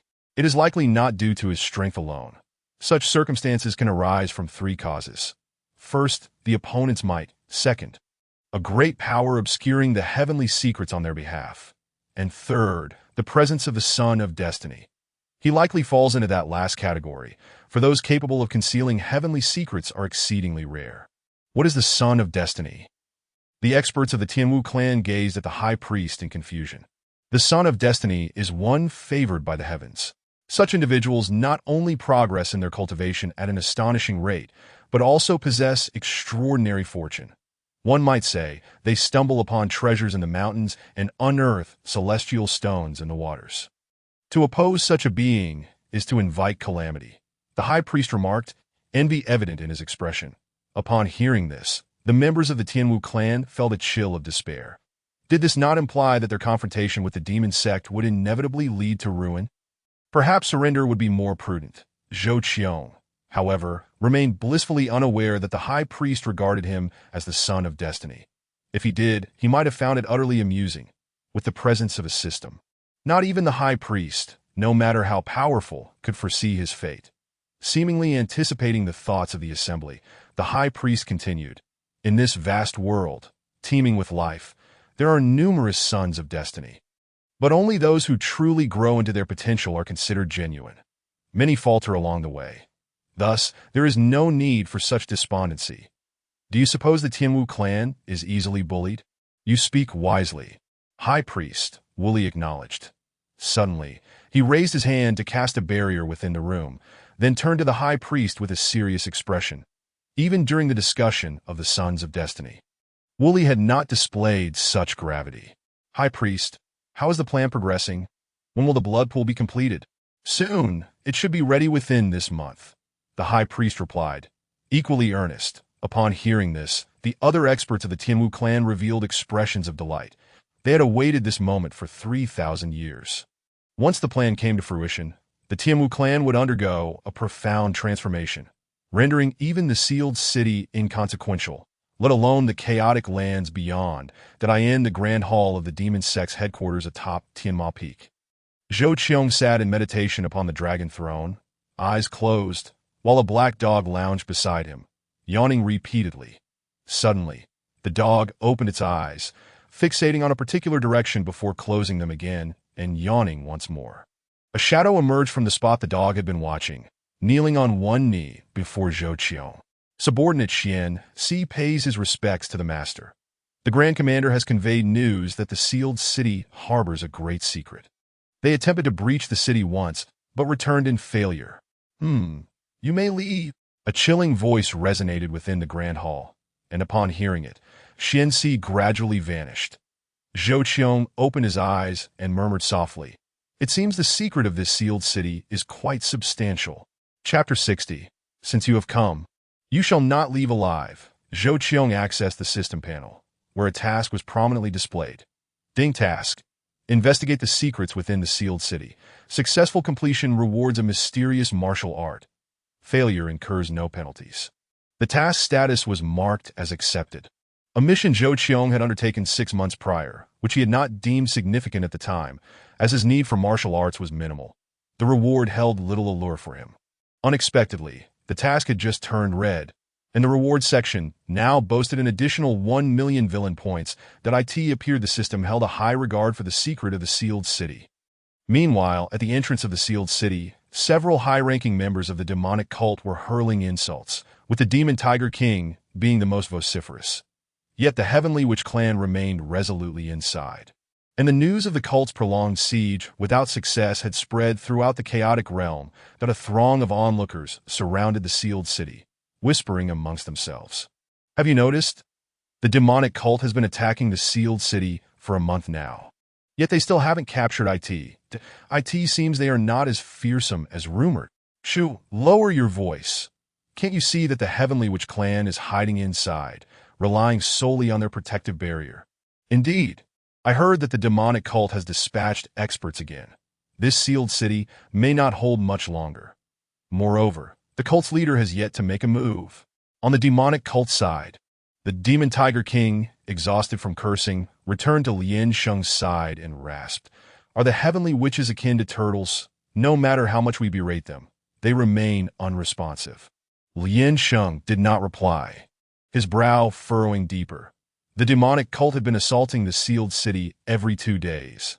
Not long ago, the Heavenly Witches had come forth to battle, but lately, regardless of the insults hurled, no one had emerged. When will the main faction arrive? Lian Sheng inquired of a shadowy guard beside him. Grand Commander, the outer disciples sent by the main faction will arrive today, he replied. After a brief wait, a group of 7 or 8 individuals soared into view, each exuding an intimidating aura, clearly masters of the true martial realm. They landed before the demonic cult members and bowed to Lian Sheng, saying, "We pay our respects to the Grand Commander. We have come at the Master's behest, ready to serve." The surrounding crowd erupted in chatter. Isn't that Wan Li Kong, the Lord of Eco City? Has he truly aligned himself with the demonic cult? And there's Guisho Shura, a notorious fiend, fearless and ruthless.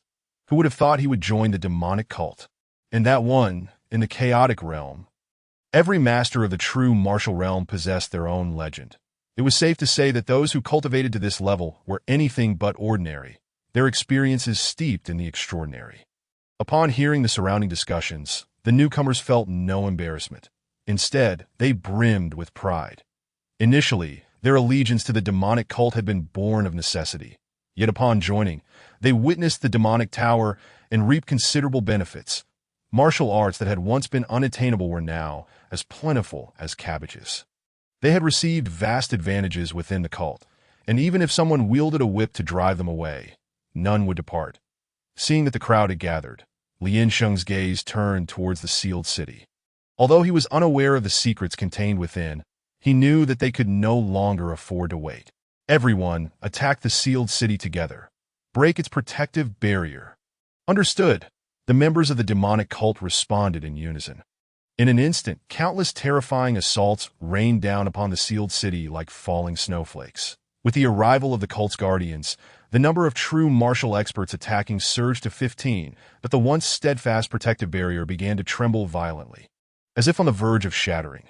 Within the sealed city, numerous masters of the Heavenly Witch clan had mysteriously vanished from the Lord's Manor 5,000 meters beneath the manor, in a massive cavern. A colossal array was in operation, the air thick with a metallic scent of blood. At the center of the array lay an enormous blood pool, from which a dark beast loomed above, slowly dripping blood into the pool. The blood bubbled incessantly, as if impurities were being refined. Surrounding the blood pool stood numerous masters of the Heavenly Witch clan. "High Priest, will it be ready soon?" Wooly, standing anxiously beside the High Priest, inquired. Other masters of the Heavenly Witch clan mirrored his urgency, their eyes fixed on the blood pool, as if they were about to leap in. "Not yet. There are still some impurities remaining. But it will be soon, likely today." Just as the High Priest concluded, the ground began to tremble. and the entire cavern quaked ominously. Not good. The protective barrier is about to break.